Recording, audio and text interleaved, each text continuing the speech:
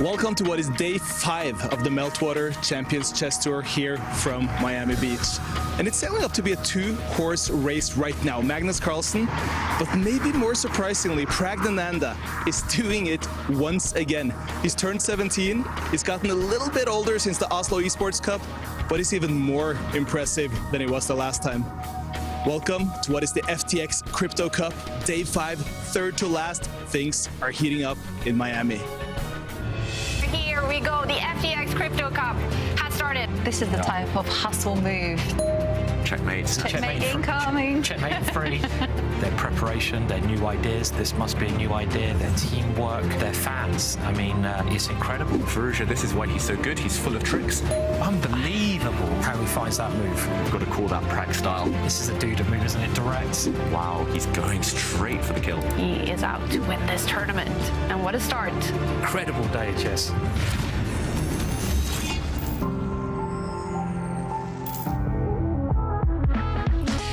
Another beautiful day in Miami. It's Friday and we're heading into the weekend and the final 3 days of the FTX Crypto Cup. But no time to chill by the pool for the players, and especially for Magnus Carlsen and Praggnanandhaa, who are fighting on top of the table with Alireza Farouja chasing them only 4 points behind. We are here in the studio in Oslo, ready to guide you through day 5. As always, Grandmaster David Howell, Grandmaster Simon Williams, and International Master of Jovanka. And David, Magnus Carlsen, he's used to dominating tournaments. Now he constantly has Prag up there with him. Is he enjoying it or is he hating it? It must be slightly annoying, right? Yeah. Magnus has been in top form. Magnus has been playing great, but he still has this big rival, and it's not just any rival, it's a teenager. Yeah, I mean, Magnus, he respects other strong players. He must really respect what Praggnanandha's doing right now, but he will want to shake him off at some point. He will want to win this tournament. Yeah. Simon, what are you expecting from the weekend in Miami? Very exciting. I mean, obviously, we got the big clash with Duda versus Carlsen. I mean, these guys have fought many times, and Duda's beaten Carlsen on, fair few occasions. So I'm very excited to see that. And also, can Prag just keep up the good play? I mean, he beat Aronian yesterday with an amazing last game. I mean, that game was probably the best game we've seen the whole time. So I'm kind of hoping he can keep up, just for the last day to build the tension where they have to play each other on Sunday. Yeah. It can be great. I know. Incredible performance by Magnus and Prag. Full score for both of them so far. Do you think, Jovanka, this will be the day that one of them falls? The way that they're playing, no, I have to say, I've been so impressed by both of their resourcefulness, their competitive spirit, the way that they've taken on the challenges. But they are up against tough opponents. Liam, he is a notorious spoiler. He can play extremely well. He's facing Praggnanandhaa, and last time they met, it actually was a resounding victory for the teenager. Oh, what a day we have ahead of us. It's day 5 in the FTX Crypto Cup. It is a 8-player round robin, all play all in matches consisting of 4 rapid games, 3 points for the winner of the match. But if they are tied after those 4 rapid games, we head straight to tiebreaks, and the winner in tiebreak gets 2 points, the loser 1 point. And on day 4 yesterday, Giri and Niemann faced off in an intense match, both of them fighting to win their first match in the tournament. It's now or never for Giri. He won't get many better chances than this. Hans is just holding on, he is holding on tight, but it has to crack. Oh, wow, he's found something even more clever. He's checked, and now after king takes, he's just going to check and win the black knight next move. We'll see a result any minute. White is 1 apiece, so the white pawn promotes on a dark square, and therefore Hans does resign. What's he doing? The computer says it's a draw. You've got to move. He moves his king back as well. I mean, why? Yeah, I think he's got an idea. And now the bar reacts. But he could have cut off the white king first. Yeah. He could have brought the black rook to the g file, locked in the white king, and then just marched the other way with his own king. He's just self-destructed. He just could have sat there. It would have been a dead draw. Don't do anything. He seems to do this. Patient. So now he gets checked. He has to go and defend his own rook now. The evaluation bar did react there, so now it looks like it should be winning. Farouja resigns. Everything starts to fall for white. There's plenty of options.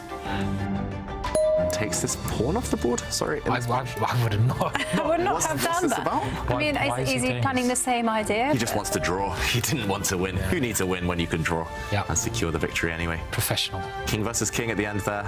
It would have been in the next move. And there we go. Furusha takes today. And you hit the queen. Okay, this is very complicated, but he's gone for it. Wow. Okay. Literally fire on the board right now. Who could resist the temptation? A free rook. This happened at the Olympiad, yeah, when the commentator everywhere. It's like, never doubt Pragg. Yeah. It's like we can doubt some other, but never Pragg. He always finds computer numero number one. So, don't doubt Aronian either. He found the best move according to the computer. Such an impressive game. They're playing like stockfish.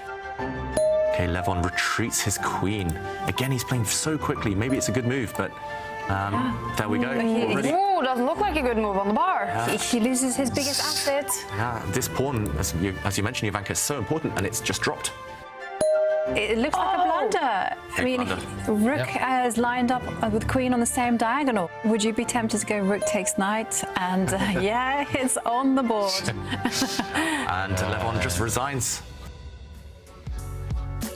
It was another win for young Praggnanandhaa against Levon Aronian. 3 points for Pragg against the great Levon Aronian. 3 points also for Alireza Firouzja. An intense fight against Jan-Krzysztof Duda, but it was the Frenchman who took all 3 points. And Magnus Carlsen, he as well. Another match win, 3 points against Niemann and Giri finally winning a match. 3 points against Niemann. So the standings after 4 rounds. We do have Niemann on bottom of the table still. 0 points. Giri now on 4 points. Levon Aronian, he is on 5 points. And we do have Alireza Firouzja. He is only 4 points behind the 2 players on top of the table. Magnus Carlsen and Praggnanandhaa both scoring a full score of 12 points so far. Magnus Carlsen, he's only lost 1 game so far in the tournament. His performance rating, David, is above 2,900. What can you say about the world champion? He's just been impressive. We're used to maybe slow starts from Magnus. He normally kind of moves up the gears as the tournament goes on. But no, he started this one with a bang, and he's been near his best. I would say there's still a few levels he could go up, but he hasn't needed to so far. He's done enough. He's been controlling matches. He hasn't been taking too much risk, despite 1 or 2 kind of quirky openings. Yeah. And yeah, he's looking good. He looks very relaxed after deciding to give up playing for the World Championship. What is it about his game? Is it openings? Is it instinct that is working? What would you point out? It's just kind of, he's in the flow, as we would say in chess. Things are just flowing for him. Some tactics, he's still missing things once or twice. He's mentioned in interviews he's not fully happy, but he's not going into the types of positions where his opponents can properly take advantage, basically. And yeah, as long as he keeps doing that, not taking too much risk, taking his chances when they come, I think he's still the big favourite for the tournament. And let's compare his stats to young Praggnanandhaa, who is also on 12 points. And they're almost identical. Pragg has lost 2 games, but other than that, it's very similar. How impressive is it by a 17-year-old to have the same score, the same stats as the world champion? We're running out of adjectives, Kaja. We're running out of superlatives. It's mightily impressive. Only 2 losses. It's a bunch of games. Not just the 7 wins, but it's the style. Pragg has been maybe the most aggressive player this tournament, taking massive risks yesterday against Aronian. He only needed a draw, sacrificing pawns, throwing pieces at the opponent's king. He is fearless, and long may it continue. No matter how it goes from here, Pragg has done himself proud already, and he's clearly leveling up every tournament that we play. Yeah. We're always looking forward to follow Pragg, and let's take a look at the matchups. Coming up on this Friday, day 5 in Miami, Praggnanandhaa, he's going to play Niemann today, the former world Blitz champion. A challenge for Pragg today. Niemann, still no match wins, and today, Alireza Firouzja, who is fighting to take Magnus Carlsen and Praggnanandhaa. Levon Aronian today against Giri, who finally won a match yesterday. And of course, Jan-Krzysztof Duda against Magnus Carlsen. We have called Duda a nemesis to Magnus Carlsen. What do you expect from this match, David? Well, it's just on form, on current form, Magnus is the favourite, but Duda, he's unpredictable. This is potential kind of banana skin for Magnus. It's a slip-up. It's just the style. Duda brings a style that Magnus hasn't faced so far this tournament, where it is just all about chaos. And yeah, we'll see how the first couple of games go. If Magnus can assert his dominance early, it's going to be a tough day for the Polish player. Yeah. Jan-Krzysztof Duda, he played the candidates to qualify for the next World Chess Championship match. And about a month ago, Magnus Carlsen, he did announce he will not defend his World Chess Championship title. And now he has to prepare for that day, probably next year, when someone else will be called the World Chess Champion. Magnus, you've given up your world champion title. How do you feel about that right now? No, it feels okay. I've been busy lately. I mean, there's been 2 tournaments in a row, now a 3rd coming up, and 1 more a week after that. So I've had a lot to do, not too much to think about the whole thing, and I assume it will feel a bit different once there's an actual world champion again. Now there's just now there's a little bit of a vacuum.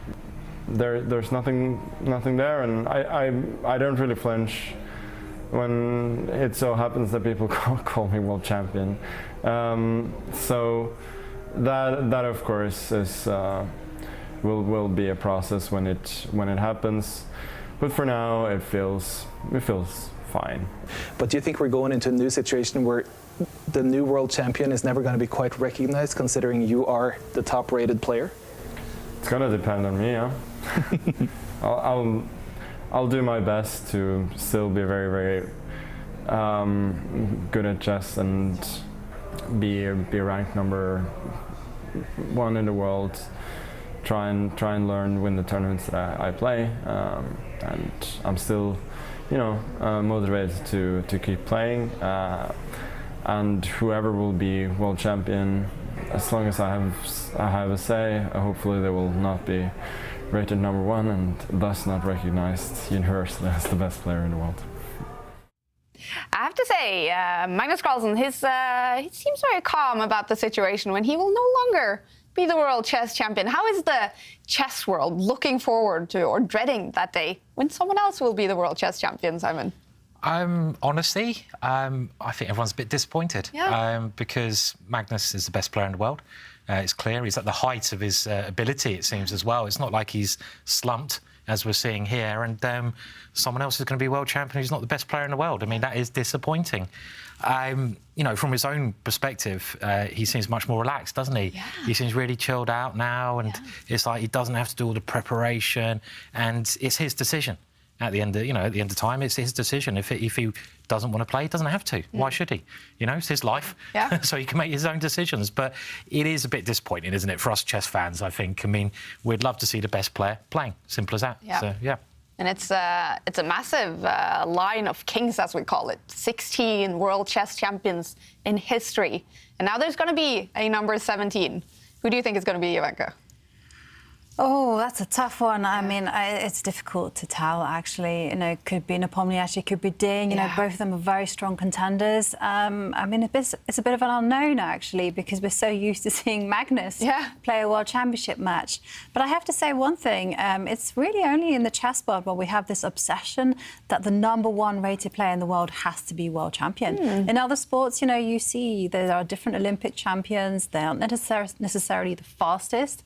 But it's only in chess, and I think it's about time we get used to it. Yeah. Well, we have to, because Magnus Carlsen, he will not defend his World Chess Championship title, but he is fighting to win the FTX Crypto Cup and the Meltwater Champions Chess Tour 2022. Overall, today, he's going to fight against Jan-Krzysztof Duda, 2 players who've played a lot of tournaments in the Meltwater Champions Chess Tour. This is from both this season and last season. And Magnus Carlsen, 14 wins in what I think is 26 games on the tour. He is a dominant player, David. Yeah, that's very, very one-sided, and it's a bit of a surprise because we do traditionally think of Duda as a bit of a nemesis. I think Duda's best results against Magnus have come in classical chess and over-the-board chess, at least. But yeah, on the tour, it's one-way traffic. Magnus, big favourite today. Jan-Krzysztof Duda, he's going to start out with the white pieces when he arrives the Miami arena. We can also head into the play zone because it's getting closer. Here we see him arriving, Jan-Krzysztof Duda, snacking on something to get his energy level up. Anish Giri is arriving for his match today against Levon Aronian. winning his match yesterday. Anish Giri, he should feel confident. It's all going on in Miami. It's going to be 12 o'clock for the players when they start today's round. Well, it's past 12 o'clock, so it should be starting any second now. And we're going to follow game one with Magnus Carlsen and Jan-Krzysztof Duda inside the Eden Rock Hotel. Duda with the white pieces, and we have seen Magnus Carlsen have some strange openings in his battles with Duda. So should Duda with the white pieces, you know, take back at Magnus? Yeah, should he troll Magnus? Should he try to unsettle Magnus psychologically? I don't think Duda will. Duda will just stick to his opening repertoire. He's a very principled player. I think it's only really Magnus, the current world champion, who can freestyle and get away with those weird, wacky first moves. I'm not sure anyone else in the world is brave enough, frankly. Yeah. What do you think from the opening, Simon? Well, you can't troll the goats, can you? I mean, that just can't happen. So I think Duda will play something very sensible. I think the way to play against Magnus is pushing the Queen's Pawn, personally. We saw his preparation in the World Championships against the King's Pawn is very good. He still hasn't sat down there, but I'm predicting 1 D4. Queen's Pawn opening? What do you reckon, Jovanka? Queen's Pawn? Somehow, I suspect it might be a King's Pawn. King's Pawn? David? Pawn. Yeah, Duda, usually against the top guys, he starts with his King's Pawn, but these guys, they can all, serve in many, many ways. I think the opening might be a surprise. Whether it's Duda or Magnus who launches the first surprise, I'm not sure. But yeah, Magnus has reverted to type here. He's used to historically arriving late, but this tournament he's been on time. He's been maybe occasionally even the first to sit down. Mind games have started. Yeah, arriving late. Magnus Carlsen, he is on top of the table together with Pragg. And let's hear what Pragg said before the start of day 5. Pragg, you are still undefeated. How do you feel about your chess so far? No, I was defeated in games, but not in match chess. I just want to play my best chess. Yeah, that's what I'm trying to do every day. Do you have the confidence to think that you could continue this for 3 more days? Yeah, I think it's possible if I play my 100% best in all the games. We look forward to watching it, Pragg. Yeah, thanks. Levon, it ended up being a tough last game yesterday. How are you planning to strike back today? Oh, just gotta relax and enjoy. You're the only person I've seen so far in Miami who actually wears a jacket. Is it that cold in the hallways here? Yeah, I'm not used to the conditioning so much. And were you actually freezing while you were playing? A little bit, but now I'm better. So that is a proactive stance by bringing the jacket then? For sure. Good luck to Levon. Thank you.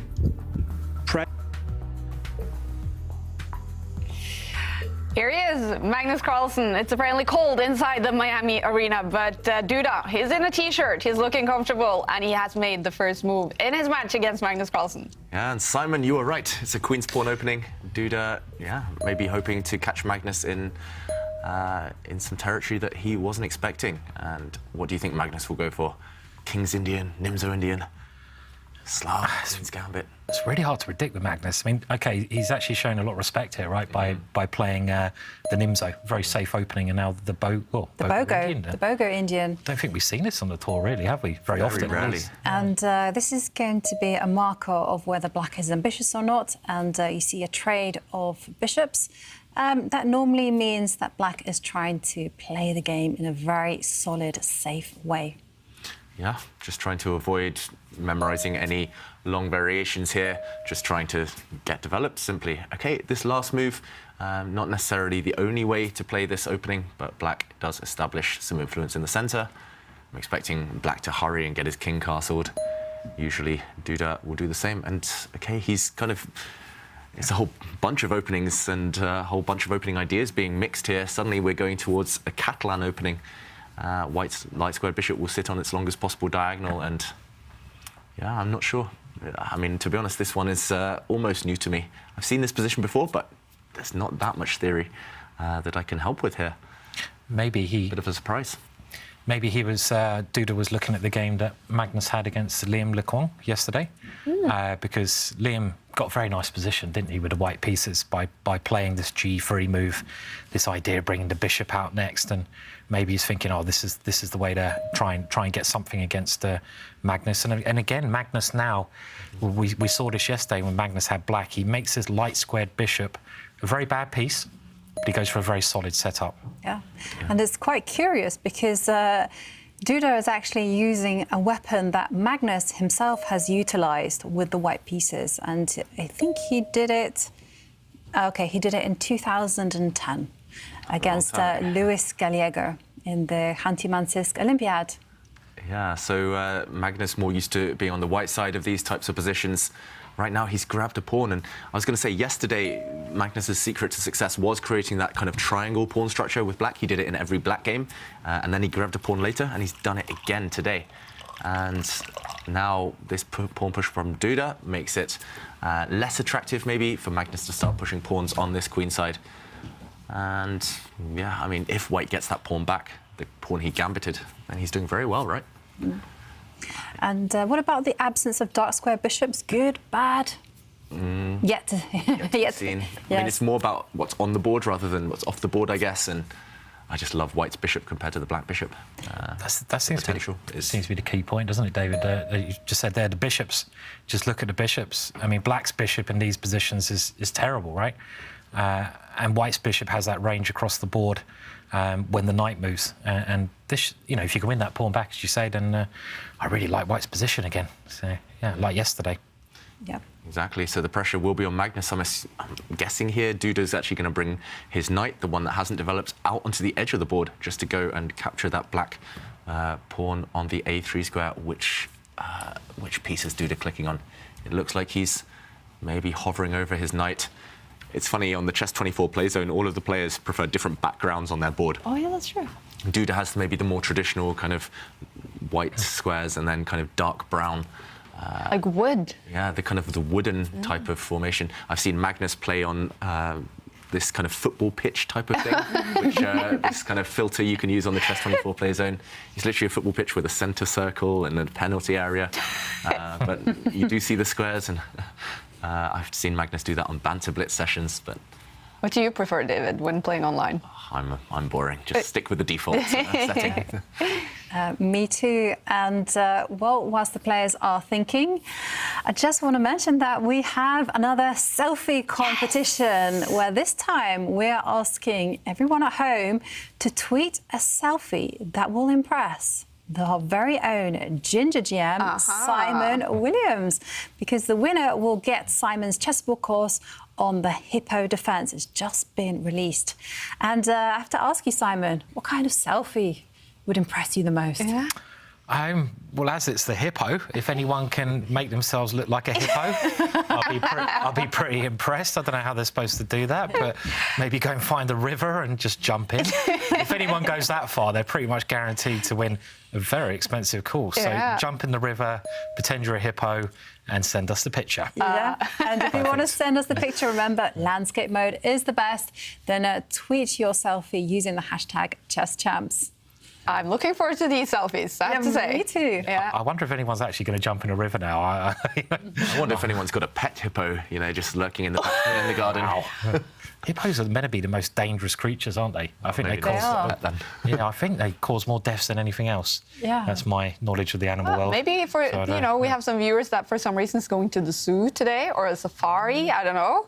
If anyone can get a hippo on camera, that would be a really massive impressive. coincidence that stars aligned. That's why it's such a good opening, Simon. The hippo defense, they're the most dangerous, the most killer animal out there. Yeah, it's an interesting opening. I mean, I know you play it a bit, David, as well, especially in bullet chess. And it's the good thing about the hippo, very quickly, is that when you're playing with white, you can control the game a bit. When you're playing with the black pieces, you have to normally adapt to what your opponent plays. So you have to learn numerous different opening setups, and that takes a lot of time. But when you play the hippo you can play against everything. It's kind of what we call a system opening, so no matter really what white does, you can go for the same kind of setup. So it's great for those of you who don't have as much time to learn all the theory and just want to get into an interesting middle game. So it's got its benefits, definitely. You can play it as white and black. You can as well. Yeah. So, yeah. Do we see it often on the tour, and is it likely we'll see it today, for example? None of these guys play it. No. No, it's just- no. Magnus, right? Yeah. Magnus. Radjabov played it. Radjabov played it in a must-win situation, didn't Yeah. he? He's quite good at opening if you really need to win with the black pieces. So, yeah, you keep everything on the board. So, yeah, I remember that game. Nepo, maybe, was it? Yeah, I think A Nepo. long time? Yeah, possibly. Yeah. Anyway, this one isn't a hippo. This is a kind of mix between the Catalan and the Bogo Indian that we mentioned earlier. It's very much a Catalan opening at this point because of white's light squared bishop being ketoed in front of his king. And this last pawn push from Duda as white, I was going to say the idea is to stop black advancing on this side of the board, on this flank, and Magnus just says, OK, you tried to stop me from achieving my plan. I'm going to force it through anyway. And he pushes his b-pawn forward, and this allows en passant. So white here can capture this pawn as if it just moved one square. So this pawn trying to bypass white's pawn on the 5th rank. This can be captured. And the question is, does this help white? Does this help black? Black would love to take back with his pawn to connect his pawn structure, but unfortunately there is a pin on this A file. The black rook in the corner would fall if you take with the black pawn right now. So I'm expecting maybe the black knight to jump out and capture. And although black does have this kind of ugly pawn structure, doubled pawns, isolated pawns, he is temporarily still that one pawn up. It's just about whether white's knight could jump in, for example, here, and there's a pin. Still comparing the bishops, white's bishop is far superior to black's bishop. This just looks wrong somehow, or it looks ugly at least, what Magnus is doing. And this pawn push, I'm slightly surprised to even see Duda think, I would just whip this one off in a heartbeat, because if you don't take this pawn, there's a risk that black's pawn chain here will just stay intact forever. And I'm not really sure how else you kind of create any active play right now. So I'm expecting Duda to capture en passant. And when black recaptures, maybe with the queen, then we start trying to round up this loose pawn in white's half. Why with the queen and not with the pawn, or even the knight? Unfortunately, if you take with the pawn here, the rook would fall off in the corner, so white would win a piece. If you take with the knight, which he didn't go for in the end, then white's knight does get a nice square in the center, attacking this pawn once and twice. He took with the queen instead, meaning that if white's knight jumps in now, then it can just be captured. It can just be traded off very safely. All right. Yeah, it looks like white's better, but still a pawn down temporarily for Duda. They played quite quickly so far in this game one, Duda and Carlsen. Now Jan-Krzysztof Duda in a little bit of a thing. So we're going to go to Miami and Sverre. I think you're standing with tour director Arne. We saw a very cool selfie by you guys a couple of days ago. And I want to remind you guys, we have a selfie competition today as well. A selfie to impress Simon Williams. What do you think, Arne Horvath, tour director? Do you think you could make a selfie as a hippopotamus and make it seem credible? Of course, whatever you ask from me, Sverre. I'm more actually curious now about the tour as a whole, though, because it is going extremely well so far. I mean, not only the venue here at Eden Rock in Miami, but it's also the players are seeming to be happy and everything is going as planned. Is this correct? More or less as planned. Of course, there's always funny elements when you take a full productions from one continent to another. But in the great picture of things are going very, very well. My impression, though, talking to the players quite a bit, is that they are complaining a whole lot less than what I'm used to. Good. And that's also the impression that I have, that the setup we have here and the balance between play and leisure and being able to rest between the rounds as well works very well for the players. So that's something we're really happy with. I want to ask you about tomorrow, because there is a bit of a twist tomorrow. It's going to be opened up for audience to come and watch. There's been chess fans who's been able to buy tickets to actually come and watch this live. How is this going to happen? Well, we will open up the venue so that we will rearrange the venue tonight and have seats inside the playing venue. So it's going to be, in that sense, more a normal chess event that you can actually watch the players, but here you watch the players playing online chess. But in addition to that, there's going to be a lot of side events. So it's a kind of a chess festival here with chess on the beach, simuls. We will have speeches with famous chess people. So it's going to be a really cool 2 days. No chanting. We are not putting up for that, but let's see how the audience behaves. I'm not sure if they're going to behave, because the ones who have been watching here, Kaja, seems to be quite engaged and quite excited about getting to watch chess at Miami Beach. We actually have a suggestion from the studio. We were talking about it yesterday, Sverre. We want to see those foam fingers for chess. Like, go Magnus or go Pragg. I don't know if you guys have time to make that before tomorrow, though. Foam fingers, Arne, do you think that's a good idea for the audience? Bring your foam fingers. Get it on. Pragg, Magnus, Duda, foam fingers. I'm ready for them. Love it. Love it. It's going to be a great 2 days for spectators in Miami. Thank you, Sverre and Arne. And, of course, the main attraction is to watch the top players in action. Today, it's Magnus Carlsen against Jan-Krzysztof Duda. We have a couple of moves, David. We do have a couple of moves. White's knight parks itself on the edge of the board, and Black's bishop does the same. And I think we'll see a bunch of exchanges right now. We do see a set of minor pieces leave the board there. White has temporarily won his pawn back, but I'm not so sure. Things have changed, maybe in Magnus's favour style-wise. Now he has won a pawn again, so Black temporarily one pawn up. I'm not sure this will last too long. White's pawn structure is better than the Black pawn structure with those two isolated pawns on the queen side, on the left flank of the board. But what do you guys think? Are we just going to see the vacuum cleaner come out, head the game towards a draw? The computer still thinks White has some advantage here? I think so. I mean, there aren't too many pieces on the board, and I think both sides are primed for making those exchanges. And when all those pawns get eliminated on the left side, then it will probably be just a draw, like you've kind of indicated. Yeah, so right now the Black queen has come down. It's captured a pawn. I'm guessing we'll see the queens disappear. I'm not sure whether you capture on Black's terms or whether you leave it for a moment. This pawn is under attack, so I don't know whether we have a timeout. Do we take a timeout to just push and say, OK, I'm going to win one of these two guys next? I'm not sure whether this achieves too much. I guess in the current position, the alternative for Duda would be to get greedy and capture this pawn, but I'm slightly reluctant, first of all, to allow any checks on the back rank. I don't think there's any danger there, though. Maybe the one argument that you could make for White for Duda's position is that in terms of pawn structure, this is still an isolated pawn. Black's knights aren't too great right now. He has captured the queens. He decided not to allow any risk, so after a queen trade, we will see perhaps Duda do something about this pawn in the middle. Either defend it or push it up one square.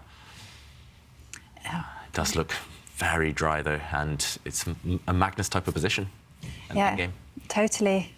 Difficult to kind of suggest something, you know, because both sides have their, you know, advantages and disadvantages. I thought that maybe he would retreat the bishop just to kind of preserve the integrity of his pawn structure and just not allow any knight to spring forward and cause some mischief. But here it's actually... I mean, what is the situation if the worst comes to the worst and those two weak pawns fall off the board? I mean, still, is it going to be a draw, or is it kind of not so easy? Yeah, I'm not sure, Simon, what you think there. I mean, for example, let's say Black just gives them away. Black just gets active. It's still unclear whether White's 5 versus 4 advantage in terms of pawns is sufficient here. Yeah, I think that's one case where the bishop's not going to be very great as well. I mean, we mentioned this yesterday, when you've got pawns all on one side of the board, the bishop's not going to be a good piece. Obviously, this would be ideal, though. I mean, this is the most that Duda can imagine and dream for, is to win both of those pawns. If he can win both of those pawns, he will play on and on and on, because he's got an extra pawn. But I just don't think that's ever going to happen, right? I mean, Magnus is not going to drop that pawn, and he's probably just going to exchange that pawn off for White's central pawn at some moment. And as soon as that exchange is made, they can pretty much shake hands. Following the game yesterday, really, for those of you who were watching yesterday, the Liam Lequang game versus Magnus, it was very, very similar, wasn't it? Everything, all the pawns got swapped off, symmetrical structure, and they just agreed to draw. And it looks to me like it's heading that way unless something happens. I mean, I'd still take White here because Black has a weakness, White doesn't. So White is still better here, but it's whether Magnus can get rid of this one weakness now. Yeah, Magnus looks very relaxed. He doesn't look too disturbed. The valuation bar up in White's favour. I've got to say, I would love this position with White, but I would only love it if I can keep these two pawns on the board. So big questions for Duda. How does he prevent that plan that Simon has alluded to, just pushing this pawn at some point for black and eventually trading off? It still takes a while because there is a pin along the c-file, but a clear plan for Magnus. And it's unclear what Duda does in the meantime. OK, he retreats his rook. I guess this pawn push will just be met by white leaving it, ignoring it, keeping the tension along this file. So still some work to do, but yeah, a draw is the most likely result. All right, well, the bar is slightly over to Jan-Krzysztof Duda's side. And let's take a round around the Miami arena. As always, 4 matches going on. We'll start with Hans Niemann. He has lost all his matches so far. I heard some rumors about crazy hairdo today. And I guess he's always got a crazy hairdo. Hans Niemann yesterday saying he just wanted to, what did he say? Go into the ocean and never come back. He's been frustrating, Hans Niemann, frustrated. What do you expect from him today, Simon? Well, I hope someone can ask him what room service he's buying, right? Because this is the question of the day. Because in that same interview, I think he mentioned he spent something like $1,500 on room service. I was like, I knew it was probably expensive for Miami, but what's it, gold-plated chips with I don't know, platinum burger? Yeah. That's got to be asked. What is he buying for room service? I mean, David, truffles, champagne, truffle wine, Dom Perignon, 68. Caviar smeared all over his bed. I don't know. Like, what do you feel? I mean, it's that is the question that's just going through my head at the moment. Yeah. So, what is he eating? Whatever puts you in the mood to win on the chessboard. Whatever he's been trying. Hasn't really worked so far, has it? So, no. But yeah. And a tough match today against Alireza Firouzja, who's had a great last few days. And he wants to win his match today and gain 3 points. He is fighting to catch up with Magnus and Pragg, currently 4 points behind them on the standings in the tournament. So far in game 1, the bar, all right, maybe slightly over to Alireza Firouzja's side. Another game going on, Levon Aronian against Anish Giri, 2 players that know each other very well. Levon saying before today's round he thinks it's a little cold in the arena, so he's wearing his jacket today. And in game 1 here against Anish, who finally won a match yesterday, the bar actually did slightly go up to Levon's side. We will keep a close eye on this. And of course, a very close eye on the match between Liam Le and Praggnanandhaa. Pragg on the same score as Magnus Carlsen. But Liam, he is a tough fight. And in game 1, the bar so far roughly to the middle Pragg with the black pieces in this game 1. But we're following Duda against Carlsen. You guys are saying it looks like a draw, but why is the bar over to Duda's side? Yeah, I guess just for now at least, it's just the pawn structure. White has 1 pawn island. All of White's pawns can connect if they need to, if they want to, and Black has that isolated pawn, the Isolani on c6. Also, Black's knights, I just always feel super uncomfortable when we have these superfluous knights when they protect each other, but they're also stuck on the squares because they're kind of tied down. They're on each other's circuit. Especially what is superfluous again? Superfluous is one knight is kind of unnecessary, it gets in the other knight's way. So superfluous knights, we would mean that here, Black's knights, they protect each other, which looks great, but they are just stuck, fixed on their squares, and they're not very active. I'm also slightly worried about White's rook on the 7th rank. If I were Magnus, the White rook on the 7th rank has targets. Black's knight is maybe a target in the centre of the board. Black's pawns on the 7th rank feel a bit uncomfortable. So all of these small things stacked up probably add up to the computer's evaluation of +1, roughly 1 pawn advantage, but it is the type of advantage that could just disappear in the space of 1 move.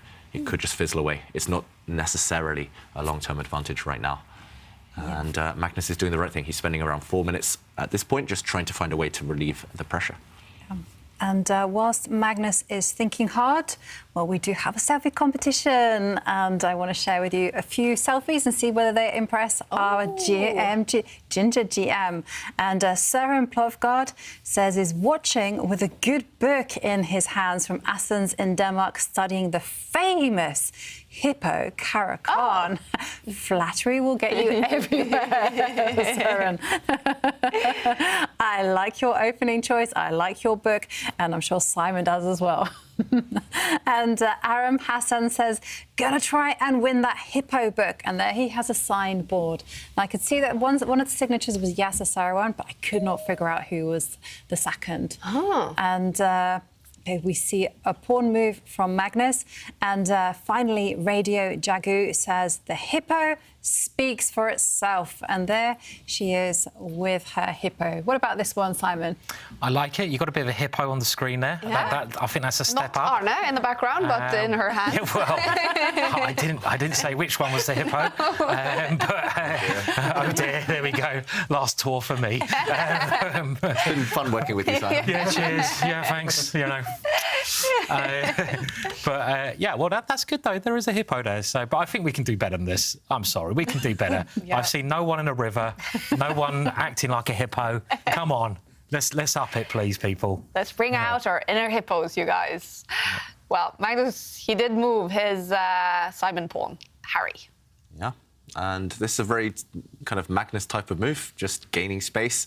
It's never clear what this does. In an endgame, I guess Black's pawns, they connect. They look very nice and pretty over there, but Magnus, I think he's just passing the move back to Duda. In the end, Magnus, after thinking for 5 minutes, couldn't really come up with a solution to immediately kind of solve his problems, trade off pawns. So he just said, OK, you take the move. I'm done thinking. I'm not necessarily worsening my position. And the same question pretty much lies on Duda's shoulders now. How does he improve the position? It's basically a standoff, and neither side is kind of 100% sure what to do. I'm not sure what either side should do either. What about you guys? Any possible plans here for White to improve? It looks like White has maxed out the position of his rook on the 7th rank. His rook at the bottom of the board looks great. The White bishop, I guess, needs to improve. The White knight, maybe. How do we do that? Maybe Black was worried about White pushing the G pawn, which is a rather strange idea. But maybe Magnus felt he had to play this move to stop White from advancing, possibly. Yeah. We've seen that move maybe from the other side in some other games can be very dangerous. And because of those knights you pointed out, David, which are kind of glued together, we're trying to break the defence of them in a bit of a tactical way. But the more I'm looking at this, the more I'm thinking, like, you know, I'm a bit biased because I know Magnus is with the black pieces. If Magnus had the white pieces, I'd be like, great chances to win. I'd be like, this is a Magnus position, small advantage. I can't see actually how you're going to swap off that weak pawn easily. I'm not sure what White's plan is, I have to say, though, as well. But it still seems like, you know, the more I look at this, the more I think it's actually a little bit tricky for Black to get that move in and get that exchange. This is the big question. But I was just thinking, inspired by your idea, you mentioned that White wants to be pushing the G pawn forward just to destabilise those knights. I mean, White can still threaten to do that, right? By, first of all, making a tiny little pawn move. And, I mean, Magnus's last move also conceded some squares for the knight. So if a pawn is not going to be arriving at G5, maybe a knight can arrive there too. And still, there are ideas of destabilising the knight by pushing the e-pawn forward as well. Yeah. So you inspired me, Simon. Before that, I was stuck for a plan. Wow, he's got Jovanka, you hit the nail on the head there. Very good. Yeah, and one thing I will say about Duda, he's not patient. We've learnt that in many of his games so far on the tour. That's a good and a bad thing. It means he seizes the moment. He goes for he has this killer instinct. He tries to go for it when he can. But sometimes he does kind of just rush a little bit. Here, it's unclear whether this is good or bad. In the previous position, just to show what happened, White did push the pawn 2 squares forward. This pawn is poisoned. It cannot be captured by the black knight because the black knight would lose control over its buddy over here, and the other knight would drop. The knights need to stay in touch with each other, and that's why Magnus, after this pawn push, decided to defend one of his knights. So now there is a threat of knight takes pawn. And Duda has to back up his last move, the energetic pawn push, with equally energetic follow-ups. I'm not sure what he wants to do here. Does he want to keep pushing the pawn, maybe? Does he want Jovanka's move, potentially jumping in with the white knight? I don't think you should necessarily get tempted and take this pawn. There is something to say for this, but if your central pawn drops with White, now suddenly Black is counter-attacking against this pawn. It's getting very sharp, actually. White can establish rooks on the 7th rank and doubled rooks on the 7th rank, 7th heaven. This is very scary for black. Oh, suddenly I'm not sure. Duda has a variety. Okay. Oh, he's gone for that. Yeah, I wasn't sure at first, but I was kind of talking myself into this move, and maybe it makes a lot of sense. This has happened. Knight takes pawn, and now Duda does actually get his rooks onto this dream 7th rank. Is there a way? Is there a way for black to bail out a rook takes f2, knight g5, and then taken on f1 or something like this? Is that, or am I? Yeah, you might be right, Simon. Just to go for an ending which I feel should be holdable for black. Yeah, so the idea is that the black knight now is overworked. It needs to defend its rook, but so if you take the white knight, then the rook drops off, and still problems on this line. So Simon, you just want to get rid of as many pieces as possible. The rook is dropping anyway. You might as well get a bishop in return. And now you take the knight, and at the very end, white actually wins the black knight. But after a bunch of trades, as you say, you've kind of solved most of your problems. And here, because you have 4 connected pawns against white's 3, despite the fact it's a rook for knight down, I think black should hold this one. You're right, just put your knight in the middle of the board, try to locate it, relocate it into the center, and this one should be a straightforward draw. Yeah, maybe Duda had something better. I'm surprised he played this last move so quickly. So as you mentioned, David, I mean, Duda's strength and weakness is his urgency sometimes. OK, Magnus is keeping more pieces on the board here, but it's his urgency to do something, right?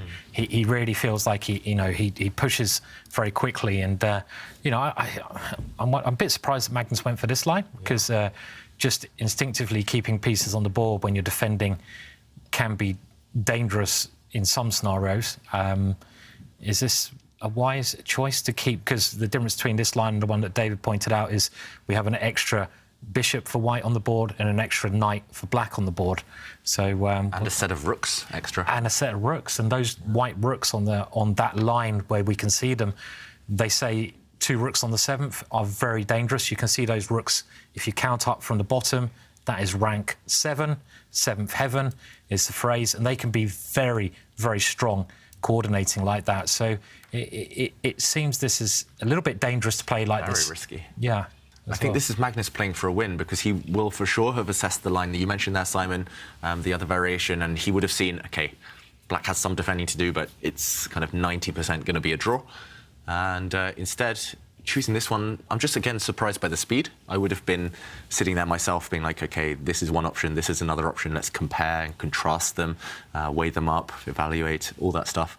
Magnus is like, no, I want to play for a win, keep an extra set of rooks on, keep an extra set of minor pieces, and worst comes to worst, I'll still defend anyway. You're right, I don't like it. I guess right now, black's knights are very active. There's some knight jumps that Duda has to think about. Maybe Magnus had one on the clock. He was thinking, OK, I'll put some pressure now. It's very hard to play with 3 minutes when 2 knights are jumping around. Also, white's pawn in the centre of the board is a target for black's rook. Now he was looking to the side, though. Yeah. Not at the computer at all. Is that a sign of calculating or... Normally, when you're not looking at the computer, you're either calculating or you're trying to remember something, or you're just looking away in disgust. So it's one of those 3. I don't think Magnus is necessarily looking away in disgust, but this last move's very clever from Duda.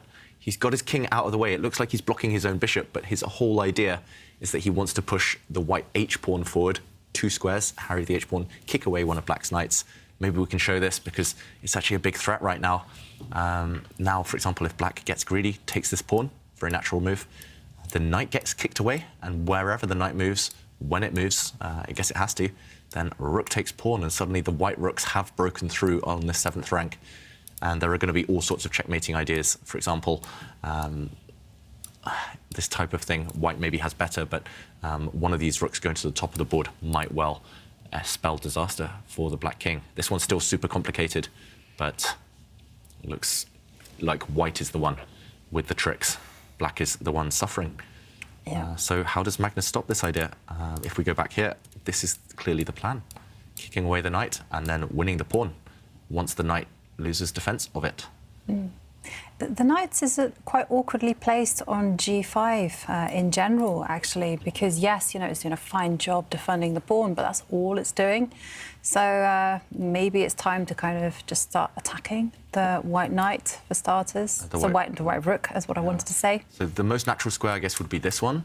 Yeah, but I was thinking of going backwards. Yeah, hit the rook, and then, for example, if the rook moves, maybe you go to this square. So again, you want to defend this pawn. If this pawn falls, the base of black's pawn chain, then it's disaster. So you just defend this guy. And for example, now if your other knight gets kicked away, as you say, Jovanka, now you can move it to a less awkward square. Actually, now you're attacking white's pawns. And the key thing is this knight does the defensive job, and this knight can't get kicked away. But Magnus, he decides not to go with our judgment there, our suggestion. He puts his knight in the middle of the board instead, and, OK, a rook trade. Can he get his rook in, though, David? Because, I mean, there's two ways you can play this as black, right? You can go sort of passive here. You can trade rooks and try to hold, I expect. Or if you're really going for an adventurous idea, can you try to get your rook to check the white king? And the idea of something like this would be I'm trying to then coordinate 3 pieces. So the 2 knights are kind of ready to jump forwards. So they might have the opportunity, but combined with the rook, black will have 3 pieces attacking, but this is incredibly risky. He's gone for it. He's gone for it. Yeah, I mean, the reason I say it's risky because you're leaving white's rooks on the 7th rank, right? Yeah. So you have to, those rooks, we've noted how dangerous they are. So you're not doing anything to stop them. You're going on the counter-attack. But, it could even end up with some perpetual, actually. And what I mean by that is the black rook comes in, keeps checking the white king, and there's no escape, ends in a draw because there's no checkmate either. Yeah, for example, the position could repeat itself. Yeah. And I think white is forced to repeat, because if the king steps on the wrong squares, there comes a 3rd attacker. 3 attackers now pointing towards the white king. Yeah, I mean, Magnus, he's so brave. I would be terrified. I think I wouldn't even have considered this option. I would just trade it off the rooks and try to curl up into a ball and beg for the draw. But Magnus, he's a far more aggressive, courageous player than most. And he brings his rook down. You're right, Simon. This is the active way of defending, and active is always better than passive if you have an option, if you have a choice. So, yeah, can Duda run away from this check? It's not easy. White's king is kind of defending itself. The white bishop is just the worst piece on the board by a mile. So I guess Duda could force a draw, as you said, maybe by pushing the h-pawn, and this is probably the move which is going to lead us now into that variation you just demonstrated, David. Oh, Magnus, oh wow, is he playing for the win? Wow. With a bunch of pre-moves there? Oh, no. Magnus, what's he done? Look at his face. Look at his face. I think he might have just... Has he blundered? I think he wanted to go back with his knight and force the draw in the centre of the board, but that doesn't work. Magnus, he's reacted. I think he has blundered. He's just... He rushed it. He maybe hallucinated, just forgot about a simple trick. Is he shaking his head slightly there? Wow. That wasn't a normal look, was it? I mean, what's the problem, David, if the knight goes back into the middle here? Wow, look at it. Knight is just captured. Yeah. So Magnus, I think, let's keep an eye on him. Wow. But I think he just missed that in the current position. He wanted... OK, let's backtrack one move. He wanted to make a draw here. Magnus, he could have done that by kind of using the rook, as we showed, but instead he moved his knight forward. He thought that he could bring the knight back with a check, and the position repeats itself. But maybe he just forgot that white can remove this knight from the board with a rook, and at the end, his other knight is dropping, and white emerges with an extra bishop. And instead... Now, in the current position, he did give a check with his rook, and the white king is moving forward. And look at this black knight. It's incredible. It's trapped. It's pretty much trapped. I mean, it has a square or 2 to go to, but wherever you go. David, Jovanka, the world champion has just blundered for the first time. I mean, this is just an outright blunder. Massive blunder. I mean, he had a forced draw by just simply checking the king, and he's blundered. And look at the bar. I'm getting used to saying that now. Yeah. Whoa, look at the bar. But it is. I mean, you don't often see this. I think it's simply a blunder. Yeah. And white's king is actually super safe. Maybe as well, he just forgot the white king could step forward. The white king can go on an adventure. Maybe this was the blunder rather than the other line that I showed. Maybe he just forgot that on the last move, the king doesn't have to retreat, doesn't have to go back. He can step forward. And suddenly, where's this knight going? You only have 2 safe squares, this one or this one. And either way, no matter where you go, this pawn drops. And as we said, the black king now is in massive trouble. The white rooks are doing a great job of attacking. And what is Magnus Carlsen thinking about now? Is he thinking about how on earth will I save this game, or is he just realizing it's going to be a loss? A bit of both. First, okay, he gives a check. The White King now can capture the Black Knight, and Magnus is threatening checkmate. So it looks like he was disgusted with himself for just 10, 20 seconds there, Magnus, but he's recovered. This is what all the best players do. They just look for tricks. They look for ways to continue the game. And, OK, this is very sneaky. There was a massive threat of checkmate. Black's rook was threatening to step back 2 squares next to the White King and trap it. Magnus there, he made a move without using his hands. Yeah. He was just opening a bottle of water. What did you call it? The magic wand. The magic wand. Magnus's magic wand. Yeah. Waving his magic wand around, and he's going to have to use it really well in this game, his magic wand, to recover, isn't he? Yeah. Although there's still some tricks in the position. White's king is actually caught in a mating net. He needs to get it out. How does Black try and trap this White King?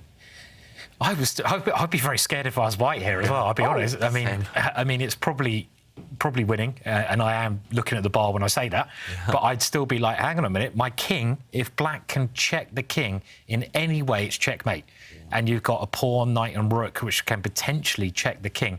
Not really the pawn, but it just feels quite scary. So you have to have a lot of confidence to play this. And here comes the knight. So Magnus is threatening 2 types of checkmate here. If that knight can just check the king.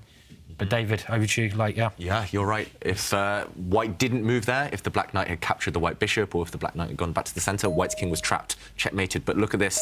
Because White's pawn jumped out the way, the White King has an escape route, and the White King retreats. But the Black Knight now, we say knights on the rim are dim. That applies not just to the sides of the board, but also to the 1st rank and the 8th rank. And that Black Knight is it just going to fall off? Is it just going to get trapped? Because the Black Knight was forced to this square to defend its rook. Would it be a good idea for Whites, because time is ticking down and the position is still a tiny bit complicated, to maybe try to swap off rooks by pushing the H-pawn? Yeah, pushing the White H-pawn forward. Give a check. Yeah, I mean, the first move that comes to my mind is be greedy. Just go for this Black Knight. I'm trying to work out, OK, he captures a pawn. White's rook could have also come down to the 1st rank and attacked that Black Knight.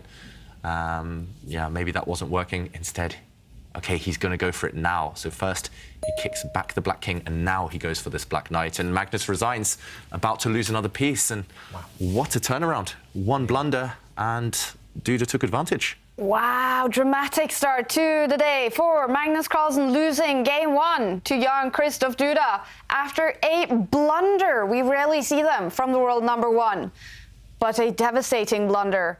Will he stop for an interview? Let's head to Dubai. Like most of the problems were over there, and then it was just an overlook? Yeah, I mean, I thought there were 2 ways to give a perpetual. There was rook c3 and also knight b4, king e3, knight d5 back, and then you can just take. I mean, that was, it was not a great game to begin with, but that was moment of pure insanity. Like, rook c3 was the one that I saw first, even, like, that was the most natural, but I don't know, for some reason I decided that knight b4 was more forcing, which is, I mean, I took 2 seconds. It was really stupid, but 3 more games. Good luck. Magnus was saying it was quite stupid. How did you perceive this whole game, Jan-Krzysztof? Yeah, it was, the final outcome was is a bit unexpected. Yeah, actually, right after opening, I thought it was basically going to be a very short draw because everything seemed to be, you know, like exchanging, and yeah, but somehow after rook c1, I understood that I am at least a little better, and it's very unpleasant for him. Still, my follow-up is probably not so good. Perhaps I shouldn't have rushed, you know, to sacrifice the pawn for playing knight g5 instead or something. Maybe even instead of e4. Yeah, I thought I was pressing, but I of course forgot that he could have taken g5 straight away. I just calculated rook takes f1 first, and only then knight takes g5. When I thought I perhaps you know, had some chances. Yeah, after that I lost control. Also, I thought that king e2 is super smart, but very sophisticated. But yeah, actually, actually, he could have drawn the game if he wanted. Possibly, he was yeah, hoping for more, and he overpushed. Does this change anything for game 2? Do you play differently now? Yeah, I'm of course in a better condition right now, in better situation, but still, it's a lot of rounds to play and a lot of runs to play, and Magnus is of course very, very strong and extremely strong when furious. So I will have to stay strong, yeah, not to lose. Good luck, Kaja. Thanks. And this is Magnus Carlsen reacting when realizing his blunder in this game one against Jan-Krzysztof Duda in Miami. Devastating blunder, losing the game. And very interesting to hear from the players analyzing this game, David. What happened here? It was just a hallucination. Magnus there, he mentioned it himself. He played a move in 2 seconds, but he didn't double-check things, and he had missed a key detail. And if we jump in just to show what happened here, Simon pointed out, actually, that Black could force a draw, Magnus could force a draw, and he mentioned this in the interview. He saw it. He saw he could just retreat with his rook. The White King has to go back to this square. If you go to the other square, the Black Knight jumps in. Actually, Black is doing very well. So after White's King retreats, we would just see a repetition. Black gives a check, White moves, Black gives a check, White moves, etc. But if we go back to the game, Magnus thought he could do the same thing in a different order. He gave a check with his knight, the White King moved, and suddenly it dawned on him, the big reaction there that we saw, that he cannot play the move he planned, knight check, because simply the knight is captured. And this is the big difference from the other variation. Suddenly, at the end, White emerges with an extra bishop. And just to show the final position, why Magnus resigned, there were some thrills and spills after this, but he resigned in this final position because his knight is attacked and the knight is lost, because if you move it, then White simply captures the Black rook. And yeah, big win for Duda. Could be huge in the tournament standings.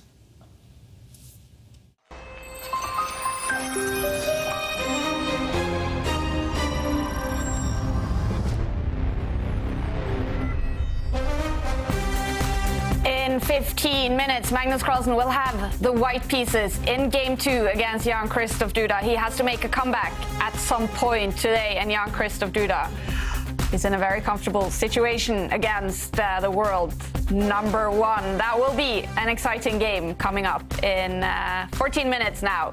We're going to take a commercial break right now. When we come back, we're going to talk about a chess movie that is very cool. And of course, we're going to build up to the big battle where Magnus Carlsen will be fighting for a win. We'll be right back.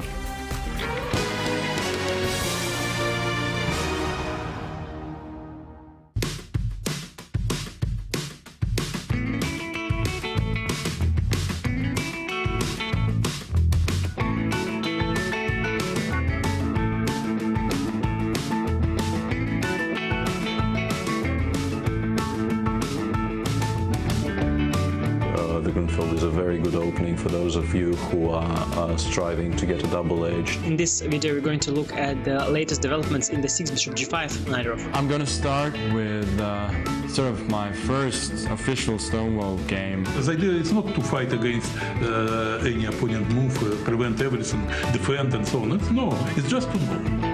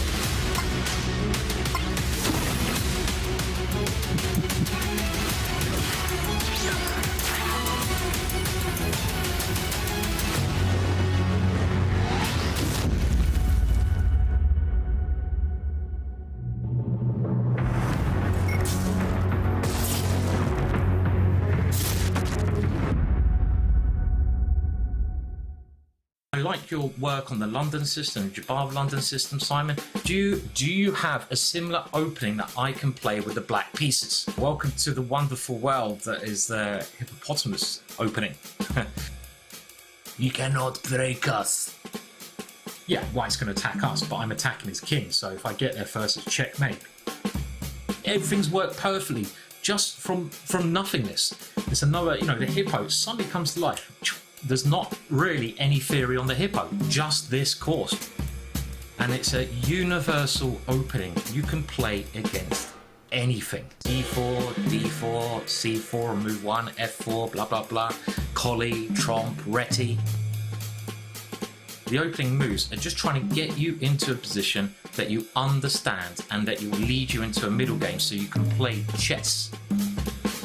So we're going to have a look at G6 as a suggested move order. We're going to have a look at B6 as a suggested move order. This brilliant idea of exchanging off your bishop, closing the position, getting counterplay. Well worth remembering. I mean, you might better play King F8, but it looks a bit smelly to me. I don't like, there's a certain aroma there which is annoying my nostril. In must-win situations, Black is playing the hippo.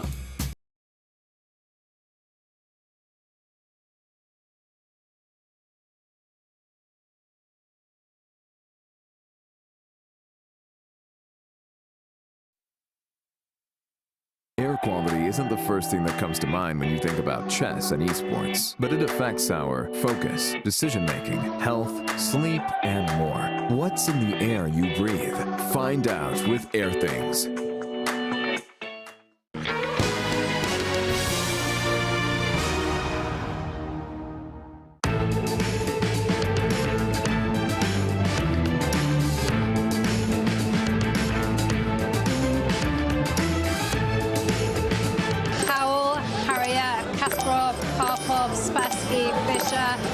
Petrosian, Capablanca, Eliakin, Bogliudkov, and then we have Alaska, and then we have Svidler, Gustafsson. Think about everyone I commentated with, Simon Williams, then we have Gatakamsky, Yasser Seirawan, Alejandro Ramirez, Fabiana Caruana, Magnus Carlsen, I can't forget that, Jan Komiechi.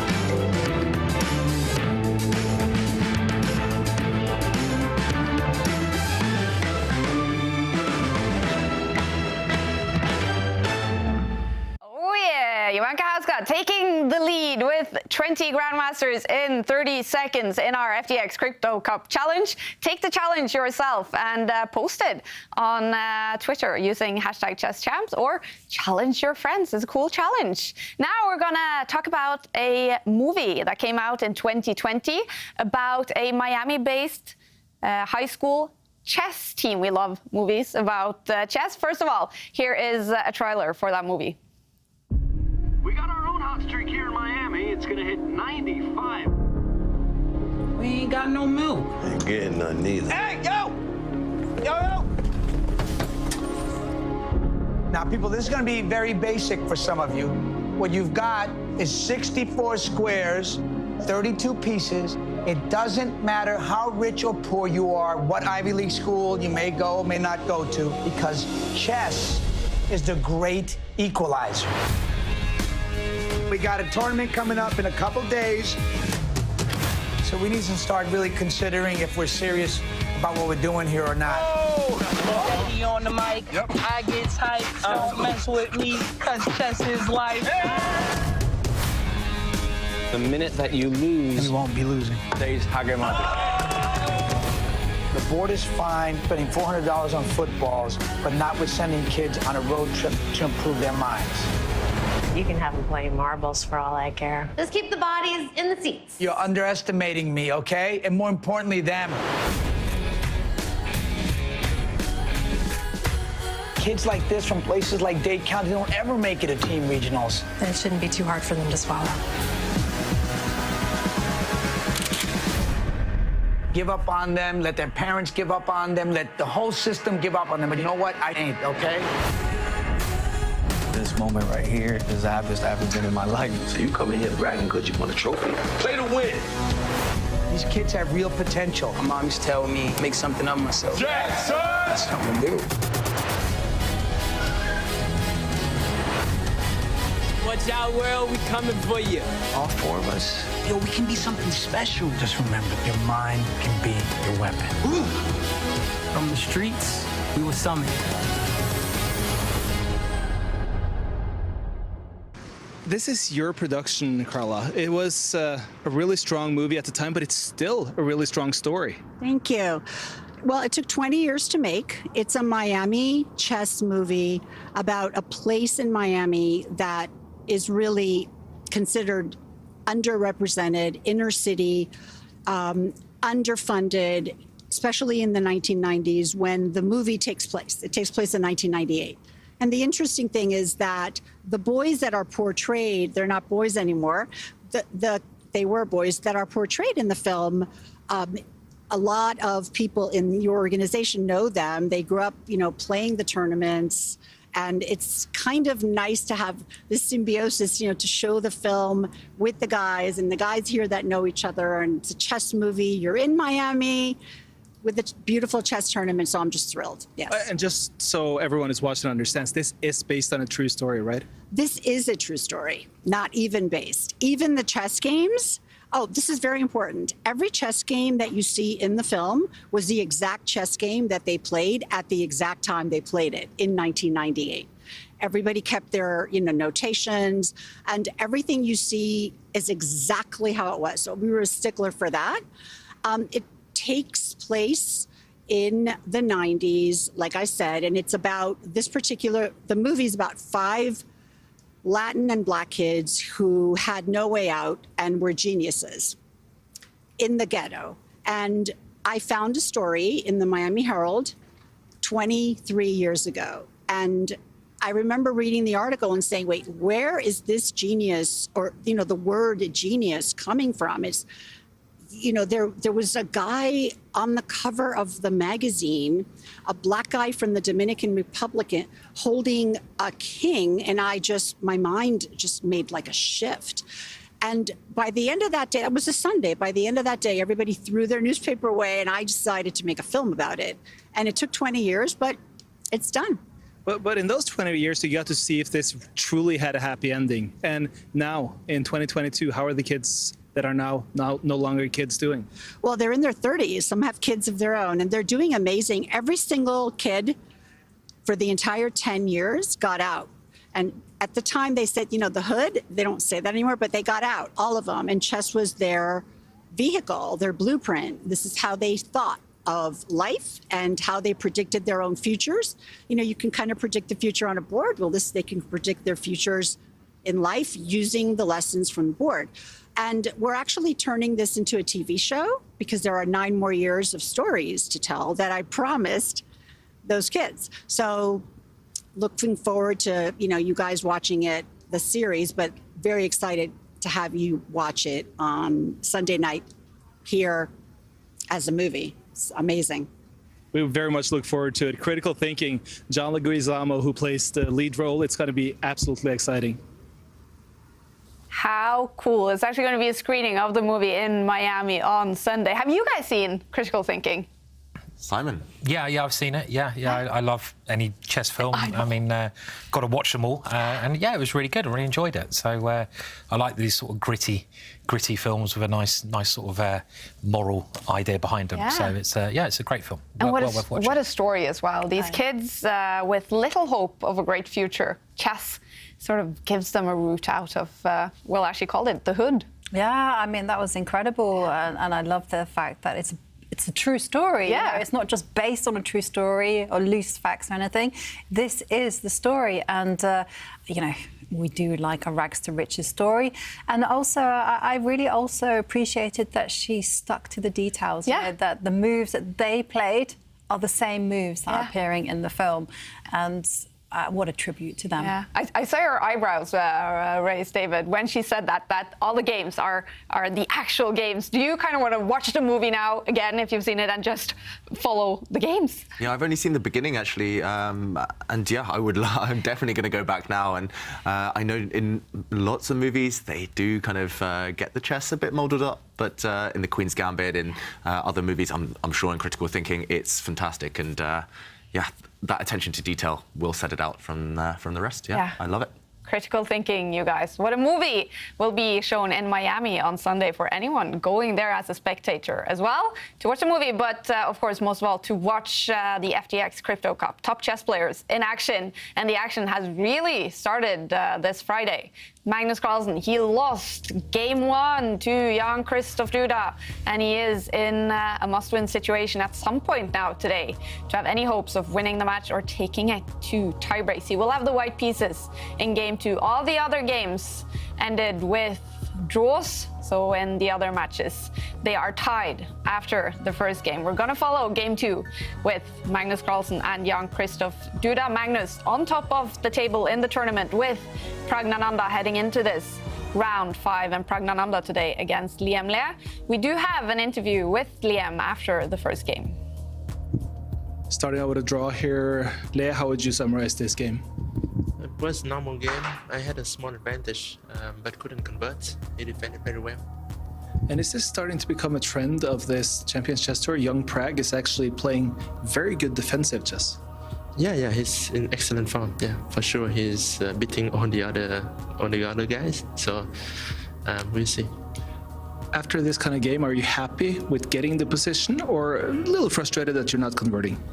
No, it's normal game. I think it's not too much to be upset about, and also getting some small chances is always a good sign.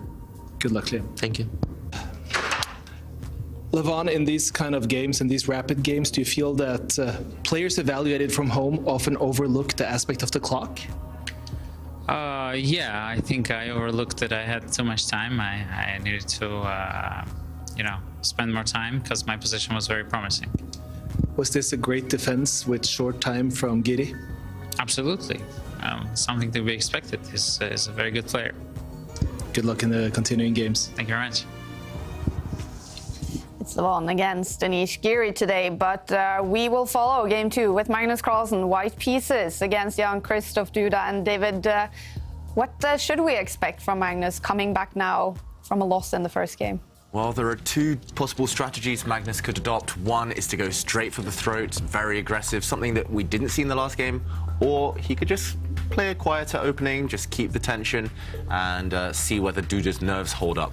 Now that Duda has something to hold on to, it's actually hard as well for the Polish player to maybe look for objectively the best moves when you would be pretty happy with a draw, which I think Duda would be here.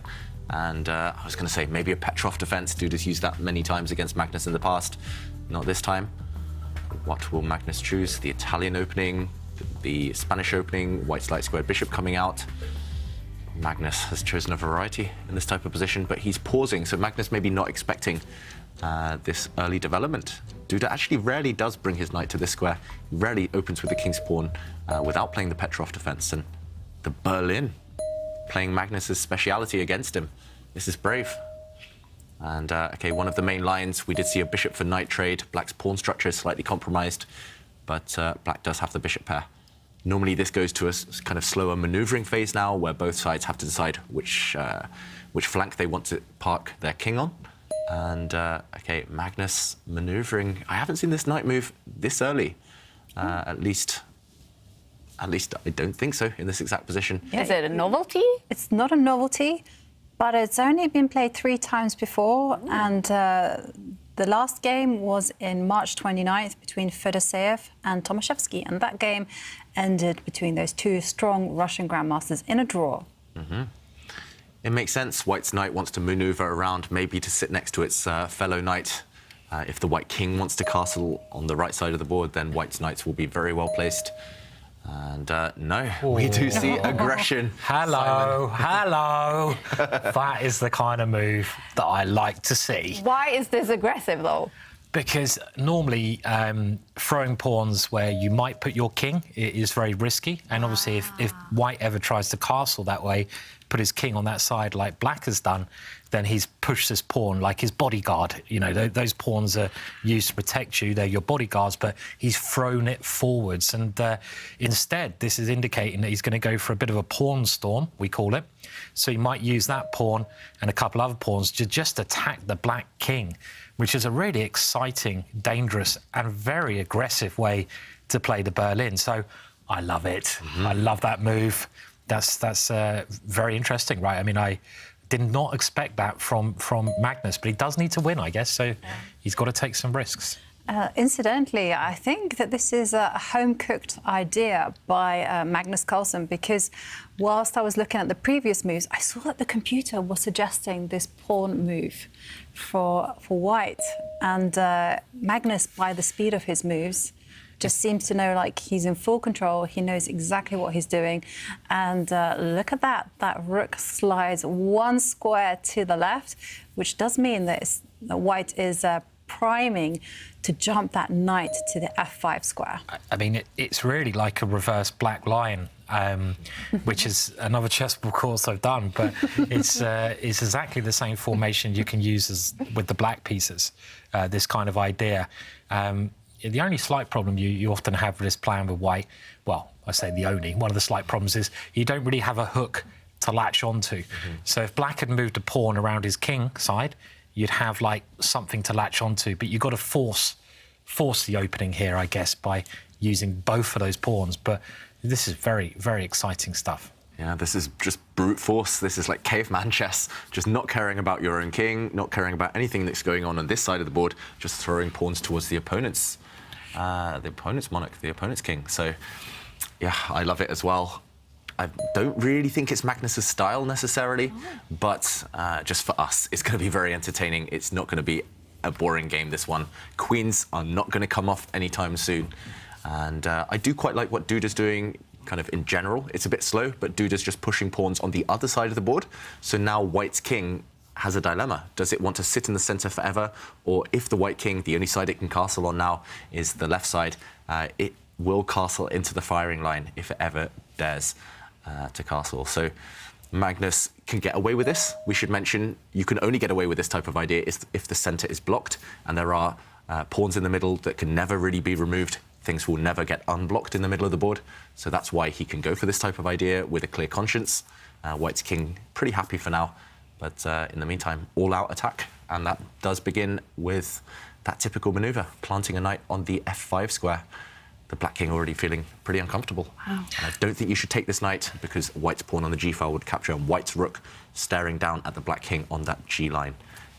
Yeah, really scary stuff. Exciting Berlin. A bit of an oxymoron, but, you know, it does occasionally... Never heard that sentence before. Yeah, exactly. You never will, really. That's the last time you'll hear it, Kaja. Exactly, yeah. No, but it is. I mean, and it's Magnus who's made it exciting. Yeah. And I kind of agree with David. It's not what you expect Magnus to do. Normally. I mean, he's a brilliant attacker, but he normally prefers to grind like a grandmaster. And here he's just going for the all-out attack. So it's great seeing that other side to his play as well. But what should we expect with his king? With him now making the king side quite open with those pawns moving forwards? I think he's just going to delay committing his king as long as possible. Magnus actually said this to me recently at the Olympiad, just an offhand comment. He was like, oh, I tried to do a David. And I was like, a what? He's like, just not castle. And I was like, do I not castle? Oh. And he's like, yeah, I noticed you sometimes forget or kind of do it on purpose and just not castle. And I've done that, and I guess in my career, but I never consciously did it. It was just happened. And I guess he's trying to do the same here. He's just not going to castle his king. He's going to leave it in the center of the board, that white king, as long as he can. Maybe one thing he could do later is just hint that he'll castle on the left flank. He'll force Duda to kind of commit his attack on that left side of the board, and then he'll say, no, I'm actually just going to sit. The white king could always slide one square to the right, and it's relatively safe there for now. All right, well, people should bring out the popcorn for this game, I suspect. Yeah, it's going to be exciting. And as Simon said, Magnus can do anything. He's the most universal player out there, maybe the most universal player in history. Duda is really committing to that left side just in case the white king castles there. But yeah, the thing is, Magnus likes to attack with his whole army, and here he's just attacking with a knight and a bunch of pawns so far. So still a lot to be done. White's bishop needs to come out into the game. White's queen needs to improve herself. White's rook in the corner eventually will need to join the fun, but shaping up, heating up nicely.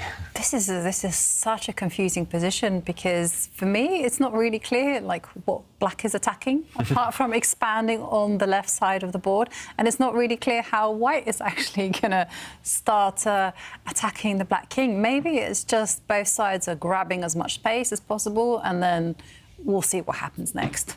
Anything goes. Attacking thin air, that's the new the new fashion. Oh. Yeah, I mean, I guess you could try to... We call it a hook, and I was going to suggest this move here, actually, trying to force a hook, and David can show us what that is, I guess, here. Yeah, so this is an attack on the queen. Actually, the queen only has one safe square, so you only have two options here. Either you move the queen, it's a bit of an awkward square, kind of blocking in your own bishop, or, as Simon says, pushing the pawn forward is maybe the most natural move, kicking away the bishop, gaining time, but when the bishop retreats, this is the hook, right, Simon? Yeah. And we call it a hook because white now has something to latch onto, and now you can break open the position by force. You need a pawn break, you need a pawn exchange in order to open up lines. And for example, if black, I'm just going to make a silly move here, just moves the bishop away, then okay, he does allow this. Brave stuff from Duda, but now suddenly this line is going to become open for sure. That's guaranteed, and the black king feels super uncomfortable. So this is the current position. I don't think Duda is going to move his bishop out the way because he needs to be ready to capture this knight, this really dangerous knight, if he needs to. But again, you don't want to capture it right now because suddenly open lines, that's the currency in the position, and black's king. Yeah, it just feels like white is attacking something, at least something tangible. White is clearly going for the black king, but these pawn pushes, as Jovanka said earlier, I mean, that's not where the white king's sitting yet. White's king hasn't committed. I mean, I think Magnus would be pretty happy just sliding his king across one square later. Talking of sliding across the black king, getting out of the line of the rook. So is this frustrating for Duda to play? He doesn't really know Magnus's intention, especially with the king then?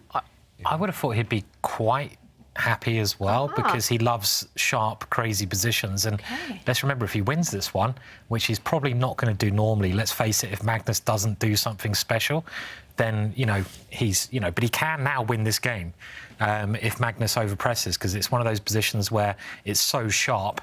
So I feel Duda might be feeling okay as well. I just looked at the evaluation bar and I'm quite surprised to see how high up it is for Magnus. But yeah, I mean, I don't know. Do you think Duda will be feeling okay here, or no, I think Duda will be shaking in his boots. That's the expression, right? That is certainly an expression. Quaking in his boots. Yeah, I thought it sounded a bit strange. Well, I'm sure in Norwegian is shaking in the pants. In the pants. You're like, your legs go like. We don't want to see Duda shaking in his pants. Preferably not. I mean, you're right, Simon. It's traditionally a Duda type of position. I think he'd rather be white, though. Oh, definitely. He'd love to be white, wouldn't he? I mean, it's different defending these and attacking. He's known to attack. So, yeah, that's maybe the big difference, right? And also, I mean, experience-wise, when I choose an opening, I always want to choose something where I'm more experienced, or at least my understanding will match my opponent's or surpass my opponent's understanding. But here, Duda, he's chosen an opening as black that he doesn't play on a regular basis. It's not his main weapon as black. Whereas Magnus, he's been playing the Berlin with white and black since he was in diapers, since he was a kid. He's played countless World Championship matches where the Berlin was the main kind of battleground. So as Jovanka mentioned, it might be a home-cooked idea, this one from Magnus, but even if he isn't in his theory, even if he's not 100% sure where the pieces go, he can feel it due to that due to years and hundreds of games, hundreds of training games in this type of opening. So yeah, it's kind of stacking up against Duda, but I do like the fact that the Polish player, he's played quite quickly, not showing fear. The last thing you want to do when you're being attacked is show your opponent that you're afraid. So Duda swinging his chair as well, looking pretty calm. Yeah, I think he's looking calm, but I don't know. I think he's privately a little bit stressed.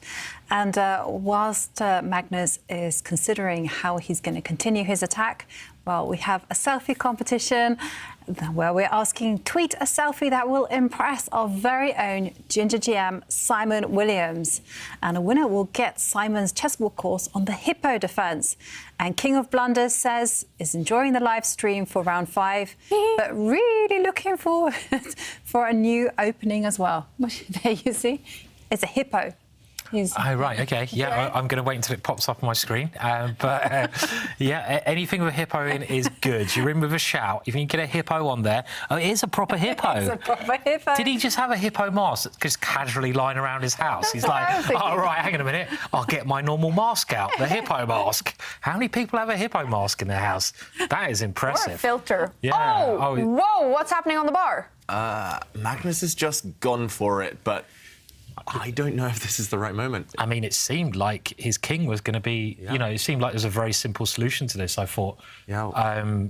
Take the knight, push the pawn, right? I mean, that's what I was thinking of. I didn't think this was playable, this move. He's trying to break open this line, which is understandable, but we did mention the bishop is sitting on the square, and it can easily, there we go, get rid of the white knight.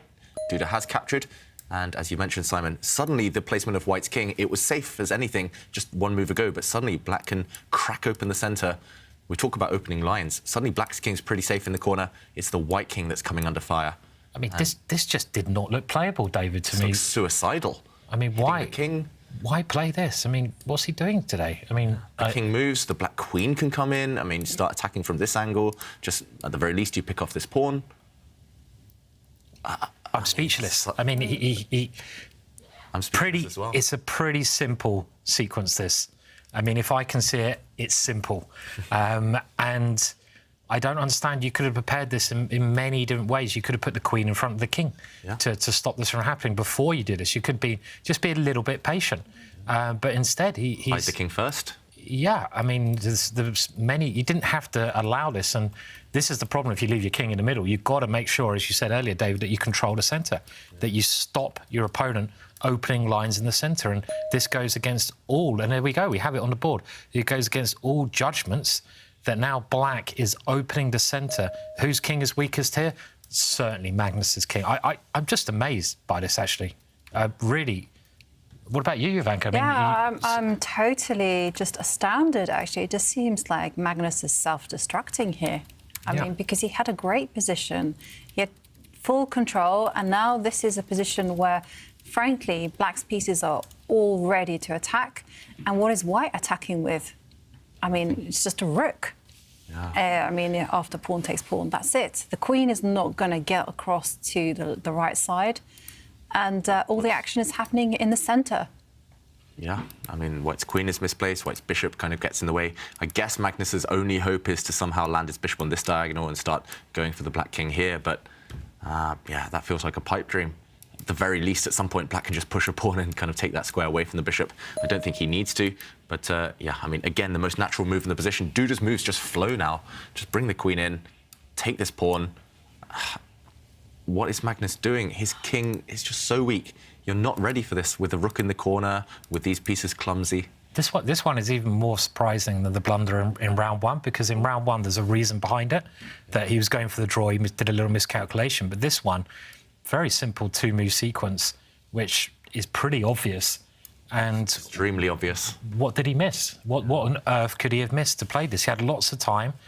And it's a bit bewildering, actually. And he doesn't seem like surprised or, you know, he hasn't reacted like he did in the first game at all. Yeah. So it is a part of his plan, then? I mean, it's so ugly for white. Unless he's got a kind of a very specific idea in mind. Maybe he wants to, for example, take this pawn and after a recapture, put his bishop on this square. He is threatening checkmate now by capturing this pawn with his bishop. But the problem is black can just take this guy. And as Simon mentioned, there's only one king that's weak right now, and it's white's. I mean, you can sneak in from this angle. The white knight is pinned, because otherwise there would be a checkmate on this f2 square. I don't see it. What has Magnus planned? Does he want to bring his rook up in this position? Maybe some ideas of some kind of skewer on this line, because the white bishop is really well placed. The pawn can't capture, because it's pinned on this diagonal towards the black king. That feels like you're asking for trouble after the queen just disappears and gives a check. After this check, yeah. I mean, I just don't see this working for black. You're asking for a lot from your position, from all your pieces. If we backtrack to the current position, you're asking for the position to open up, for this bishop to improve. You're asking for black to kind of not do anything for 3 or 4 moves. Yeah, Magnus in huge trouble. And yeah, just look at the piece. OK, he does trade these pawns. And but yeah, just look at these pieces. Black has 3 active pieces, centralized pieces. What are white's pieces doing? They're mostly stuck on the back rank. Wow. I mean, another idea that I'm thinking maybe Magnus has in mind, maybe not putting the bishop on c3, but maybe putting the bishop on h6. I mean, can you do that and say, hey, let's get in a check? Yeah, maybe this is his idea. But this is possible. Trying to work out what black would do here. I mean, firstly, I'm not sure it's a massive threat if black's queen just takes a pawn. White gives one check, but it's just a check. And when, for example, you move out the way with a discover check, for example, bishop takes pawn, the white rook hits the king now, black can just block. Yeah. Suddenly, I mean, black is playing with all his pieces. This rook is going to swing across.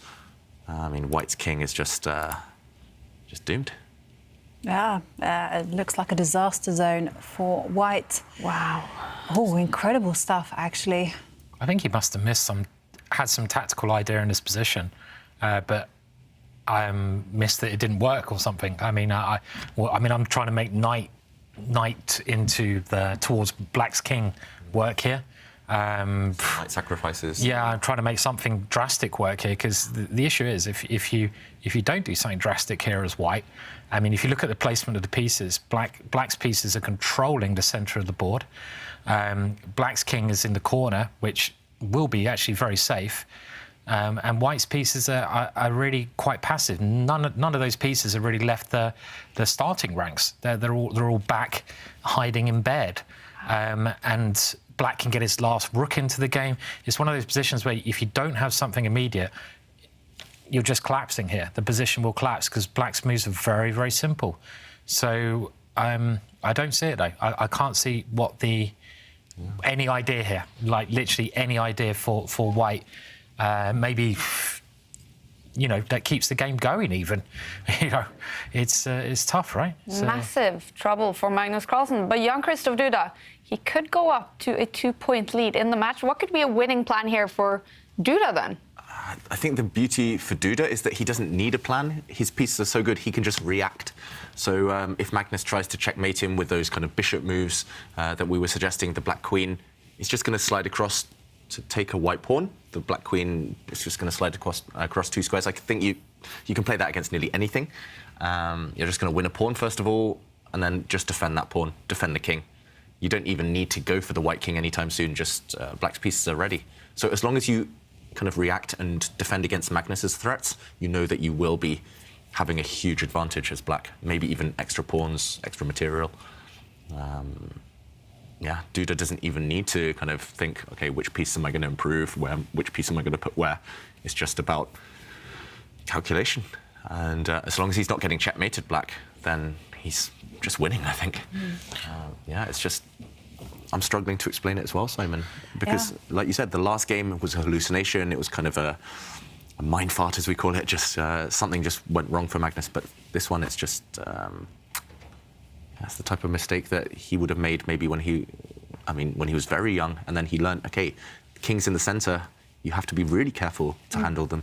Yeah, this is why we castle. It just almost feels like he forgot that Jan-Krzysztof Duda actually had some chances, had some attacking possibilities, and he thought it was all one-way traffic. And maybe I would just say he forgot about this pawn move, even though it is pretty obvious. And what are we...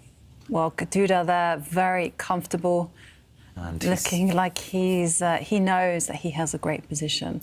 I mean, Magnus has spent like 4 minutes now as well, so it's clear he just missed something. I mean, this is only a couple moves after he instigated this sequence of moves, and you know, Magnus can see further than 3 moves ahead. You know, so he missed something, and he's probably realising now just how bad his position is. Well, he probably realised very quickly, and I guess he's just trying to find some way to keep the game going. Yeah, ticked under 5 minutes now, Magnus Carlsen, on the clock. Yeah, it's bad. OK, he does threaten checkmate in one move. White's bishop, if it has time to go and capture the f6 pawn, it's checkmate. If you can capture a pawn near the black king. OK, he tries this variation we actually showed a couple of minutes ago. So that white rook, it wasn't possible to capture it due to a pin on the long diagonal. Black's queen gave a check. Here, it looks like there are multiple solutions. The black rook in the middle of the board could slide across.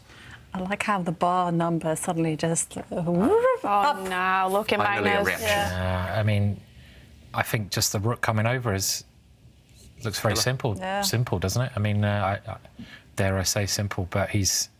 Yeah, I mean, this move just seems very good, right? I mean, the best form of defence is attack, and with that last move...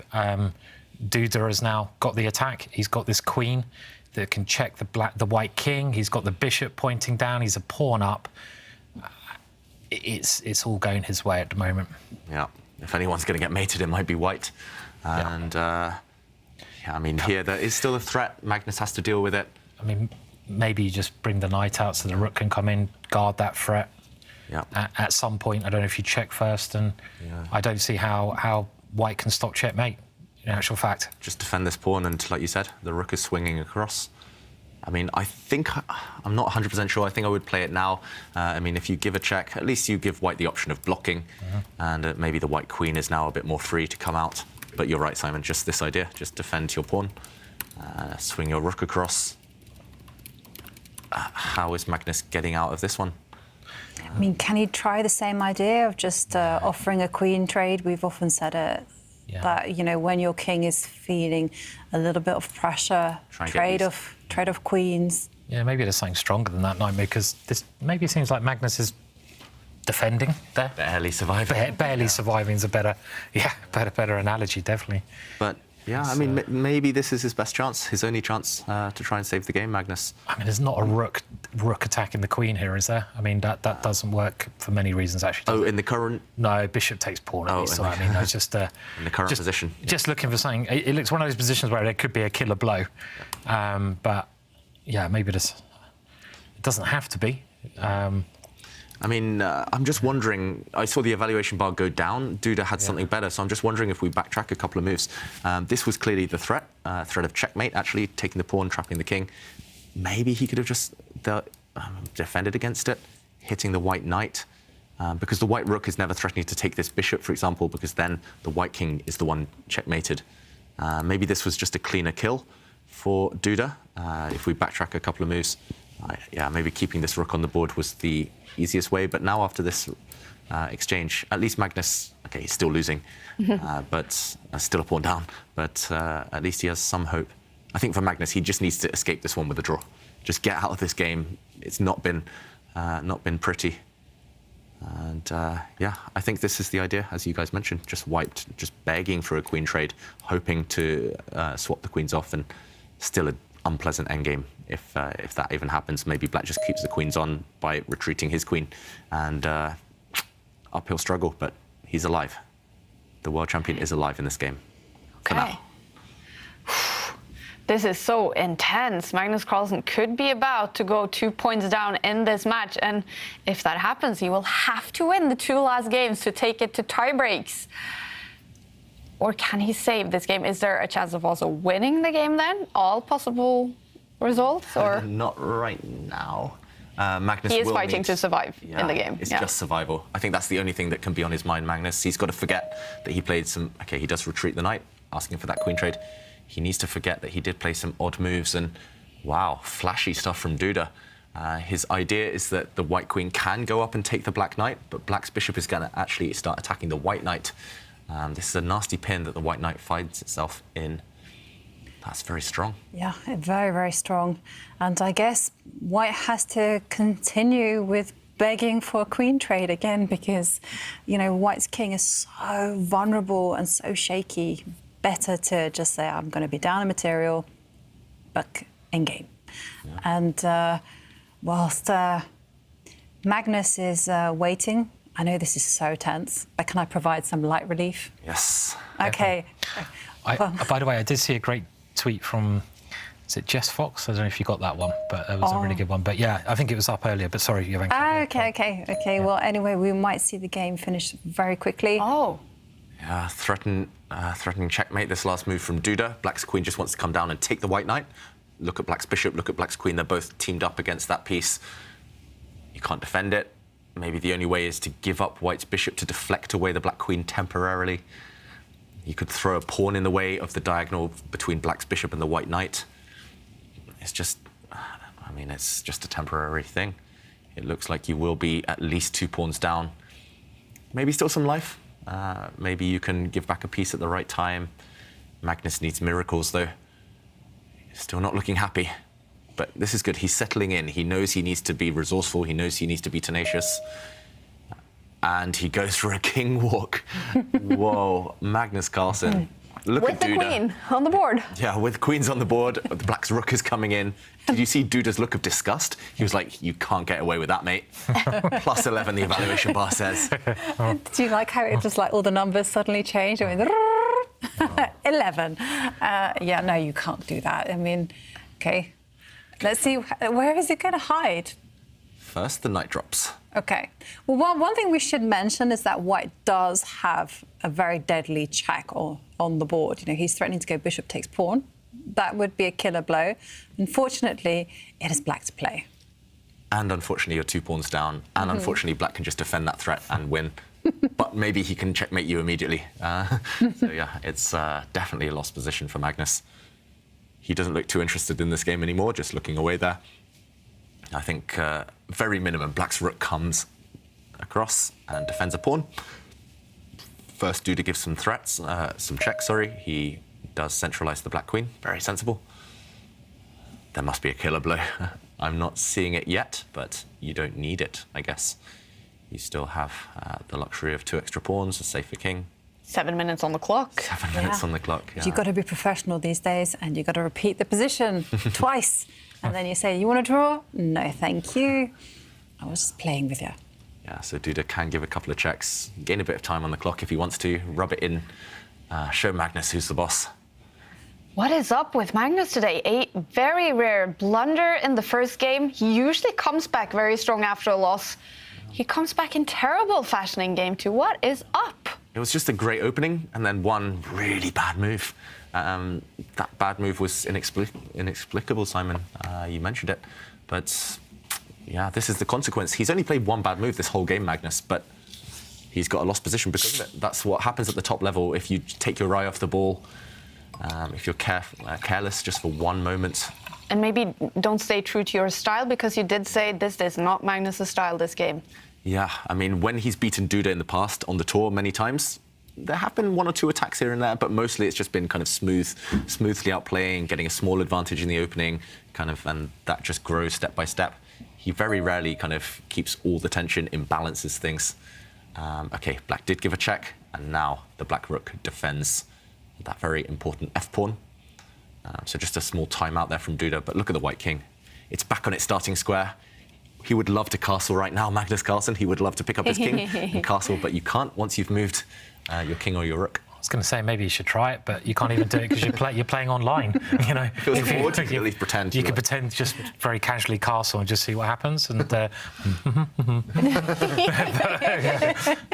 when you're playing online, the computer won't actually allow you to do it. Yeah, so it's like you can't. Yeah, that's true. You can't. And also, but I have to say though, if you did do that in an over-the-board event, your opponent could suddenly jump and go touch move.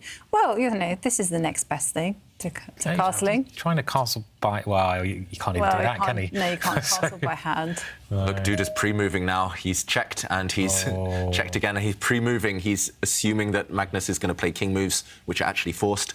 And this is deadly. Maybe his rook's coming in with... He can guard that square or something. Nasty checks. Yeah, this is the issue. Did you guys see that at the Olympiad? Sam Shanklin pre-moved over the board. He assumed his opponent would check him, and he touched his king, moved it, and then he realised his opponent didn't go the whole way, and he had to move his king, and he had to resign because any king move was losing on the spot. It's a key match, that, as well. I mean, that was America versus Armenia, I think, and it was, I mean, don't pre-move, and here we go, resigns. Wow, huge drama, not only in this match, you guys, it's huge drama in the FTX Crypto Cup. Magnus Carlsen loses the 2nd game in a row to Jan-Krzysztof Duda. He now has to win the 2 last game. His only hope is to take it to tiebreaks. He cannot win today's match in the rapid portion. And let's head out to Sverre in Miami. Are you now releasing all that frustration that has built up in the start of this Crypto Cup? Yeah, I still have to win the match, you know. Yeah, but I mean, the game was very mysterious, I guess, for everyone, because yeah, actually, I wasn't happy with what I did in the opening. Like, possibly I castled a bit too early. I mean, I allowed him to have this King's A attack, and that wasn't very comfortable. And it was very welcome for him in terms of match situation. Yeah, but I mean, G5 move was big shocker. I mean, it looks so bad for him, to be honest. That I mean, he must have, of course, miscalculated something, but I mean, it was very surprising because after that, I guess I'm just much better with black. Going into this situation where a draw is good enough, do you try to play defensive, or do you think you still need to play your normal game to be able to play as good as you can? Yeah, I guess I have to play just normally. Like what happens, that happens. I mean, there is never like an easy solution if it makes sense to play for draw or not. I guess I will just play, normally and see what happens. But of course, if there is a fourth draw, I would take it. Congratulations on what has been a great start for the day. Thank you. What a player, Jan-Krzysztof Duda, leading now by 2 points to Magnus Carlsen. A draw in Game 3 will secure the match victory for him. That's going to be in 30 minutes, so they do have a lot of time to prepare. But this game, David, it might as well turn out to decide the whole tournament. What happened here? Yeah, Magnus's fate in the tournament is no longer in his hands. Pragg could go ahead, win the rest of the matches and win the tournament. And it was just one move again from the world champion. Duda mentioned it in his interview. He called it a shocker. I think we have to agree here in the studio. In this position, White has promising chances. A future attack with this move might be promising. Maybe just develop the queen first. Maybe just slide the king to a safer square. He went for it immediately, though, Magnus Carlsen. He pushed his pawn and he regretted it because instantly a capture of the knight forced the centre open and Duda seized his opportunity. And suddenly this check, is just deadly. White's king had to shuffle and this queen move pretty much sealed the deal. You win this pawn next move, White's king is the weaker of the two. And as we saw right at the end, White was the one getting checkmated. And it's hard to explain that one from Magnus Carlsen. Just really uncharacteristic, just taking his eye off the ball for 1 second, rushing things when he's normally a very patient player. But Duda, he took the gift, he accepted it, and he converted in nice style. And this secures us a very dramatic weekend of chess in Miami. 2 games still going on inside the arena, 2 Game 2s. Praggnanandhaa, he's still playing Game 2 against Liam Le. The bar is roughly to the middle, but Pragg must be aware, maybe, that Magnus Carlsen maybe is about to lose his match against Duda. And that means if Pragg wins his match in the rapid portion against Liam Le, he will be in sole lead heading into Day 6. But we're going to jump into the game between Anish Giri and Levon Aronian because that seems like an exciting game. What's happening here? Yeah, exciting game, especially for Anish Giri fans because he's a pawn up. And it's not just any old pawn, it's Alice, the A-pawn over here. She's racing up the board, this A-pawn. 3 squares from promotion now. Everything else looks pretty balanced. And, I mean, that looks like a nice kind of trump card to have up your sleeve. And, OK, the pawn is racing. It looks like Levon Aronian's about to try and trade off the queens. We saw on his screen there. He does so. The queens will leave the board, but White's still in charge. Giri, do you think he can convert this guy's 1 minute? Maybe that's the only downfall in his position. Yeah, he should be able to. I mean, it's quite a simple position to play. And that win he had yesterday against Hans, it might sort of get him into the gear that we know he's very possible of playing at. Anish, as you said, he's been playing quite good chess this tournament, but he needed to get a couple of wins on the board. And, well, just look at that A-pawn. It's 2 squares away from touching down, and you've got quite a simple position. So, yeah, he should win, I'd say. I think he has a 95% chance of winning, and I'm probably going to eat my words later on. But for right now, he can just simply trade off queens, and I was going to say put a knight on the c5 square. But OK, instead he's gone for a different plan, and he's retreated the knight, which I'm not liking this one so much. I mean, the knight had a beautiful square going forwards, so I'm not sure why you want to go backwards when you go forwards in life, in chess, in anything. Strange. Suddenly, is that pawn surviving? I mean, I'm not sure how we keep it intact. That white A-pawn, no, it's going to disappear. It certainly looks that way, right? So there's the 5% now. That 95%'s now gone down to about 55%, I think. So even if you're a queen up, I would say 95% is generous. But this position, suddenly it looks like Aronian might well save it. Just swap the queens off, Lev. Black should take the queens off the board, get rid of that white A-pawn. Even if White can gain another pawn in return, that white A-pawn is by far the most dangerous. drawing. I'm just thinking about my 95% quote. You know, why did I say that?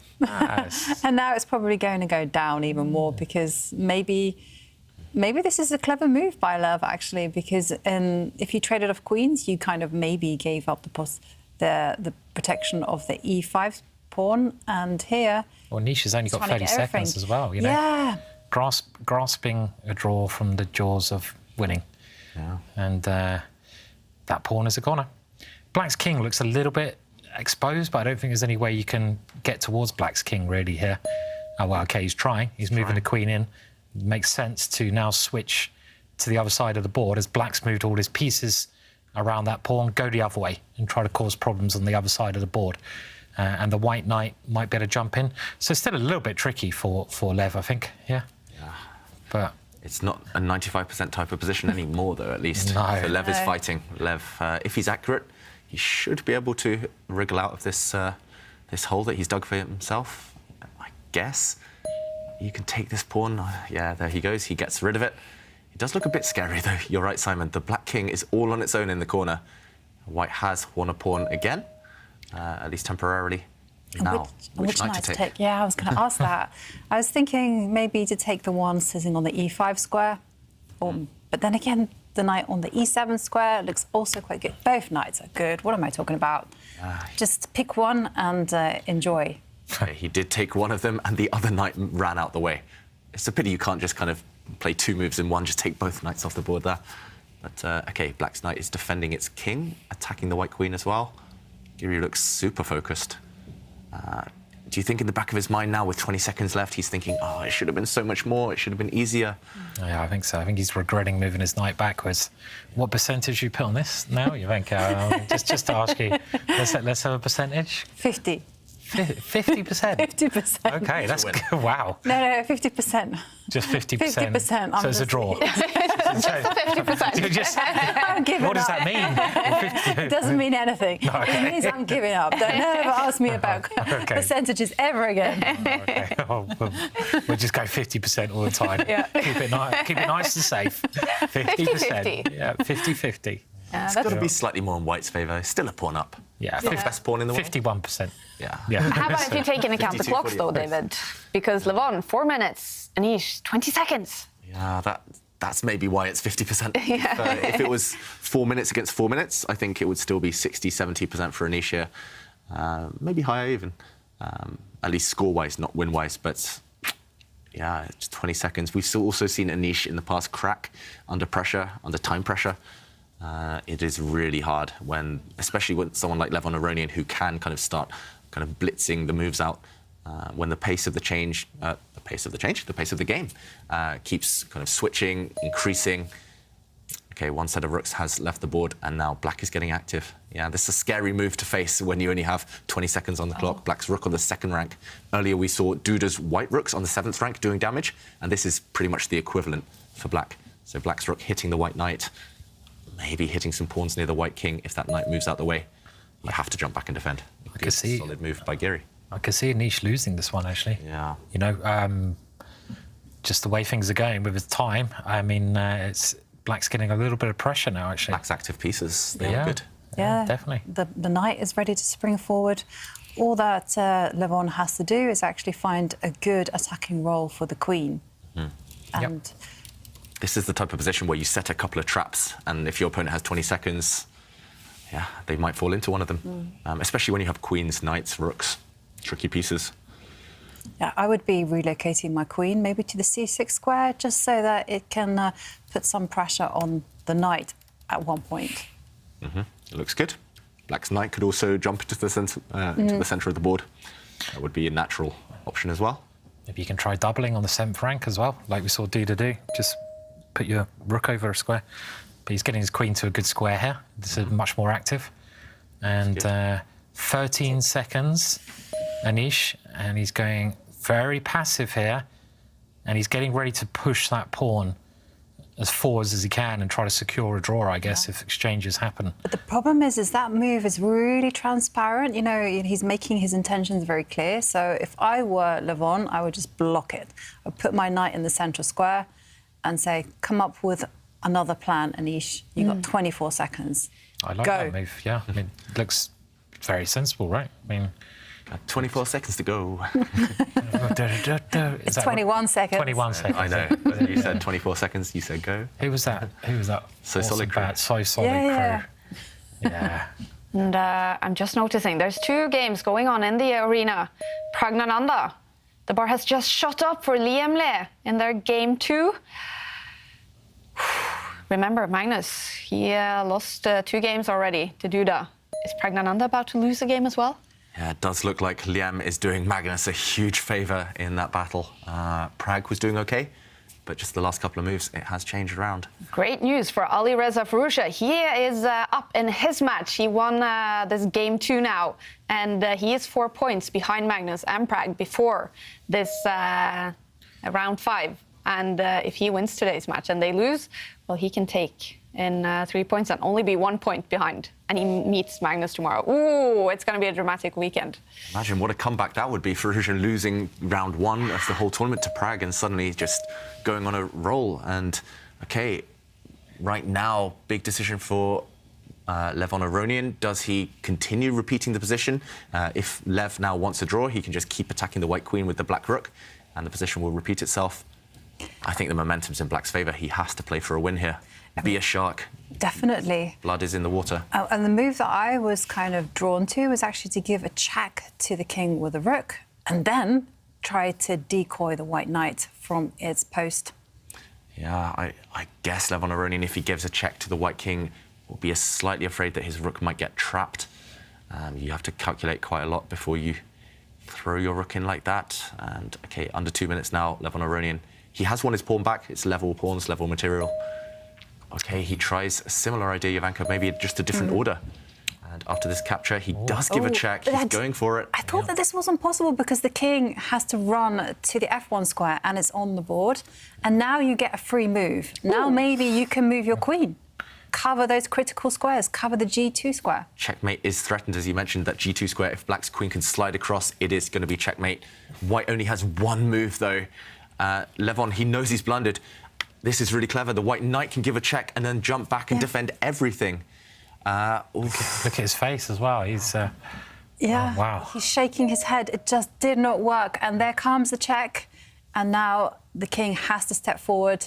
And, oh, this is the key move. The queen slides across and that white knight is poisoned. Levon has missed this one. 95% all along. Never in doubt. Never in doubt. Jovanka, you were right. Easy, you know. You know, it's just that 5% was playing with you for a little bit, but it was all easy. Yeah, it was that kind of setting traps thing that I mentioned. You want to set traps without sacrificing a knight like Levon has done. You want to do it without committing. That's the trick when your opponent's in time trouble, but he was just trying to bluff his opponent. He does this quite a lot, Levon Aronian bluffs his opponents, and here he's just lost a piece. Maybe we can show quickly just why White is going to win this game, why White is a piece up. Because here, he maybe just missed that the knight cannot be captured because his king gets trapped. The black king is checkmated by a lone queen. And if you can't capture this knight, what else do you do? Simply, this knight is going to leap back and start joining the defence. This looks nice, nice construction with the queen and rook, but you can't even give an effective check, let alone a checkmate. White's queen and knight cover everything. White's queen covers the key square that the black rook wants to use to check. The queen covers these 3 squares that the black queen might want to use to check. Yeah, just a piece up. And also, this pawn will start racing through.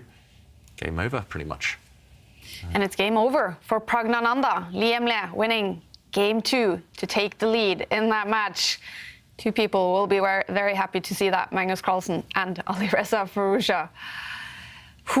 But Pragg, he still has 2 games to make a comeback and either win the match or take it to tiebreaks. Magnus Carlsen can only hope for a tiebreak in his match against Jan-Krzysztof Duda.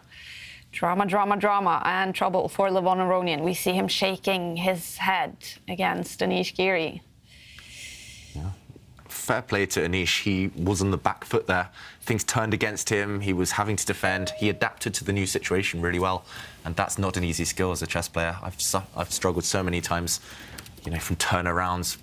I've messed it up, winning positions, and I'm beating myself up in my head. But no, Giri he just got on with it. He was just like, OK, I was winning. Now I'm just trying to draw. If you come for me, I'm going to counterattack. And yeah, he's... I mean, all he needs to do now is just find a safe way to maintain his knight. Yeah. Retreat the knight, maybe. Just retreat the knight. I mean, the only positive thing that I can see in Levon's favour is that there aren't too many pawns on the board, and maybe if the queens get traded off, perhaps there's some salvation in that rook ending. Perhaps being the operative word. It's a big perhaps, that one. I know. I mean, he's still got 2 pawns. But you've got to be optimistic, right? You know, when you're defending, you know... But you know what I would do here?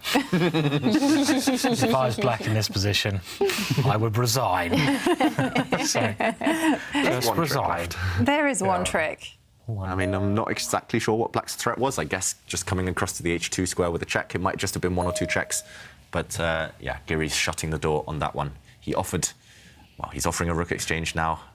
Giri, if he's really practical, he will just retreat the white rook. Just say, OK, let's repeat the position once, gain a few seconds on the clock. He needs those seconds. Now ticking down under 5, 4, 3... 2. Make a move, Anish. You've got to move your king or block with a rook. OK, he has moved his king, it looks like, on the screen. Just a small delay there. He has moved his king into the corner with white. Looks good still. Levon Aronian. OK, we're not seeing our board update, but we do see Levon Aronian's screen, so maybe let's stick to this. White is just defending everything. We're seeing it from black side here, Levon Aronian's side, and he's just setting some traps. OK, finally, the board is catching up. White is defending all the threats, so White's queen is the key defender actually here. Therefore, black's rook comes back, trying to kick away that great defender. It would, again, be practical to just slide the white queen next to her king or back somewhere just to cover all the squares. And still looking very, very good for Giri. And looking very, very good. Your pictures to impress Simon Williams. I see a lot of hippo pictures being posted on Twitter.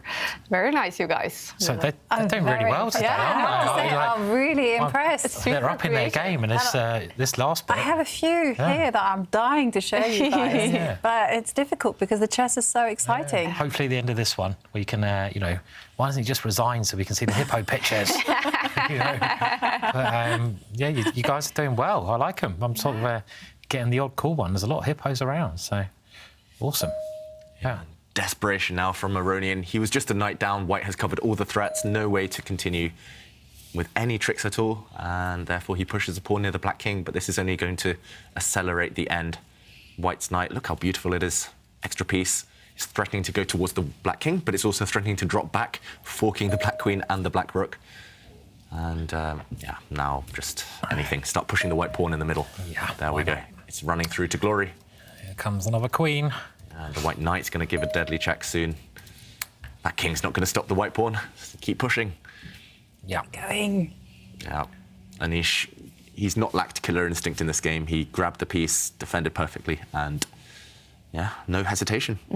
And he's done it with seconds on his clock for a long time now. So instinct must be on point for Anish now. Yeah, I think a bit more confidence has helped his instinct. Normally, the mistakes that Anish makes is because he's going against his instinct, or he's maybe a bit worried about the situation, about taking too many risks. But when you don't have any time on your clock, when you're slightly more confident, you just play those moves without thinking. OK, he got greedy, grabbed a pawn with the white knight, and now he's making his way back. Yeah, still winning in style.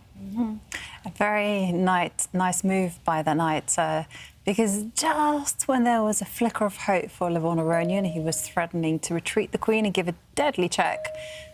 Anish says, no, my knight's coming back, and it's taking away that square from you. Yep. And now White's queen can even jump into the corner of the board if she wants to, all the way up on the diagonal. I even think White's got a 96% chance of winning now, don't you? I mean, 99 even. Yeah, let's go for it. I mean, you can't get more percentage than this. This is like, it's a whole piece with the attack. And, oh, yeah. Push his pawn now. Push the pawn now.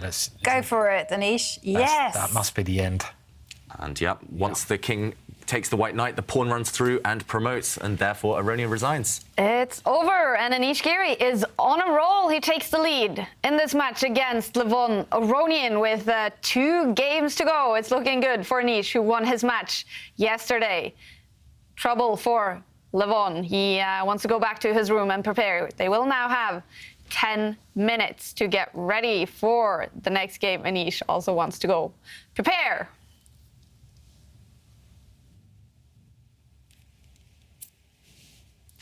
We're gonna start getting ready for the next round, because in 7 minutes we're gonna follow the next game. Game 3, Magnus Carlsen against Jan-Krzysztof Duda, and it's a must-win situation for the world #1. That's gonna be intense. We'll take a quick commercial break, and we will be right back with the drama.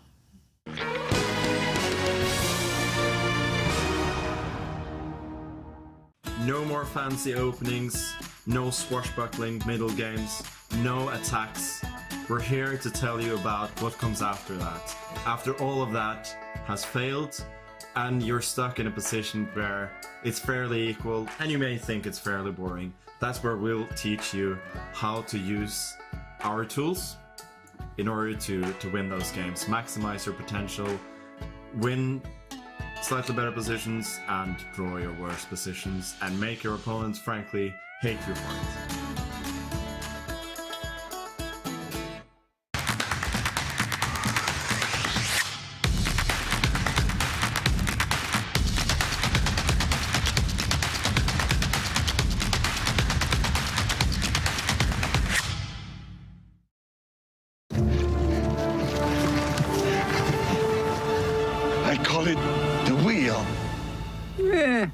I don't think so. This is a miss. Brother David, behold! It's a fork! I got 10 forks right here, baby! A toilet?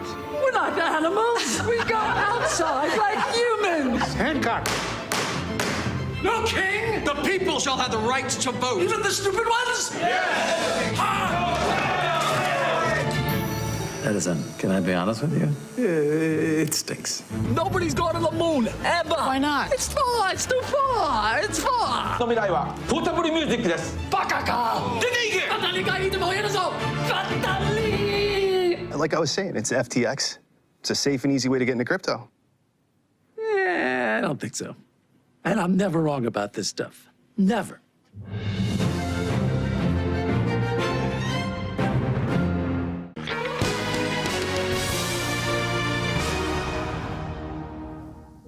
Welcome back to the FTX Crypto Cup. 5 minutes to go until that massive must-win situation for Magnus Carlsen. Before that time, before the tournament started, a lot of stuff was happening in Miami with the players. Someone named YouTube coach Rusty. He's a golfer. He visited the players, and he's famous around the world for doing some very cool golf tricks.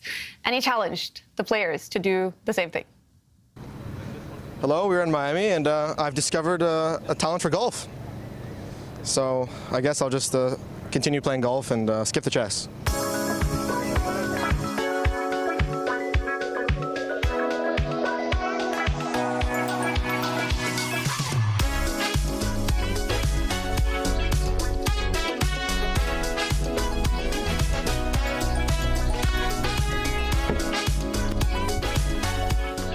You gonna try?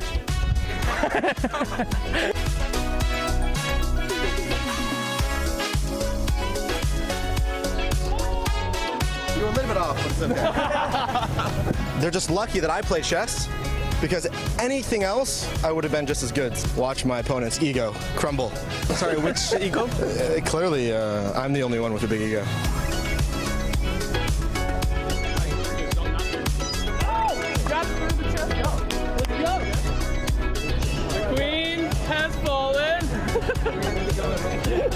The queen is a rook, is that what that is? So now I feel like I want to move a knight, but I can't because I could go forward, right? You could go here. Okay, I'm gonna do it. Yeah. 2-1. Yeah, I'm excited about everything, you know, and the place is very beautiful here, very warm, nice beach, of course, and also happy to play with big guys. Everything is cool. You can go like this way, you know, or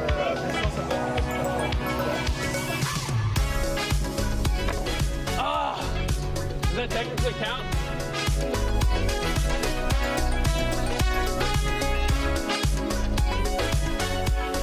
Players looking very cool with the golf clubs. I'm a golf player. I like to see the chess players playing some golf, and it was nice to hear Jan-Krzysztof Duda being very happy in Miami, and he's definitely very happy with the way it's going today against Magnus Carlsen in his match. These are the results so far on day 5. Firouzja, he is in the lead against Hans Niemann, winning game 2.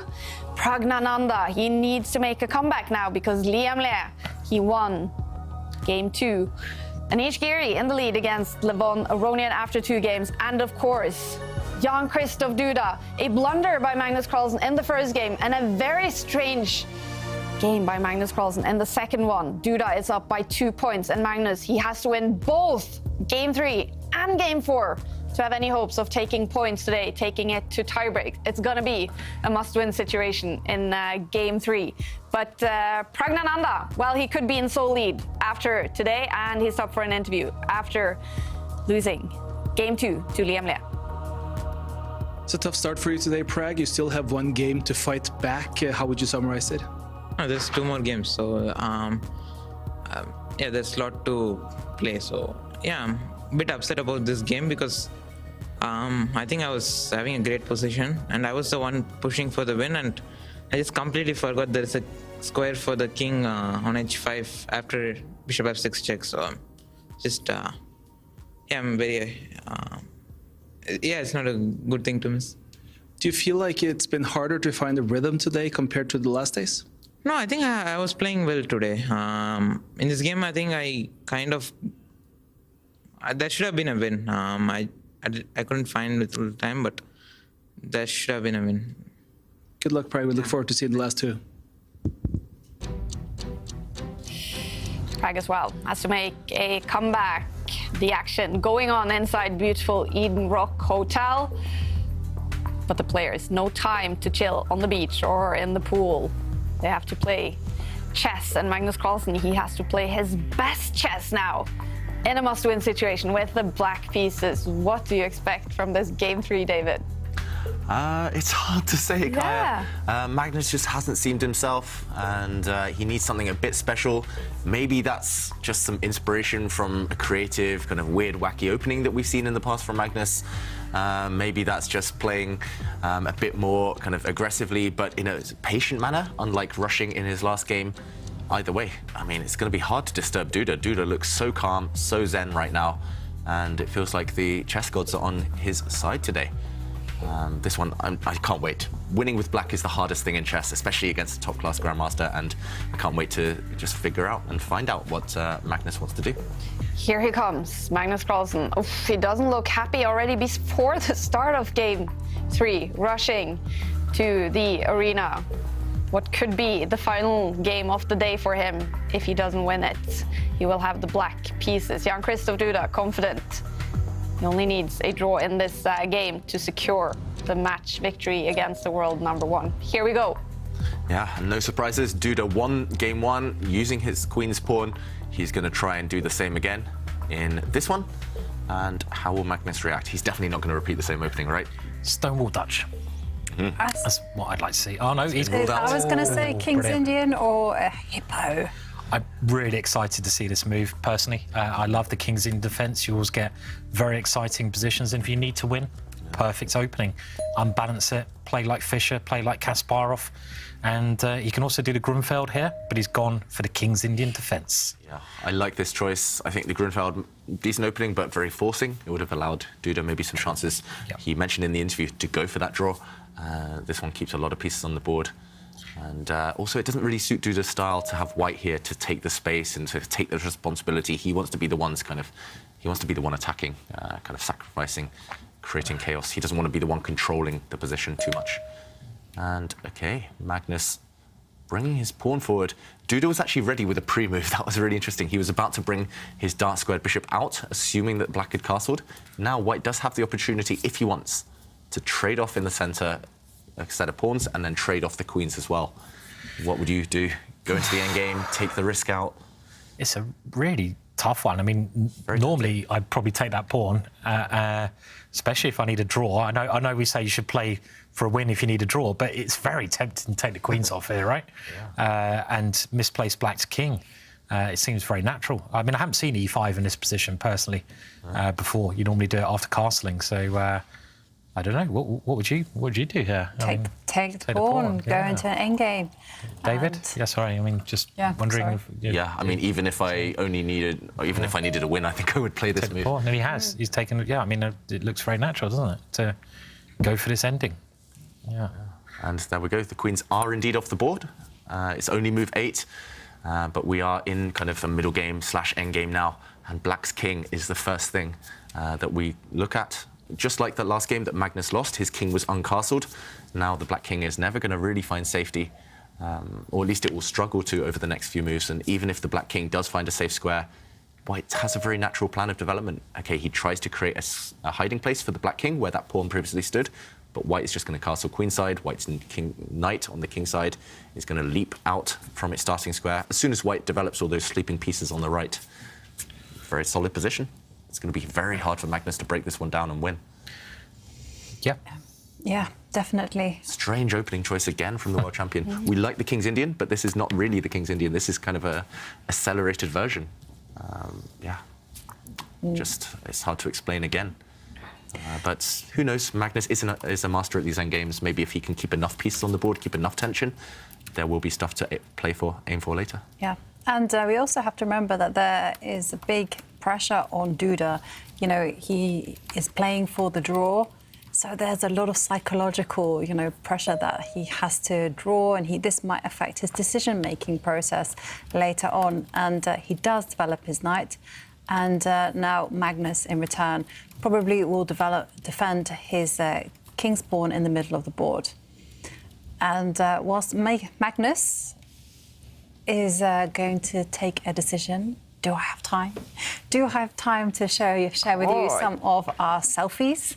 Because we are hippos. I'm really. Are you up for it, Simon? This is the highlight of the day for me. I want to see some hippos. Well, we asked tweet a selfie that will impress the Ginger GM, because the winner will get Simon's chessable course on the hippo defense. And you guys have been inspired. Joseph Martin tweeted, "One time I saw a man riding a hippo. Whoa. He looked very familiar."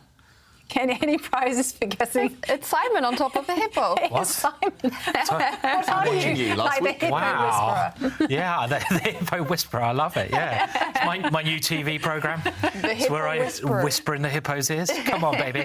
Let's go down to Asda or Sainsbury's together and get some shopping in. That is a good picture, guy. You're doing so. This is going to be a really hard competition to judge the winner of. They're outshining themselves today. So good picture. Have we got any more? We do have more. So Rodolfo Vergara, they tweeted that hippos seem to know something about chess. And there we see, look, big hippo, little hippo, and there's Rodolfo in the middle. Very nice. Learning everything that those hippos... I'm still laughing at me riding the hippo. I love that one. I mean, I might have been called a hippo before, but I've never been called riding. Like hippo rider, hippo whisperer. So good stuff. Guys, you're doing brilliantly. So, yeah. Very good. And just before we go back to the game, I would like to add the hippo course. It's on Chessable. There is a free version. If you don't want to dive in and buy it, there's a free 1-hour version that you can just get a little taster of. Same with David Howe's recent course, Grind Like a Grandmaster. If you don't want to buy it, check out the free courses, and there is a 30-day back money guarantee as well. So, you can watch the course and then get your money back if you're a really cheapskate and you don't want us to eat properly for the rest of our lives. So the choice is yours. And learn something on the way, get your money back after. It's perfect. Yeah, it is. Yeah, well, they can do that if they want. So.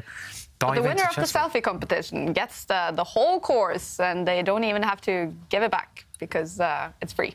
We should have called it Grind Like a Hippo Master. Or something. Grind on the hippo. Grind on the hippo, yeah. It's getting a bit weird. We like challenges in this show, Simon. Maybe we'll bring you to a zoo and have you play chess on a hippo. Yeah, it might be a bit dangerous, but I'm up for it. Yeah. Let's do it. Let's make sure it's a very friendly hippo, please. All right. Wow. A lot of fun. Great job, you guys. So creative on the selfie challenge. And Jan-Krzysztof Duda, I don't know if it's him or Magnus Carlsen being creative in this game. The bar is liking it for Duda. Yeah, I think it's a bit of both. Duda's last move very active as well, bringing his bishop, light squared bishop out to a very active square. But despite the evaluation bar right now, I do approve of what Magnus is doing. You have to take some risks in this endgame. If you're just solid, even if you find all the best moves, likely it would just be a draw. You'll trade off a bunch of pieces. The pawn structure is almost symmetrical. So he has to take some risk, Magnus. And I've been there myself in must-win situations with black. You don't always play the best move. You play the most provocative move, or you play the most ambitious move and just hope that it works out. And he's playing very ambitiously, Magnus. He spent a lot of time, the black king's in the center, 3 pieces still asleep on this side, but he's getting his worst piece off the board, and he's getting white's best minor piece in return. The dark squared bishops are getting traded, and with that, maybe some hope later on the dark squares. Okay, there they go, those dark squared bishops. White's pawn on the c5 square now, on the queen side, slightly vulnerable. But this is a Duda move, isn't it? I mean, trying to go straight in with the tactics and super direct. I mean, if you look at the position, black's pieces at this moment in time are horrendous. Every single one of black's pieces is terrible. And the players are playing super quickly. I mean, yeah. The pawn came forward to attack the knight, and while the knight jumped forward, attacked the rook, and then found itself on this magnificent square on d6. But the big question is, I mean, what's stopping black from getting greedy and grabbing the pawn on c5? It's white's move, maybe. That. Oh, it's white's move. That's the problem. But it's a damn good idea. If it were black's move, that would be fantastic. Yeah, of course. Yep. Yeah, that is a problem. That is a spanner in the works. Sometimes it gets confusing because the players are not always lined up like sort of white and black when they're sitting in that online arena. I sometimes think, oh, Magnus in the lead. Oh, no, wait, it's the other way around. It's because they did a whole series of pre-moves there, and I saw just the pieces jumping, and then suddenly I was like, oh, is this a sacrifice? Yeah. Anyway. I always just look at the clock times. If one side's clock is ticking, I'm just like, yeah, it's probably their move. 99% of the time. Grandmaster strategy there, you know, so it's like, yeah. Been tricked before over the board. I mean, regularly, if you're walking around or if you've gone up to the toilet and coming back, you see your opponent thinking like this. Yeah. You don't assume it's still their move. Yeah. Just, you have to look at the clock. Sometimes they've pressed the clock and they're just pretending to think. And then I've caught myself many times just walking around for 5 minutes, and then I realised, like, oh my God, I just didn't look. Have you ever done it so the other player is walking around and you make the move, you press the clock, and then you go like this? Just we've all done that. Okay. We've all done that. The little sneaky move. Like, you know, just as soon as they turn their backs, quickly just quietly press it. And then don't even write the move down, just quickly. Yeah, sneaky. I've done that too. Wow. And the G pawn moves forward, and white is just challenging those pawns on the right, trying to just break open a file and a line. Yeah, Duda's in the flow. Just whether or not his moves were the most accurate, the best or not, but he's just playing quickly, confidently. Actually, Duda, when he struggled against Magnus in the tour last season and this season, he's been deep in thought very early on. He's been losing a lot of time. Maybe that's the Magnus effect, but today he just doesn't seem scared, Duda. And this last move, it's aggressive. He's actually giving away the pawn that you mentioned, Jovanka. You said here, if it were black's move, great, black is just going to capture this pawn. He's probably just a pawn up for free. But Duda said, you can still capture it, but I'm going to initiate play on the other side of the board. And the reason I'm so surprised by this one is because Duda actually spent the first minute or so thinking, and we saw his screen. He was clicking on this pawn. He was about to bring it forward. But I guess he didn't want to allow black to break out, challenge this pawn chain. And, for example, if there is a trade of pawns here, at least, I'm not sure how soon you want to activate this rook, but it does have an open file. It might get active later. So Duda went away from that plan, and I'm just impressed that he found an alternative, and he went for it so quickly. If we backtrack, he didn't want to start pushing pawns in front of his king. Even if it is an endgame, he went for the black king, and by opening lines on the other flank, he's hoping that he will eventually break through towards this piece. And black can't contemplate taking here. Any trade of rooks will only help white. Also, black's rook is kind of stuck defending its bishop along the 8th rank, so you cannot open things up right now if you are Magnus.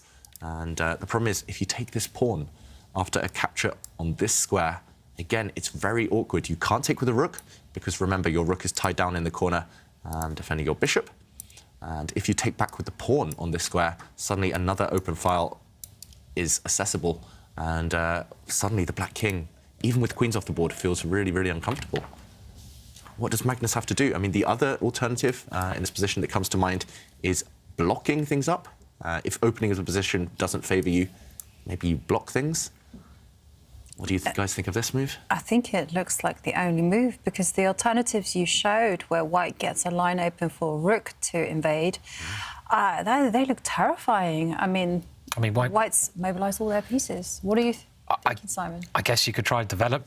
I mean, I just look at those black pieces. I'm like, come on, get out of bed, you lazy, lazy pieces. What are you doing sleeping there? It's past midday. So can you develop the knight? I mean, and guard your bishop this way and attack a pawn. Yeah. And if pawn takes pawn, then at least your rook can capture them, right? Yeah. That's the key idea. Trying to keep the files as closed as you can. Yeah. So maybe that's another. I like this. You defend the bishop with your rook, and yeah, as you say, it's just you can't let this piece, white's rook in the corner, get into the game. Just if we go back, I like your suggestion a lot, Simon, because in the current position, if black does try to block it up, maybe white just insists. Maybe white throws the pawn forward, and even at the cost of a pawn, if you can get this rook into the game, capture this piece, this pawn, still the rook. It takes a while, but there is a path towards that black king. So yeah, maybe this is urgent. Maybe this is one of the only few moves, because everything else we've looked at is just terrible for black. Maybe Magnus has to bring his knight out. And I guess it's not number one on the radar initially, just because there's the option that white can shatter your pawn structure. But maybe this is... Oh, he doesn't go for this. I was going to say maybe these pawns being weak isn't such a bad thing. It's hard to attack them. But Magnus, he plays one of the moves we kind of threw away, we cast aside, because in this position he did take this pawn. He's playing aggressively, ambitiously, Magnus, he's taking risks. But after a capture here, which has just happened, what do? How do you capture back? Again, you can't with the rook, because after rook takes pawn, you lose your bishop. And, OK, he doesn't do anything at all, Magnus. He doesn't even take this pawn. He attacks this white bishop. So dangerous, because even knight takes pawn is an option. But, I mean, yeah, it's... Well, he's got to play dangerous moves, right? I mean, he's got no choice. He's got to win. He's got to win a position which is a very tough position. I mean, there's so many tempting moves here, though, aren't there? I mean, you know, you can even start looking at the knight. I don't know, lots of moves. I mean, you mentioned knight takes pawn. I'm not sure which knight, first of all. I mean, you want to open up and then go for this rook in the corner, maybe. But at least... Yeah, I mean, I don't know. Maybe black gets enough pieces for it. This knight is hanging. Yeah. It's so complicated, as you mentioned, Simon, in the current position. This bishop is attacked. This pawn is attacked. The black king is a target. This white knight is suddenly either very loose or it's very strong still. So much to consider. Both players playing quickly, but I think they will slow down. It's just that wild. Yeah. It's dramatic for Magnus Carlsen. And this weekend in the FTX Crypto Cup, the tournament will be open to spectators in Miami. We're going to take a trip to the US. And I understand, Sverre, some chess fans are already coming into Miami. Yeah, I'm actually being really mean right now because the exciting game you have going, I took them away from it to have a chat with you guys. But we have two gentlemen here from New York, from Brooklyn, who's come to watch this play live. And what is it that makes you travel to Miami to see the top chess players? It was a great opportunity for us to come here, our first live tournament. We're super excited to see the players and to watch it live and for the event tomorrow and Sunday. Absolutely. And how do you like the Champions Chess Tour format so far? Honestly, I think it's a very good format. I mean, I wouldn't change it. And, yeah, that's good. So this is actually what you guys are hoping to see, more of an esports type setting, more excitement, more LED screens, pretty much. Yes, faster games, I guess, and you know, several games a day, not like one very prolonged game. Yeah, we like it. So pretty much a future of chess going on there. May I just ask, who are you cheering for? Magnus Carlsen. And you? Magnus Carlsen. So even the Americans here seem to be cheering for Magnus. He's in trouble right now. 2 games down against Duda. Do you think he can come back in this one? Absolutely, yes. We have faith in him. You will. He will. I mean, the conclusion has already been given. First. Absolutely, and Magnus Carlsen will need that energy. Thank you, Sverre. And so nice to see the chess fans coming into the FTX Crypto Cup in Miami. Magnus Carlsen, he's gonna need all the good energy he can get from those chess fans, because it's looking really bad for him in this match against Jan-Krzysztof Duda. What do you think, David? Can he win this game? Yeah, I mean, all three results are possible. I'm not sure he's the favourite to win it right now, but if anyone can, Magnus can. And this last move, we were looking at options. I mean, we were looking at a bunch of captures. We were looking at everything that was attacked. Duda was like, not enough pieces are attacked right now. Let's attack something else. And he is now threatened the Black Knight, just leaving the White Bishop to be captured. And what do you guys think of this one? I liked it because I have to be honest here. Since I've started watching Praggnanandhaa's games, I've started realising how important it is to calculate these counter-attacking moves. So where I can, I make the effort, because they're so easy to miss. And I was thinking about this move, and I thought it's nice, actually. If Black trades the bishop, White will capture the knight, but White gets such a strong post for his knight on d6. It can never be shifted. And still, the problems with Black King remains. You know, a line is going to be opened on the right, and if a White rook gets into the position, so it's going to be catastrophic. Yeah, just to show your idea here, Jovanka, this knight is fixed for life on a fantastic post, and yeah, the rook still has ideas of coming in on the g-file. Yeah. If Black doesn't go for that, then what else? Do you have to move this knight away? If under that logic, you can't let it be captured. If you move it, then where? It's not really attractive to put it on the edge of the board. There's an argument maybe to be made for retreating it to this square if you can get away with it, just to try and trade off this fantastic beast kind of lodged in the heart of Black's position. This is on the radar, but again, it's super complicated. Yeah, that's what I was thinking, and then I was thinking maybe the White Knight could capture a piece. I hadn't worked out whether it was the bishop or the knight, or maybe even attack the rook. The knight could even dive in, yeah. Exactly, yeah.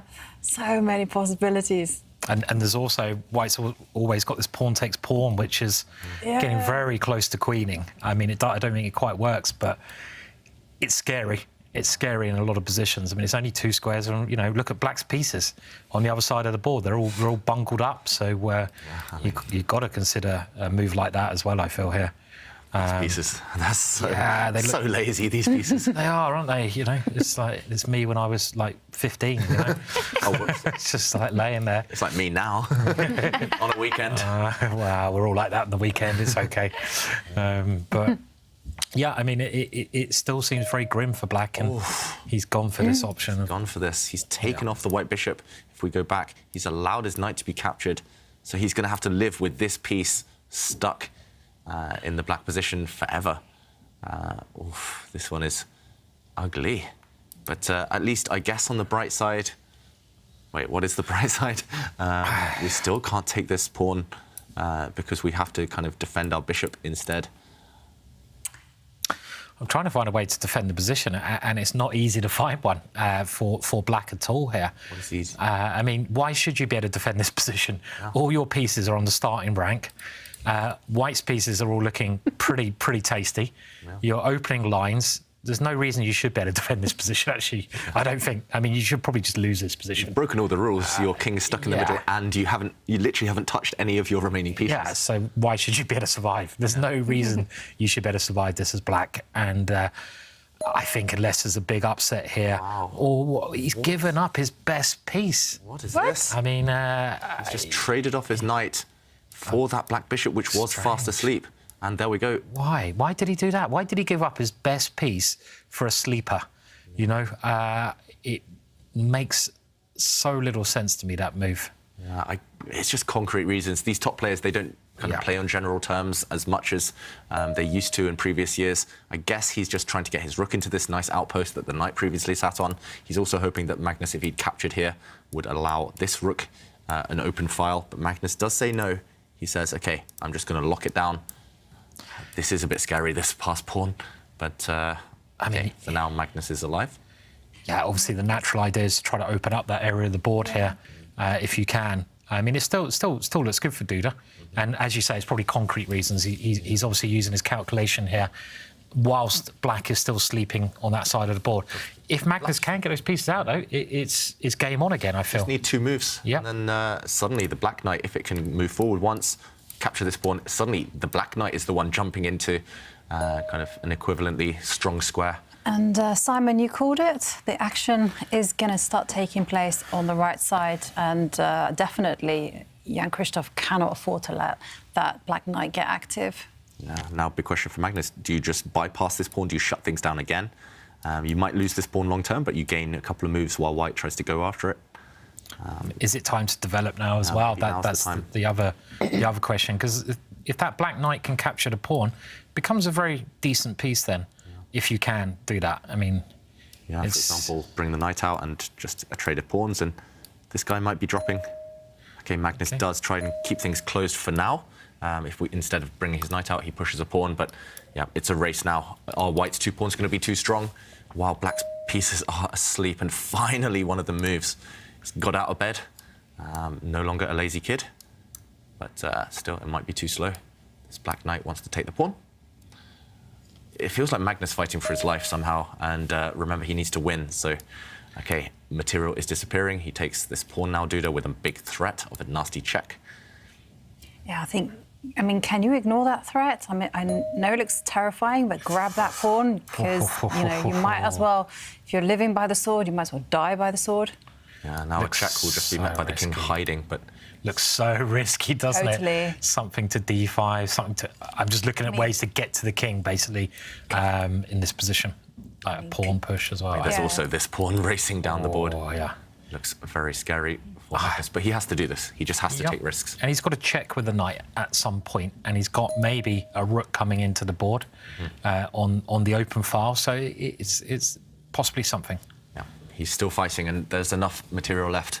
That's the key. When you need to win, you just need to keep as much material on, even if it's an endgame. Black does have some hope, if he can somehow maybe round up these 2 white pawns a bit later on.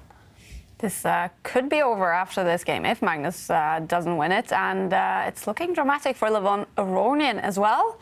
He's not in a must-win situation, but he cannot lose game 3 because Anish Giri will then win the match after 3 games, and the bar is now all the way over to Anish's side here in game 3. So can Anish decide it?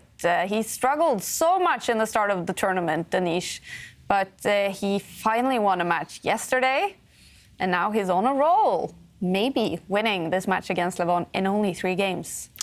I mean, it could potentially be a 3-rounder. Oi. So it could be. I know. Sorry. Commentator's curse, Simon. No, we want more games. I mean, Armageddon in all of the matches now. Oh, I'm never going to... You've never had that, right? I'll just hide for a little bit after that. I'll just, sorry, guys. It's only Friday. So Friday in Miami must be a good day to... Must be some stuff going on in Miami on a Friday night. Yeah. So, yeah.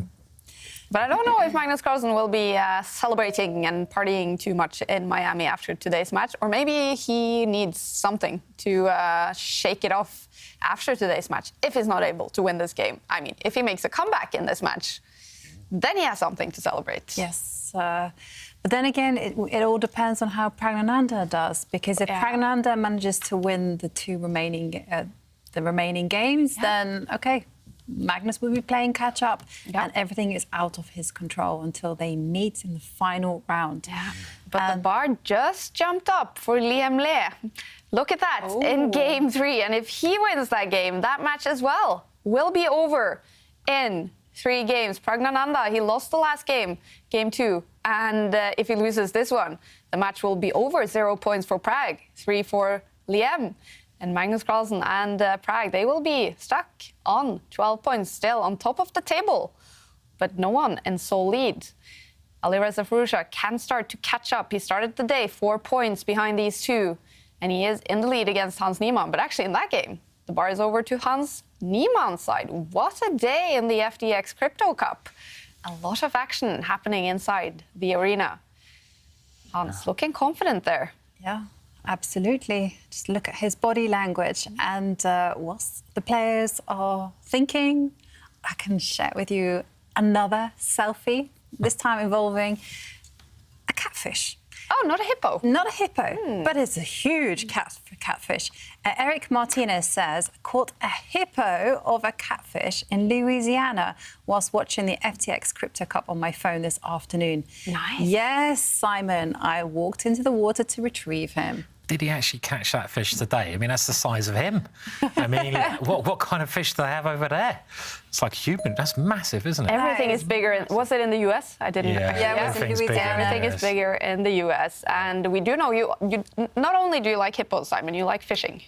Chess and fishing. I do. Especially. I like my fishing. Great book, that one. Yeah. Recommended. Go and search for it on Google and see what you can find.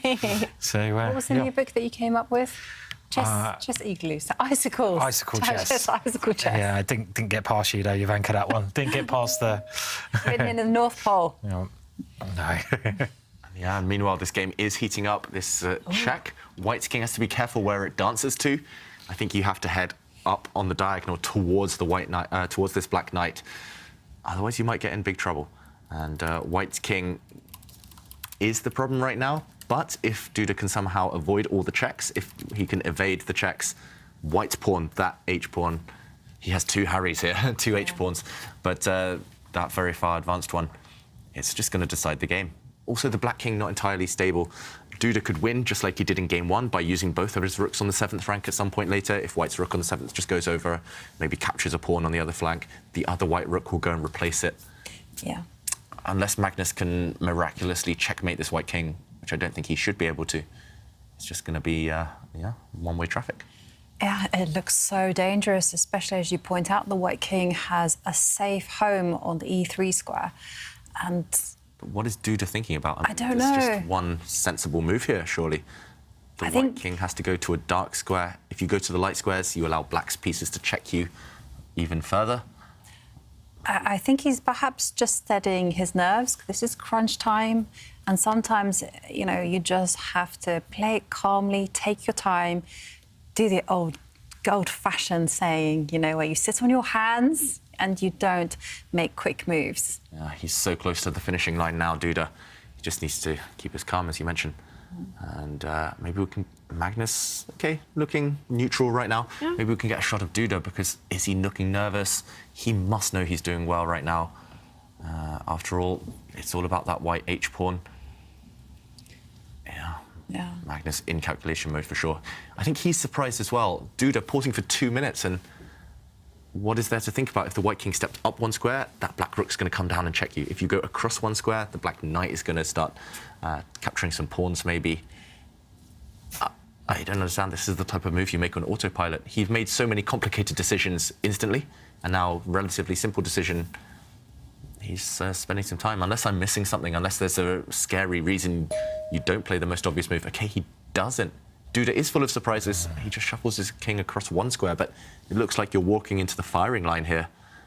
It looks like, if you're not careful, the two black rooks might start to target you. I just hate keeping kings on the first rank in an endgame. It just feels like that's where you're going to get cut off. That's where you're going to get trapped. What do you guys think of this one? Surprised? Surprised, because, I had just pigeonholed that king on E3, and I was thinking, yes, it's happy days. The knight can defend the king. The rooks are going to find great joy along the 7th row. Yeah. But maybe the reason of this is that probably black's best decision is to go for some perpetual, where he also brings his rook to the 7th rank and goes, and the thing is, black can't go for perpetual. Even if a draw, it doesn't matter if it's a draw or a win for Duda, he wins the match. And he's probably, as you said earlier, David, just calculated machine. Yeah. It's just calculated that, OK, black can move the rook in, as you demonstrated there, going for a draw. But if he doesn't, then his position's going to be great anyway. This would be a bit scary to me, though. I mean, after rook takes pawn, for example, there's ideas of... I mean, maybe there's actually no threat here. Maybe you're right, Simon. Maybe you just kind of continue with white and you try to create a queen, and maybe black's best, as you mentioned, is to just create a draw somehow. Yeah. So maybe you're right. Actually, that's the only explanation I can come up with, because the other move looks strong. In this position, however, Magnus took a pawn. And this is actually really reminiscent of the first game they had today when it was all about the rooks and knights and all the checks. And again, where to go? Maybe the white king steps forward now towards the knight. This is one check, but it's just a check. And again, you have a choice of a couple of squares. And it looks like Duda should be safe enough. He should be able to get that draw, unless there's a blunder. And we already have a result in the arena, not only a game result, but a match result. Winning 2 games in a row here, Anish Giri decides the match against Levon Aronian. He takes all 3 points in that big match against Levon. Impressive stuff by Anish. What's been going on with him today? Is he looking like himself now, basically? Yeah, it was just that one kind of confidence-gaining win. It was kind of a slump buster. He just got out of that kind of rut where he wasn't kind of converting. And he said it himself, Anish, we've said it here, he's not playing badly. Even when he was losing matches, he was playing okay. It's just he didn't take his chances when they came. Now he's just putting the ball in the back of the net every opportunity. He got 1 chance against Aronian earlier. He took it. He got another chance now. Took it again. And yeah, it's nice to see Anish firing. Aronian, yeah, just unfortunate to run into Giri, who's back on 100%. Yeah. It's going to be very interesting for the tournament because potentially we could have both Pragg and Magnus losing and maybe Firouzja winning. And that would put Firouzja right into the mix with those 2 players with only the weekend to go. So it's going to be a brilliant weekend of chess, whatever happens today. It does seem like there's quite a lot of blunders today. I'm just wondering, was Thursday in Miami a party night, do we think? Maybe. Was Hans leading the charge to the local nightclub, maybe? You know, maybe he had a day off Uber Eats and he decided to hit the town. So, I don't know. Yeah. Meanwhile, we have to go back to the board, Simon, because look at that. Yeah. Duda has won Change. a rook for a knight. Yeah, it's more like Magnus sacrificed a rook for a knight. Duda, he allowed this. I'm not sure whether he wanted this or whether he wanted more. It definitely feels like Duda trying to play it safe. Maybe if we do jump in just to show what happened just over the last few moves, how the position changed so much. We saw Black's knight land back on this square. There's a nasty threat of a check hitting the white king, and Duda decided to stop this with his knight. Black's rook came down, though, hitting this knight on the edge of the board, and white thought he could defend this knight. He could indeed, with his own rook. Big threat now of white's rook coming up to kick away this defender, this blockader in the corner. This would have been a winning idea for Duda. So Magnus decided, OK, no other alternative. He had to just give up this rook in the corner, deflect away white's rook, and he wins the knight in the process. So now material count is that white has a rook, and in return, black has a knight and a pawn. And these 2, they're pretty strong. A big threat as well of capturing this pawn right now. It feels like white shouldn't be in trouble if he's accurate. Maybe he steps his king forward, or maybe he even steps it back just to kind of defend this pawn. 2 options there. Yeah. Still going to be difficult for Magnus to win this one, but still, he's alive. If he can somehow get rid of this white pawn, which is a real danger long term, then black is the only one who can win. But the problem is this guy is running fast later. Yeah, it's running super fast. And one thing that I can see for Magnus is if the king gets out of dodge town and manages to find itself on c5, then suddenly the rook and knight could do something. Probably not enough to actually win, but enough to scare Magnus. Yeah, and he's going for it. And, I mean, the knight, pawn and rook can actually start creating some checkmate threats when they coordinate with the king on c5. So if you can use 4 pieces, well, OK, it's a bit of a race. Yeah. It is a race, right? Can black checkmate in time? Oh, wow. I think this might be a big blunder. Now, you're right, guys, checkmate ideas are on the board. So he takes this pawn. If the white king steps forward as he wants to, then the black king closes the checkmating net. And suddenly, there we go. OK, Magnus has played this. Suddenly, how is white stepping out of checkmating ideas? The idea is simply to move your knight back and checkmate the king from behind. Suddenly, the king. Has Duda blown this? I mean, I guess you can move your rook to stop that knight from jumping. Still OK. That's maybe the only idea I can see. But terrified of knight jumps this way as well, checkmating the king. The king is completely trapped. You just need 1 check. I'd be very scared to play this way as white. I mean, Magnus seems like got the best chances he's had all game now in this position. So, yeah. Duda's the one fighting for his life. Also, the clock times, 1 minute. Yeah. The computer says it's roughly level, so maybe there is a way to survive, but it looks super scary for this white king. This white king is, it's living on the edge. I don't see it, to be honest. And if we don't see it, then Jan-Krzysztof is not going to see it with only 1 minute on the clock. He's got a long way to go to get stalemate as well here. I mean, you can... Let's try covering the night jumps with your rooks, maybe. I mean, that's the only thing I can see. So this one covers that first night jump. But the second one just looked and then you like cover the other one. No, well, this is a killer, so you have to cover it. You have to cover it with the other rook. I mean, what is happening with, I'm sorry, but look at Jan-Krzysztof. Yeah, he's looking away. It looked like he's asking for something from the arbiter. What's happening? Something's happened. Let's go back to the players. It looks really difficult for Jan-Krzysztof on the board. And something is the internet's gone down. Oh, my words. The whole arena, apparently, is out of it. OK, so it's not only Duda. It's all the players. Magnus not even noticing. Look at that. Magnus looks focused. Everyone reacting. Oh, no. Computer says no. Madness in Miami. And, let's ignore the clock. Duda's about to lose on time. This is not the first time this has happened to him. There were tech issues on day one, and he recovered to win. Then it was the power. Now it is the internet. And if it's one thing we need in online chess, it's internet. Wow. OK, but one thing to think about now, Jan-Krzysztof Duda has been in this situation on day one, power out of his computer. He then had 5 minutes against Niemann to think about the position. Yeah. And he came around and won that game. That looked like a draw. He knows what he should do now. He needs that time now. Look at him. He's looking away, but he doesn't have a board in front of him. He's trying to calculate. He's trying to work things out. Maybe he's just thinking, OK, I have to guard against these threats. I know what my next couple of moves are. He will get given back the time later. I think he had around 1.5 minutes when something happened, when the internet went down. And it's a perfect time for the internet to go down for him again. to be honest, he is such a lucky guy. He's really lucky because it's a very intense situation where you have to calculate. Yeah. These guys don't need a board to calculate, so he's getting a couple of extra minutes now, at least, while they boot up the internet. So it's like, wow, again, perfect timing. Duda, the gods are shining on him, I feel. But it might work the other way because it might give Magnus. Because he now has the time to sit out and say, OK, well, my position is good. What happens if I play this? And there we see, I think, one of the arbiters trying to reboot the internet, trying to get it going again.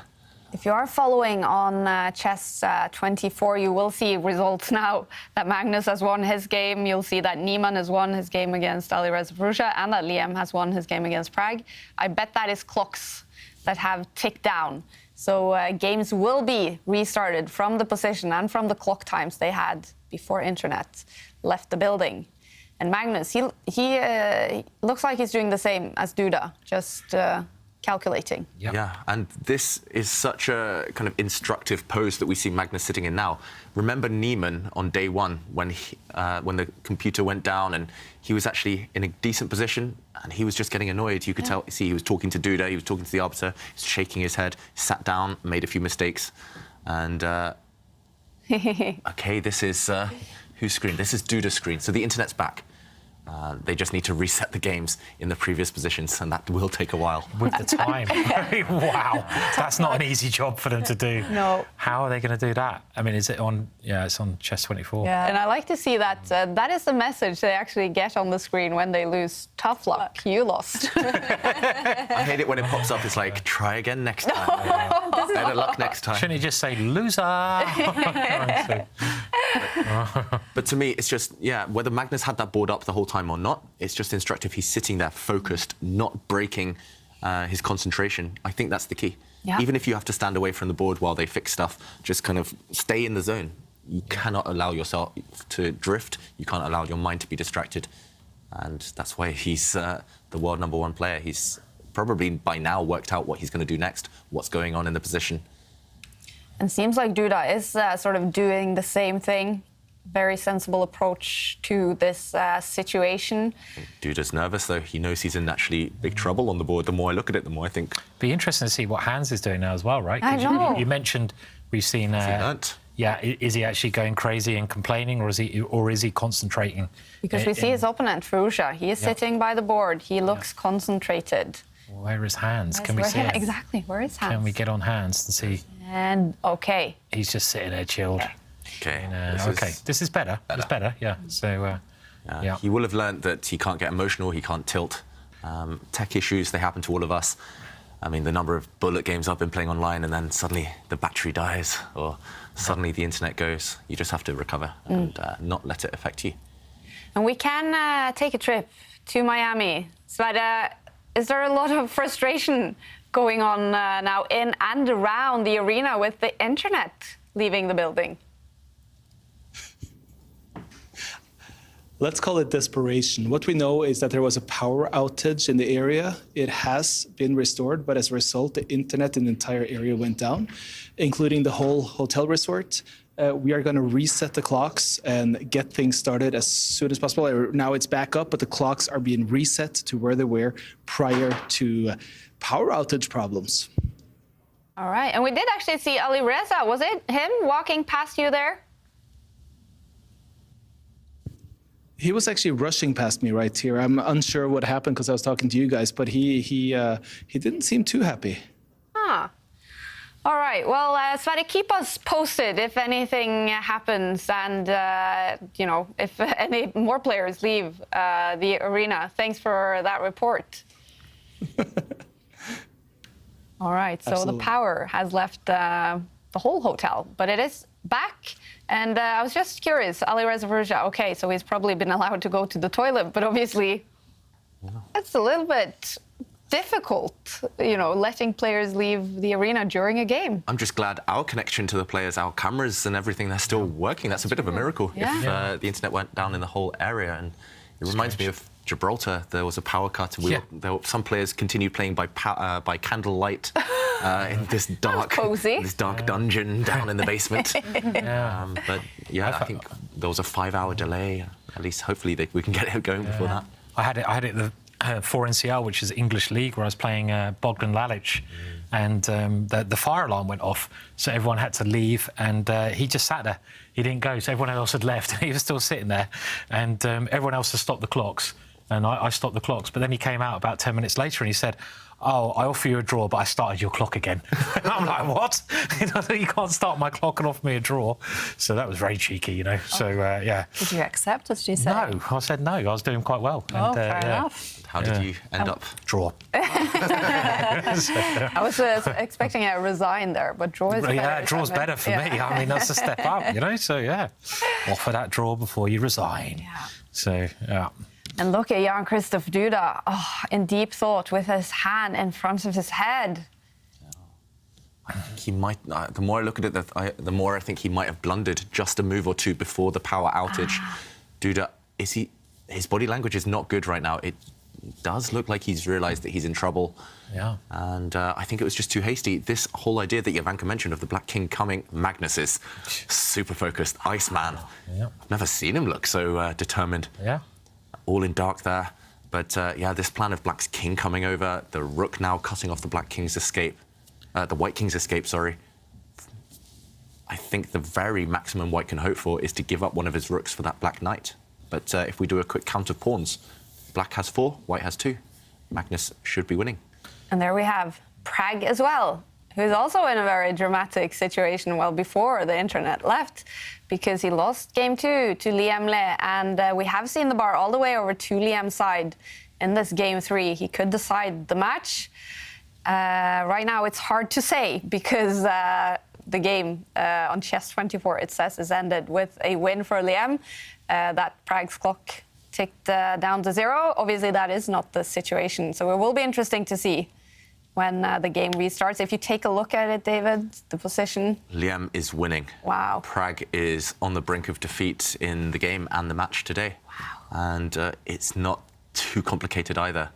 Yeah, it just looks like a difficult day for Pragg. Could we also take a look at the board in the game between Hans Niemann and Alireza Firouzja? So Alireza, he won game 2, and he could decide the match with a win in game 3. And if Magnus and Pragg loses, well, he will only be 1 point behind heading into the 2 final rounds. So what's happening in that game? This one, I'm not going to make a prediction because it's still complicated. It's in the balance, roughly. So between Firouzja and Niemann, everything's still to play for. Still very, very complicated, that position. I think of the 3 remaining games, between Niemann and Firouzja, that's the one that is most undecided right now. The other two looks like there's clear favourites. And we can go back soon. We're going to go back to Sverige in Miami for an update on what's happening. We do see the internet is back, but it must be a lot of work. Okay, we see Jan-Krzysztof Duda putting his headset back on. That must mean we're getting close to a restart of the games, but it must be difficult not to just restart the games in the correct position, but with the clock times as well. Very difficult. Yeah. Nothing more frustrating than tech issues, but they have been solved. We have a move. Yeah. We have a move. We're back. Okay. Duda was clearly using the time to think. He played instantly that one. It was the move we predicted, Simon. Yeah. Does prevent any knight jumps from the Black Knight.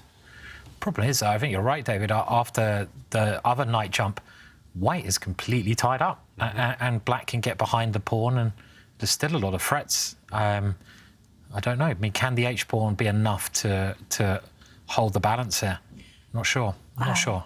Also, don't think that is enough, actually. I think you can win by force pretty much in this position. Right, okay. I mean, I say by force, but you can convert into a very simple endgame. So the rook came across, covering this very important square the Black Knight wanted to use. I mean, even if we go for this idea, this threatening checkmate in one, white has to guard against it. Even if we just check, force white to give up the rook. And, OK, he hasn't gone for this. I thought here you could just slide behind, you guard this pawn, you have 2 pawns extra on the rest of the board. Next move, you give a check. You slide your king in. I thought this was relatively simple. Oh, look at the bar. But, OK. It could be even stronger. Maybe Magnus has found something even better. If we go to the position, after the rook did slide across, he has instead... What has happened here? It looks like my computer has frozen as well. It looks like, OK, he brought his rook across, and after the white pawn steps forward, wow, what a move by Magnus. Dropping his knight back, threatening checkmate from this square, but also threatening to slide his rook back. And after the rook captures the knight, now he gives a check. And when the white king steps back, he takes the white rook. Wow. Yeah. But Magnus is gesturing. What's that about? I'm not sure. Has he... He did like this, yeah? Look at that. Has he missed something here? I don't think so. It looks good. Looks very, very good for black. This pawn is coming. Black's rook has the white pawn under lock and key. Let's go back to the players. Let's try and get a close-up of Magnus. What's he frustrated about? Yeah. Is the internet gotten down again? Oh, maybe that is it. It just looks so good for black. I wonder if we can see his screen at all. Yeah. I mean, well, you can see that Duda's screen is still up, so Duda's screen is still up. Yeah, I mean, it was a power outage, wasn't it? So it should all be okay. It looks, it doesn't look like it's anything with the power, the internet. Could it be something with the clocks? You know, maybe they're not getting that added time. This is just pure speculation. The players are making their moves, and now Magnus is threatening a deadly checkmate with a rook on h1. Yep. White's king has to move away. The opposition between the kings meant that the white king was trapped. The white king sidesteps. I mean, Magnus can't be shaking his head about the board, right? No, the board, he's completely winning now. Look at the black king. Maybe he's not used to winning anymore, you know? He's getting such bad positions. Oh. It's like... Talking of winning, Magnus has done it. Yeah, OK. Jan-Krzysztof Duda resigns. A win in a must-win situation for Magnus Carlsen. We will see a game 4 in this match, and that too will be a must-win for Magnus to take it to tiebreaks. But he must be feeling confident now. Jan-Krzysztof Duda, he wants to just run back to his lounge and start preparing for that game 4. I'm interested to see if Magnus will stop for an interview. It would be nice to hear from someone after this dramatic round. Let's go to Miami. Start with saying, wow, that was quite a finish to this game. Yeah, I mean, it was an awful game, but got the result I needed, so now I need one more. How much does the whole stoppage matter to the outcome here? I don't know. I thought it would be a huge negative for me because he was clearly losing the thread, and the position was very tough for him, but I don't know. He blundered immediately afterwards, so that was super weird. Like, position was very difficult for him, but probably still holdable, and then he just lost it in one move with h7, which is crazy. But that's the way it is. You're still punching? I don't know. I'm somewhat alive at the very least. Good luck.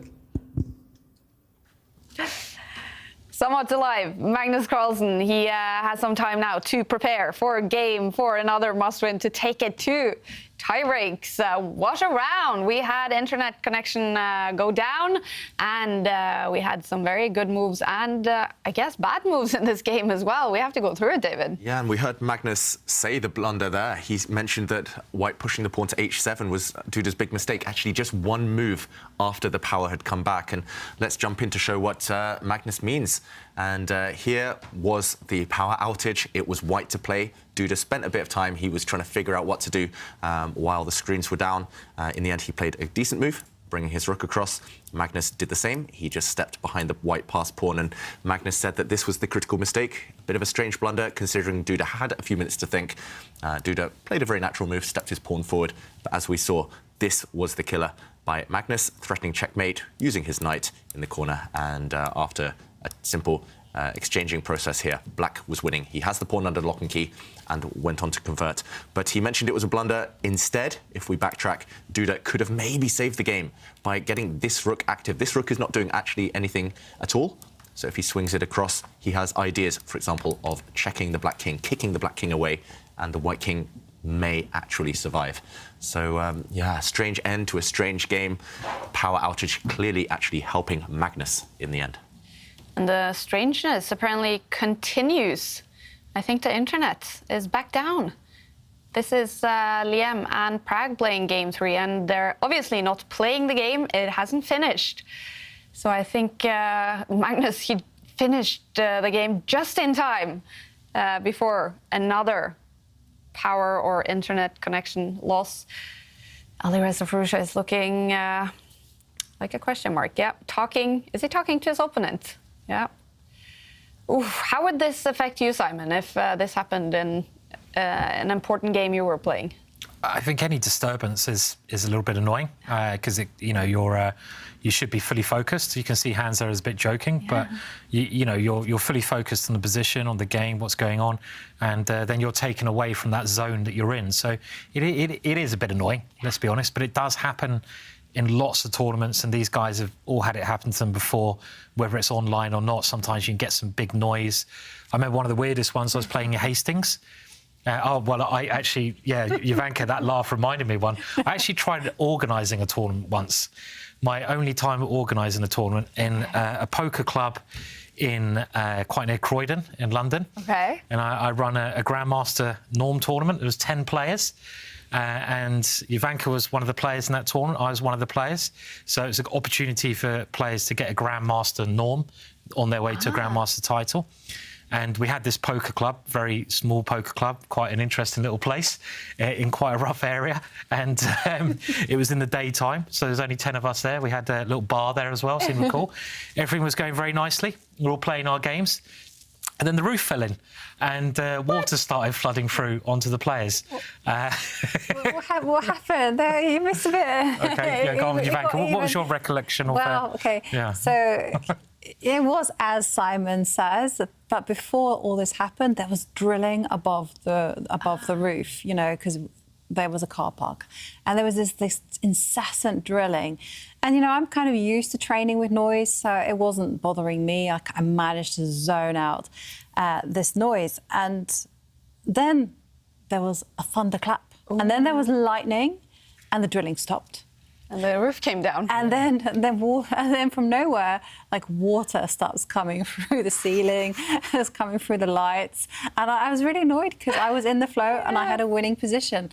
And I thought, I'm not playing in this. I'll call that more dramatic than what is happening with the Eden Rock right now. But must be very annoying for the players. Liam Le in a winning position is what David said before all of this happened. OK, he's about to make a move, so I guess the game is about to restart. We can see that is Liam with 5 minutes on the clock. Pragg with only seconds left. And if he loses this game, Pragg will lose the match.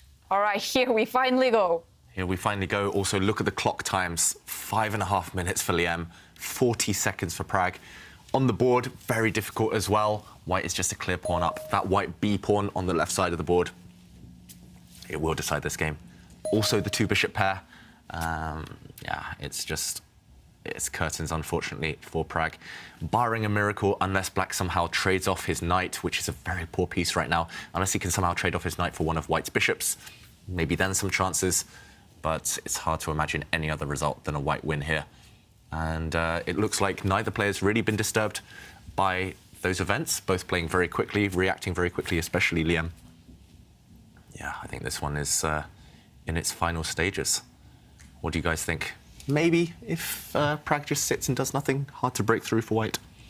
Yeah, maybe he has some idea of perhaps putting the bishop on c4 at some stage, and OK, the knight does jump to attack the bishop. Knight stable coming up, surely. So love it. You would have thought so, yeah.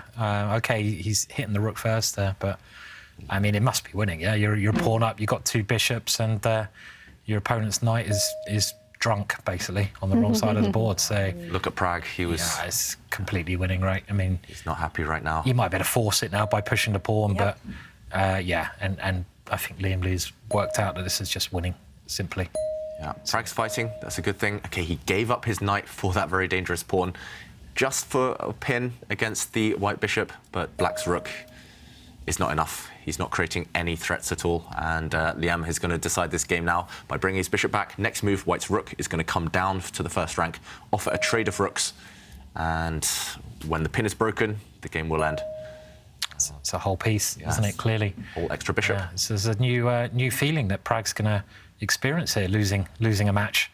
So, you know, in this one. The first time this tournament that it won't have gone to 4 games for him. Yep. Both him and Magnus, they've played 4 games every round, and there we go. Pragg throws in the towel, and it's decided. His first match loss, a handshake, but 0 points today for Praggnanandhaa. He's been on a roll, but it stops today for now. Liam Lee, a fantastic match win, 3 points against the super prodigy Praggnanandhaa, who will now hope Magnus Carlsen does not win his match against Jan-Krzysztof Duda. Let's go to Miami for some reactions. Maybe this knight f5 was wrong. Maybe you had to play rook d8 or something. Yeah, maybe. Liam Lee, first of all, congratulations on a magnificent match today. How would you summarize it? Yeah, it was a very tense day. I think the second game was the critical one. I was in the opening, and he was playing very fast, putting a lot of pressure. Then at some point, I think he overpushed with this g4, and probably he should take a draw there. And then this game had to win on demand. Okay, actually he should still make a draw, but the position was complicated, and I think he missed this idea with queen a8, queen a6, and then rook a1, and after that I think should be technically winning for white. Pragg, it's still, when it comes to the tournament, you still have destiny in your own hands. If you win the rest of your matches, you will win this tournament. Is that a good feeling to have after a bad day at work? Yeah, about today, I think the second game was crucial, and I just missed that after bishop f6, there is king h5. I just forgot that h5 square exists, and yeah, it was kind of over pushed, as Liam also said. So, and this game, I don't think I really played well. I missed many things, and yeah, the final thing was rook a1, and after that the game was over. About the standings, yeah, it's good still to be, I guess, number 2. So yeah, still 2 more matches, and I want to give my best. Pragg, good luck tomorrow on the bounce back, and Liam, for you, it is good luck on continuing this good trend that you've developed. Yeah, thank you. I mean, every win here really means a lot, and especially against Pragg when he's in form. He has been playing so well, so I'm very happy with the result today, and hopefully we'll continue doing better. Thank you. Yeah, thanks. One game is still going on in this round 3 today. It's Alireza Firouzja and Hans Niemann, and we can see that there's again some tech. No. Okay, a handshake. It's very difficult to tell you what's going on because even online this game is. I mean, right now it says that Firouzja has won that game. Maybe if we can get someone to zoom in on the screen. But we did see a handshake. Has Firouzja won the game and the match here? I have a feeling that Hans doesn't even want to continue and that he might have just said, let's be done. Because if this game finished, for example, with a draw, if they go to a fourth game, they wouldn't have shaken hands. I think they would shake hands at the end of the day. That must mean the end of proceedings. It does look on the screen, okay, he has won. And this position is different from the one that we left earlier. So it looks like Firouzja has taken it. He was playing black in this game, and there we see 1 for black and a 0 for white. Let's hope Sverre in Miami gets some reactions from Alireza and Hans, because it's difficult to say what happened. It was definitely not a one position for Alireza Firouzja when all the technical issues started happening.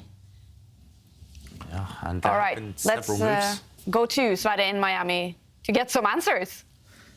Hi, Alireza. After the technical problems, we had a hard time following your game at the end. So could we please ask what happened at the end here?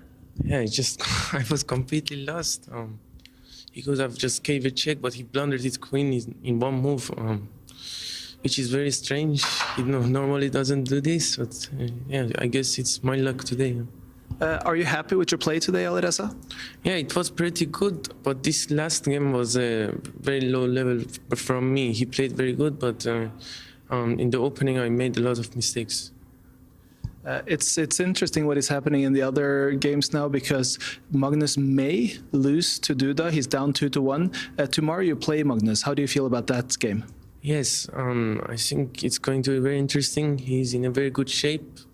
He's losing today, but maybe he comes back. Also, nothing is clear, but yeah, I'm looking forward to the match because it's always very interesting to play against Magnus. But how about you? You're in pretty good shape now too, right? Yeah, I started playing decently after the Prague's match, but yeah, I'm happy with my play until here. Yeah.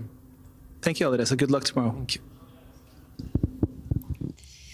It's a match win for Alireza Firouzja. This is Hans Niemann. Did he blunder during that final game? I mean, according to Firouzja in the interview, he could have won in one move and instead just blundered his queen. Whether that was a mouse slip or a loss of concentration, we're not sure. We'll try to update you guys later, but the moves weren't updated on our screen, unfortunately, and yeah, it just looks like Hans, after another tech issue, self-destructing again. Obviously working on getting a reaction from Hans Niemann in Miami, but he is very frustrated. It's been a very dramatic round of chess here in the last hour. Let's now take a look at the results, because 3 matches have finished for the day. It's a match win for Alireza Firouzja, all 3 points, winning 2 games in a row against Hans Niemann. Liam Le, first one to win a match against Praggnanandhaa, 2 wins and 0 points for Praggnanandhaa. Anish Giri on a roll in 2 games, winning the 2 final games. Same situation for everyone here. Takes all 3 points against Aronian. But Magnus Carlsen, he was able to make that must-win comeback against Jan-Krzysztof Duda. He still now has to win game 4 to have any hopes of taking points. What a round of chess, and very impressive stuff by Anish Giri, who was the first one to finish. He finished before all the technical issues, and we did get a reaction from him after winning the match. Yesterday, Anish, that the floodgates may open. Have they? Yeah, I mean, I was fortunate today. To be fair, by the way, I was thinking I always try to console myself when in a bad situation, and I realized after round 3 that actually I had very difficult pairing at the start. So I played 2 leaders. I mean, I honestly don't consider Prague to be superior to the field, but he proves me wrong. So yeah, I played basically the first 2, guys who are at the top in the first 2 rounds, and then Alireza, who is also very strong. So it's not surprising I had little points after that, I think. So yeah, now Levon that didn't seem to be in good shape. The game before this one, the second game, was very greasy. I played very poorly at some point as well. I had 2 options. One was good, one was bad. I didn't, yeah, and I obviously picked the wrong one. And then he overpressed and missed this very nice, cute tactic, but still I was very lucky. You got a lucky river, as we say in poker. Yeah, I mean, in whatever sport you name it, people always get lucky sometimes, and I just got lucky today. I think he was not at his best. Regardless, does it even out after a seven rounds here with the luck that you're receiving? I mean, sometimes you play players who are doing over what they should, and sometimes you have players who are not quite playing up to their level. Well, in general, how I consider top chess is basically so you have to be like really talented and like work really, really hard and do everything you can. But the moment you actually play, and of course you have to give your best and stuff, but the outcome is basically decided by luck. I mean, Magnus, of course, is better than the rest, so he's on average scoring better, but otherwise, like when I play other peers, I feel we've already done everything, and now it's just a coin toss. Of course, it's not just a coin toss. Like if I do a coin toss with a random guy, I'm gonna beat him. But if you do everything right and you are a professional chess player, the result will be basically a coin toss. That's how I see it. I have to look at your t-shirt because we were talking about finding a new t-shirt yesterday, and now it's girls just want to have fun and obviously play chess. Yeah, I mean, it was the idea of Chess24. You know, they think they're funny, so they heard the interview and they brought me this t-shirt and they said you have to play in it tomorrow. And I was like, sure. I mean, but you know, to be honest, it's a way of promoting women chess. It's not that I refer to. It is kind of funny though. You are sitting in that playing hall filled with old men, and you know, there's a guy with a t-shirt. Girls just want to have fun, play chess. But yeah, I've even heard that FIDE is maybe intending to do not just a year of women in chess, but like 4 years of women in chess. So that's a big thing right now in all fields, I think. But to empower women and so on, but especially in chess in particular as well. And it's also a shortcut to growing the chess audience, because you know, there's like, I don't know, 5% of women in chess, and if you make it 50-50, you basically double your audience pretty much. So that's also, and by audience I mean chess audience, so like the people playing chess. So yeah, I think not a bad t-shirt to wear. Thank you, Anish, and good luck tomorrow. Thank you. Yesterday. We love the t-shirt, definitely. Great, Anish Giri promoting women in chess after playing a great day of chess. And to be fair, Anish, there's not only old men in that arena, there's actually 3 teenagers. So a room full of young men, I would say. And Anish has played some great chess today. So here is today's Lisoveta learning point from one of his games.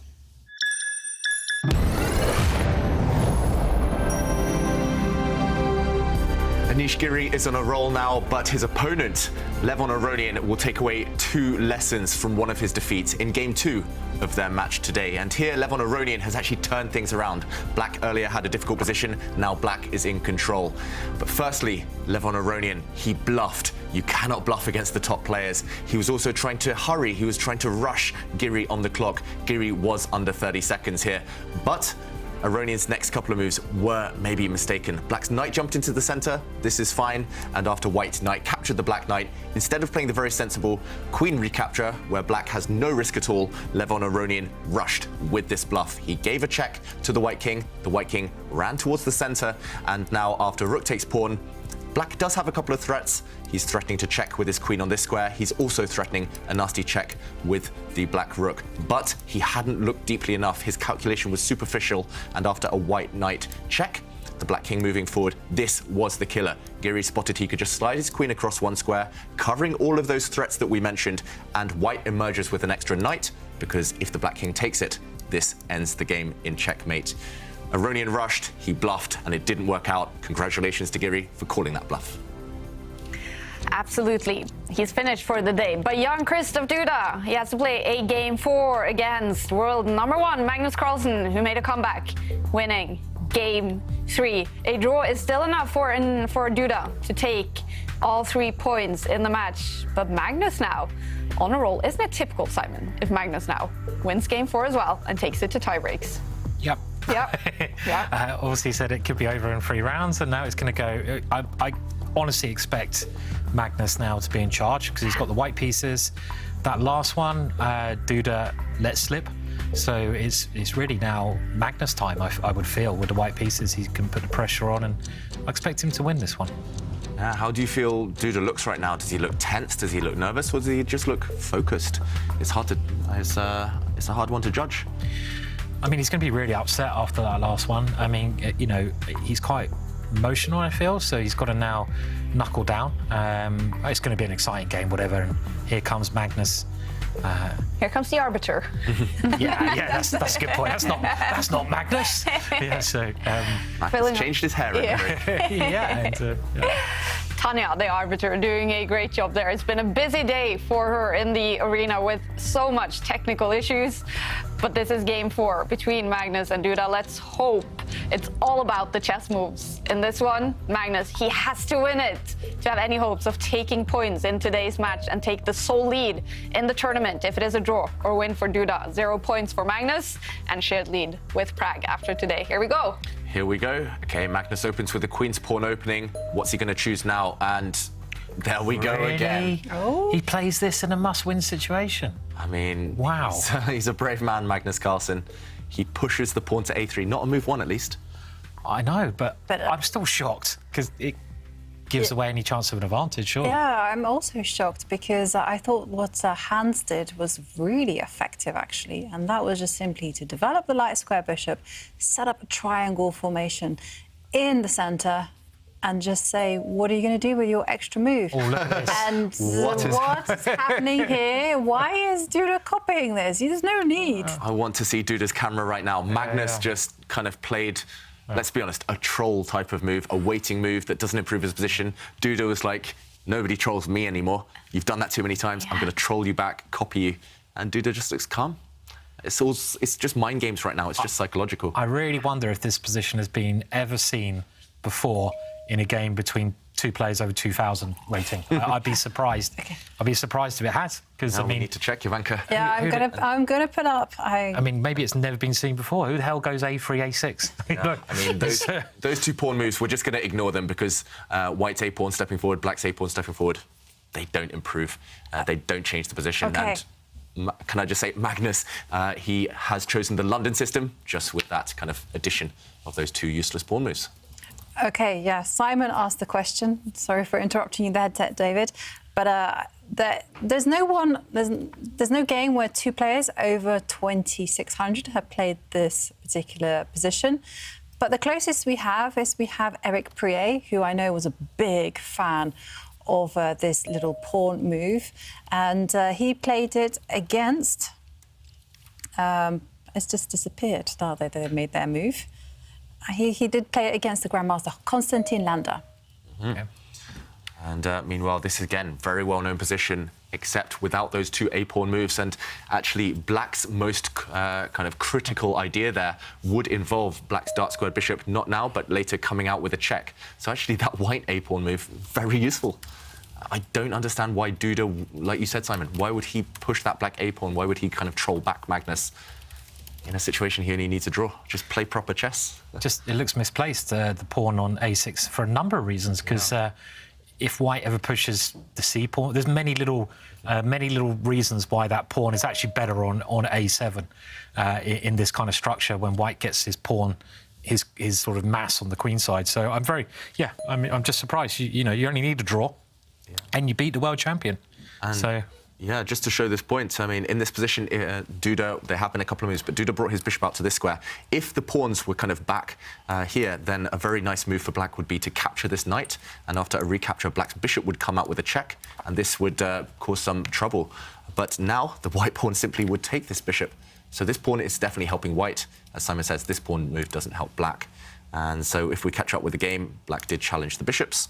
White's bishop pinned this knight, and Duda defends. And the other thing you mentioned here, Simon, is if white ever does push this pawn, probably not now, but later, then it makes a lot of sense to kind of, I mean, this pawn structure for white is beautiful, but what is this black pawn doing? It's just a loss of a move. Yeah, and often you want to play b6 to try and do something against those pawns, but this move is now not supported by the black pawn. So there's all these small positional things which work in Magnus's favour here, and when you're playing against the world champion, you can't really allow this. I mean, that to be fair is a very simple way to play. You don't need to play like that, but you've got a small advantage. You do.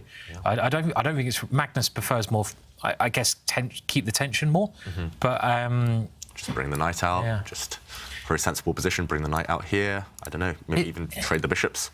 It's very interesting when your opponent plays a weird move against you. So let's say you're in Duda's shoes, or if you're at home and your opponent plays a move like a3, or a move which is not necessarily bad, but it's just not good. What should you do? Well, you shouldn't. You should just play a good move. Develop a piece, get castle, control the centre. Don't try to do anything ridiculous as well. You know, just ignore them. Let them do their stupid stuff. Yeah. You know, honestly, it's very strange. Like, you know, you're playing into their hands if you meet their strange moves with strange moves. Yeah. And if we catch up with the current position, this was where Magnus played a3. If we catch up with the current position, it's just very normal now. Black's pawns all on light squares here, and Black is very passive. It's still nothing too scary, but it's definitely easier to play with White. White is the one who will kind of decide whether to push forward or release the tension in the centre later. And also Magnus loves these types of positions. That being said, Black is rock solid, and slightly surprisingly, the computer even prefers Black. But yeah, in the balance for now, and early stages after all those mind games. All right, Magnus Carlsen, he has to win this game, fighting for that win. It's been dramatic inside the Miami arena today, which is inside the Eden Rock Hotel. And we're going to go back down to Miami to see if the mood is a little calmer now. Yeah, we actually heard Hans Niemann talking about the other day, and he was planning to pull a Magnus, go to the bar, and maybe that was going to help him play better. But right now, I'm standing here together with Dennis Carmen from the hotel in front of what is actually one of the most iconic hotel lobbies you'll find in the Miami Beach area. And this would have been pulling a Magnus, like Hans said, with style, because this is quite a lobby, Dennis. It is. We're so proud of it, and we're so glad that Morris Lapidus was the designer, and he also designed the hotel next door.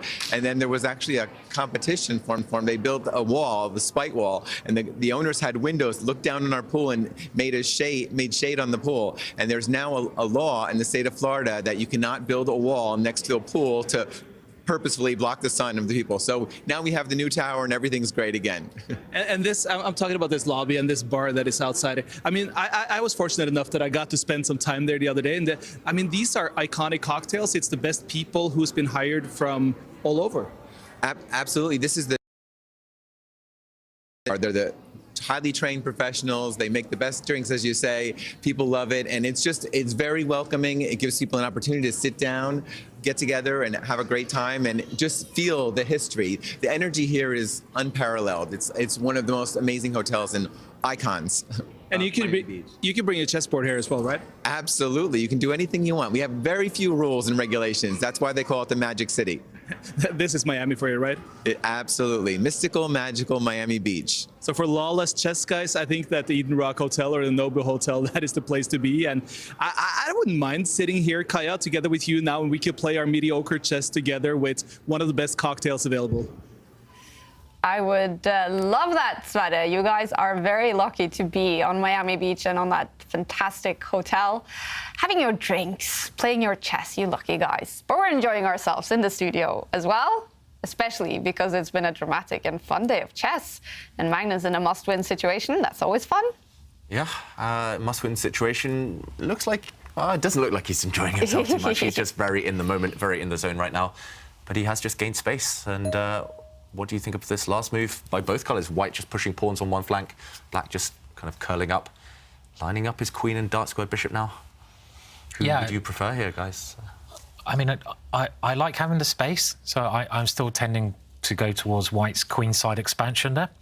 But, you know, as critical as I was towards Duda's a6 move, he has played very sensible now. If we compare this position to some of the previous positions where Magnus has had the black pieces, look at Black's light square bishop. So the bishop, which is on a light square, this is outside that triangle of pawns, and this is something which makes a big difference. We've seen similar positions where that bishop is at home, and it's a horrendous piece. So that plays very heavily into Duda's hands because he's got an extra piece developed. And this is what you've got to do when you're playing chess. You've got to get your pieces into the game, into the middle of the board. So it certainly seems all right. It seems like a fairly typical position, and Black can't be that unhappy either, I'd say. Yeah. I think you've kind of hit the nail on the head here, Simon. You know, the whole issue will be whether White manages to get a really good pawn expansion on the left side of the board. And if he manages that, then, OK, he will have a very unpleasant niggle just to torture Black. But if that doesn't happen, then Black is rock solid. And as you say, the light square bishop is out. and moving around. Yeah, and I think now is the time. Magnus just needs to keep the tension. I don't think I would capture here yet. That would only open up this black rook. I don't think I would push forward yet because after maybe an exchange, black is the one able to break out in the center. So I think what Magnus will be doing most likely is to keeping the tension. As you guys mentioned, he loves to do that anyway. A move, I would love to maybe push this pawn forward or maybe bring this queen out first, bring this rook into the game and only then decide what to do in the center, either to capture or step forward. Maybe even just leave it, start kind of building that girl gang that Kaja loves. The mean girls, these 4 pawns, start advancing them forward. And the pressure will be on black at some point to do something. I don't think you can just kind of sit forever and allow white to slowly advance forward at will. But yeah, as you guys mentioned, rock solid. This kind of formation for black right now, this triangle formation in the center. Okay, Magnus brings his knight to the side, maybe trying to leap in to black's half later on. I wish I would have kept score on... we haven't seen many Mean Girls games, but we have seen the Mean Girls in some games in the tour. And I wish I would have kept score on how those games went. Is it a good thing for white to have the Mean Girls or a bad thing? Normally, if you can step forward without any consequences, gaining space is good. Magnus loves to push pawns ready for the endgame where they might kind of run through and become pass pawns later. At least if you push your pawns forward, if they're all kind of lined up on the same row, at least you're more flexible. So, yeah, it's looking good for white. Yeah. And it's looking good on the air quality as well. Airthings monitoring the air quality inside the arena. And I saw a funny tweet by them when all the players lost the internet connection and power was gone in Miami. The Airthings device was still up and running, which is nice. Definitely. And meanwhile, there's been a trade of dark square bishops. And whilst the players are settling down, thinking hard, well, we do have a selfie competition where we're asking you to tweet a selfie that will impress our very own Ginger GM, Simon. Yes. And a winner will get Simon's chessable course on the hippo defense. And you guys have been awesome. And Daniel Johnson, well, his selfie says, afraid for Simon. Oh, are you afraid, Simon? Be very afraid. A little bit afraid by the look on his face there. Yeah. Again, wouldn't really want him turning up at my house, but, you know, yeah, hi, Daniel. So, yeah. And Avishek actually shared with us a very cool picture. And it says that, speaking of hippo, So got to witness this at Delhi Zoo when a hippo decided to take a walk around. The security guard did a great job to put that hippo back in the pool. Oh, that's scary. That is so scary. I've seen the video of that, actually. Yeah, the security guard just very casually pushes him on the nose back in. Yeah, and hippos are, like I say, they're very, very dangerous animals. So I just Googled how many people killed by hippos. 500 hippo-related deaths per year. Yeah, that's a lot, yeah. Is that on the chessboard or off the good one, Did you win David. 500 games with the hippo defense? David, when I watch you play Bullet, you're doing that every day, aren't you? You know, taking people down with the hippo in the 1 minute arena. Yeah. So, yeah. And meanwhile, there has been some manoeuvring with the pieces. So both sides, not much happening going on, but they're staking their claims. And finally, I've got one more selfie to share with you from Kevin B, who says, the things I will do to watch FTX Crypto Cup and get Ginger GM's hippo course. And there we see him with a hippo learning some chess. There's some great... You guys have done brilliantly today on Twitter. There's so many... I'd love to give more than one course away today, but I might get in trouble for doing that. But yeah, it's this, you know, new latest chessball hippo course, a great system of black. At home, you can go and take a look, or you can get the free 1 hour course. You've got your money back guarantee as well if you don't like my course. And if you don't like my course, just don't mention it. Just, you know, what are you doing? What are you doing with your lives? So, anyway, back to the chess. Marketing there, Simon. Yeah, back to the chess. And Duda's the first one to spend a bit of time on the clock. He's slowing down quite significantly. In a moment, he'll be 3-4 minutes down. And it's not a pleasant position when, you know, the pressure's on. It's really tense. So, there have been a couple of trades of pieces, but all the pawns are still there as well. So huge strategic decisions about what pawn structure to go for. especially when you're a bit cramped as black is here with a poor queen, with a slightly more kind of, slightly more passive pawn structure. Yeah, it's just, I wouldn't like to be in Duda's shoes right now, especially against a great strategist like Magnus. I guess there are a variety of plans you can choose from. It's just weighing them up. At some point, Duda has to start playing instinctively. It does feel like the last loss has slowed him down a bit. He's trusting his instincts a bit less.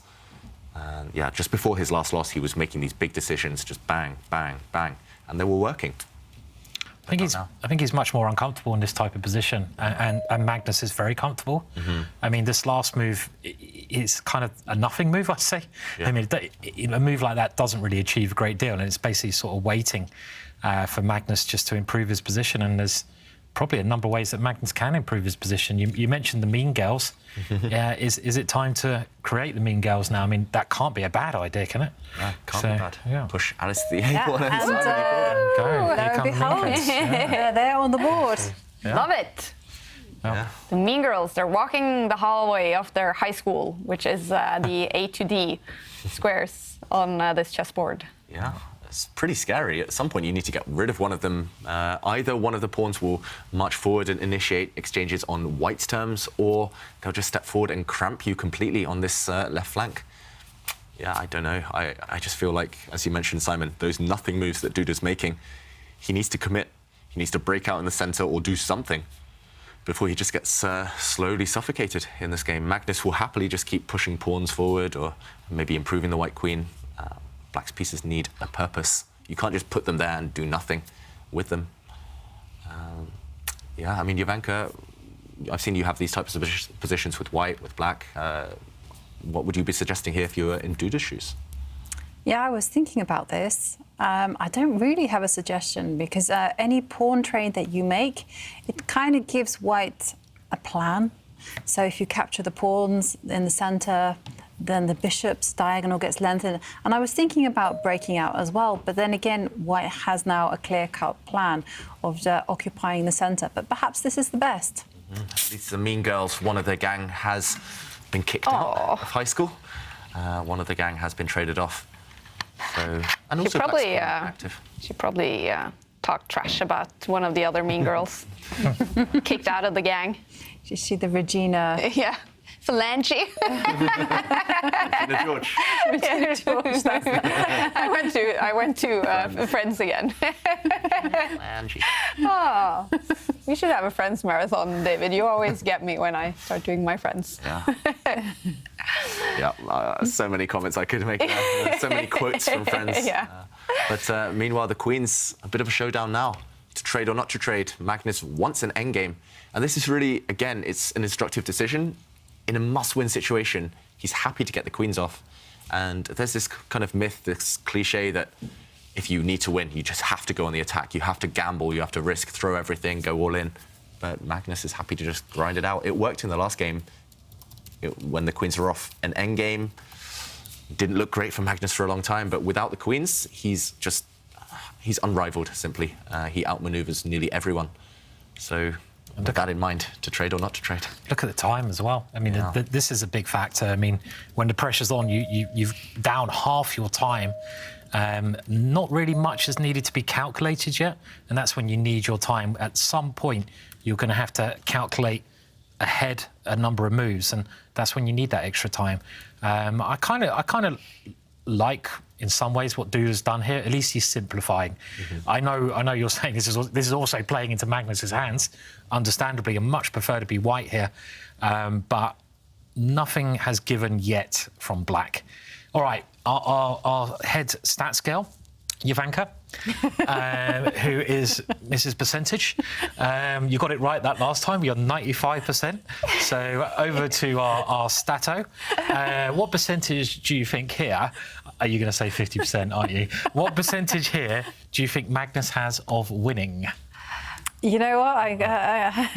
Because I'm so good with numbers, you can trust me all the way. I'm going to say 70% chance of winning. 70%, that's not bad. So basically 2 out of 3 times from this position, Magnus would win. And a bit more, And a bit more. You can't go a bit more. And a bit more. Well, it's more than 66%, so you've got that extra 4%. Exactly.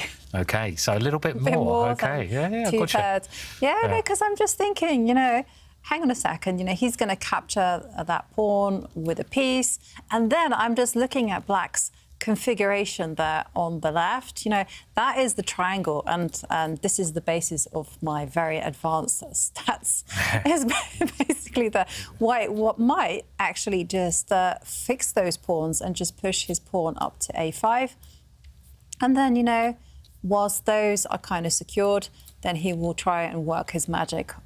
Yeah, I think the other way you can try to win this, just because I did a course with Grandmaster Keith Arkyle, and Keith loves this structure. The other way you can do it is by doing the minority attack with the other pawn, and basically try to win a pawn on the queen side, and then you try to convert your 4 pawns versus 3 pawns on the king side. But the reason that might work is because you've got this lovely white knight in the centre of the board. So that's the other, I guess, winning strategy, isn't it? So you've got both of those pawn moves are very tempting. So 70%, David, do you agree with that one? Well, you know, I would say maybe 40% win, 40% draw, 20% Black win, or maybe 45%, then 10% for Black. Okay. It's hard to see Black winning this one unless there's a miracle, but as you guys say, it's all about this pawn push, kind of long-term fix, or this pawn push, maybe a bit more direct, trying to win a pawn. And, OK, he does take with a rook. Duda has to be careful. I was going to say the one thing he can't do is allow these 2 pieces to get locked out of the game. For example, if he moves his rook across, one typical idea would be to start kind of improving this structure. White could, maybe not now, maybe over the next few moves, start pushing forward. And again, if the Black rook kind of loses time, this is the worst scenario for Black, because the bishop would be locked out of the game. The Black knight as well, struggling for great squares. So Duda, with that in mind, does choose a very logical idea. Before the bishop's locked out, he brings it. He's going to try and centralise it in the middle of the board. And yeah, it's still going to be rock solid for Black. It's going to be hard to break through for Magnus. But again, if anyone can, Magnus can, especially in an endgame. Yeah, we're definitely in for a long grind here. This will be a great advertisement for Grind Like a Grandmaster if Magnus wins. If not, then I won't go on about it anymore. No, you've got to. I have a feeling that Magnus is going to do it, you know, just because... OK, I know I was a bit tongue-in-cheek with my percentage, but, you know, somehow or other, you know, it feels like this is a Magnus type of position, and he's gone for the idea that you kind of highlighted, and that is just simply to start pushing his pawns on the right side up the board and just create a stable formation for them, whilst he locks down eventually those pawns on the left. Yeah, and if you can get away with this, then it makes a lot of sense. White now can, for example, bring his king closer to those pawns to defend them. There's also the option of White's knight jumping to that f5 square, now that we love so much, now that the Black bishop's moved away. But yeah, the one danger of advancing pawns, and we discussed this in that course, is you've got to be kind of good with your timing. You don't want to advance them and for the pawns to become weaknesses. For example, the 2 Black rooks staring down at a weakened pawn. You have to be able to kind of step forward or fix that kind of territory that you've gained. Looks a bit like a hippo, that pawn formation. Yeah. You know, everything on the third rank. Yeah, a little bit hunchback going on there, and ready to pounce out and expand, as you've mentioned. Yeah. So it's. I have to say, I think Magnus has got great chances of winning this. I mean, like, it's his position, isn't it? He can improve, grind, and yeah, definitely. I mean, he's so patient. He will happily play this one for a long time. I do like what Duda's done, actually. He's just pushed this pawn forward. He's stopping White's double G-pawns, those 2 doubled pawns that White has on the G-file, from ever stepping forward. And that's what you want to do against double pawns. Stop them advancing, fix them. The one downside is that now all of Black's pawns sit on light squares, and he has a light-squared bishop. So actually, he loses a lot of scope, mobility with his own bishop, because his pawns kind of get in the way. And Magnus now will look to start improving the knight, the white bishop, maybe the 2 white rooks. I think he's dropped this knight back so that the white rook can sit on the 4th rank and just control a lot of squares. It's just patience, manoeuvring, kind of teamwork as well. And White's pieces, they're all kind of centralized nicely. They're all kind of connecting, protecting each other. Duda's just waiting. And, OK, meanwhile, White has secured every square pretty much on his first 4 ranks. Next step is to slowly start inching forward. Is Black ready for that? It's an important game, not only in this match, but in the whole tournament, you guys. If Magnus wins it, he will take it to tiebreaks, and he is definitely getting at least 1 point today, and he will be in sole lead in the tournament if he does. But if he loses this game, or it is a draw, then he will still be in shared lead with Praggnanandhaa, with Alireza Firouzja only 1 point behind. And it is Alireza Firouzja against Magnus Carlsen tomorrow. What a weekend it's going to be in Miami with spectators on site as well. Yeah. Can Magnus deal with the teenagers? Yeah. Firouzja and Pragg ahead for him. It's not going to be easy. He needs this point. First, I thought you meant teenagers, spectators. Yeah, I thought that as well. I thought that, yeah. They're flocking his opponents. All the fans. All the fans, yeah. But yeah, I mean, I saw that in Chennai so many times, wherever Magnus were. Oh, there's just so many fans around him. And these two. Yeah. And these two as well were like, they were flocking, weren't they? People flocking, It once took me 40 minutes between finishing my game, just leaving the tournament hall, to getting to the bus back to my hotel, just because I could barely move. And it was a bit overwhelming, I have to say. But we do love the excitement that Chennai showed for chess. I was so touched by how many fans of the show were in Chennai, and how many of them came to see us, and they knew everything about us, and it was just it's lovely to see how that they'd invested themselves so much into the game. Yeah. So thank you everyone for watching the show. Absolutely. My favourite was that. Or maybe I shouldn't tell the story. No, you got to. You got to. You got to now. You got to. My favourite was, Definitely. I won't say when or where, but Magnus and a group of us, we went swimming, and then a bunch of security guards, they came and said, oh, you can't go swimming, you've got to get out. So we reluctantly came out of the pool, and immediately the security guards got out their cameras. Selfie, please? So they knew who Magnus was. And, that's just cheeky, that. That was just cheeky. I was so angry that we had to stop swimming. I was like, take the selfie after, just let's get our tops on first. And meanwhile, just some manoeuvring in the game. But he's committed his pawn structure. You mentioned on the queen side, he's fixed things. Gone for Jovanka's idea, yeah. It's spotted that one, and you've got to break through that at some point. But this way of doing it, I mean, you can manoeuvre around for ages, and this is another move to make a lot of progress, isn't it? Yeah. I suppose that white knight would love to improve somehow. I guess that's the next stage. It would be nice to kind of plonk it on the d6 square, but that would be a miracle. Yeah, so question, guys, does this bishop have to retreat? Just the fact that Duda paused right now means that maybe there isn't actually a threat. It looks like this bishop is attacked. Does he have to retreat it? The first move that came to my mind, because there is a pin on this line against the white bishop, can Black, for example, challenge this pawn in the centre? I'm not sure whether this is good or not, attacking this guy. For example, if the pawn moves out the way now, then the bishop drops and Black gets active. But OK, this was too dangerous, a bit too risky maybe. And Duda does kind of submit to this threat. He steps back with his bishop, and it's so passive actually for Black. Yeah, shaking his head, Jan-Krzysztof Duda now. Yeah. It's as if step by step he's getting kicked back, and suddenly he spent ages kind of doubling up his rooks. They're just staring at their own bishop. How difficult will it be for Jan-Krzysztof to get a draw in this game now? Very difficult. Against anyone in the world, I would be confident, but not against Magnus. Yeah. And look at this. The knight is the worst placed piece right now. It steps back, and maybe it will be heading towards this square later. Yeah, Bar doesn't like that move. I don't understand. So it must be because of this move. Yeah, Duda, I mean, his pieces are so passive. He needs to break out at some point. Maybe he's chosen a good moment. Maybe he wants to trade off the stronghold in the centre for white. Do you think that last move was a little bit premature from Magnus? Maybe a bit too automatic, a bit too autopilot, because now you're right, Simon. Suddenly there's because he could have moved his bishop first, and then just stop this possibility of Duda, because Duda was definitely going to play an active move. Given him a chance, he's going to take the opportunity. But if you know Duda, you know that he's going to play this move, guaranteed. And he could have just moved the bishop back. That's what you'd have played. That's right, Simon. Without a shadow of doubt. He would have just tucked it there with a big smile on your face. Maybe manoeuvre the rooks for a little bit before you move the knight. Just move them back and forth. And then move the knight, because at least now Duda's got some exchanges, got some space, right? Yeah. Maybe helped his position. In the current position, for example, he can capture on this square. there's an argument to be made for the black knight jumping forward again. Suddenly, black's pieces are breaking out, putting some pressure here. Yeah, all to play for in the current position. Yeah, this last move is key. So we were talking about what white is doing. White's kind of fixing the structure on this side. White's putting nice pieces in the middle of the board. But if you're on the other side of this type of position, break out. Just try to get active. You can't sit there and await your fate. And a capture, I guess. Well, I'm not sure which way white takes back, with the bishop or with the rook. The one thing you don't want to do as Magnus is to take with the pawn, because then you allow black a juicy, nice outpost in the center, which can never be challenged.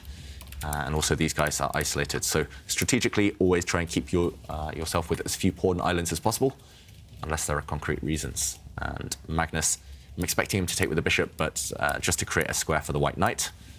But yeah, you could maybe make an argument for taking with the rook. The problem is, after the bishop moves somewhere, suddenly things are starting to drop off the board. Rooks are disappearing, exchanges are happening.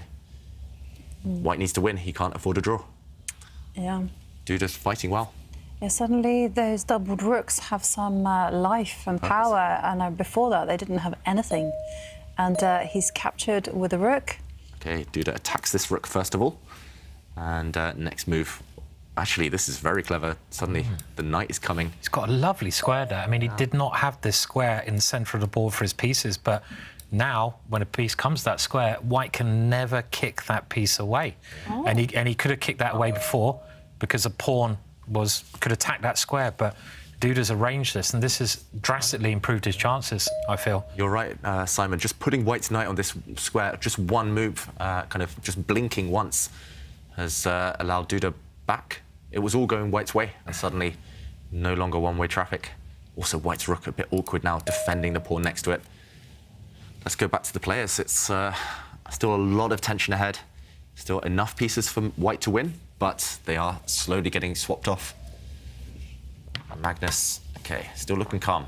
Yeah. He's still got this in his own hands.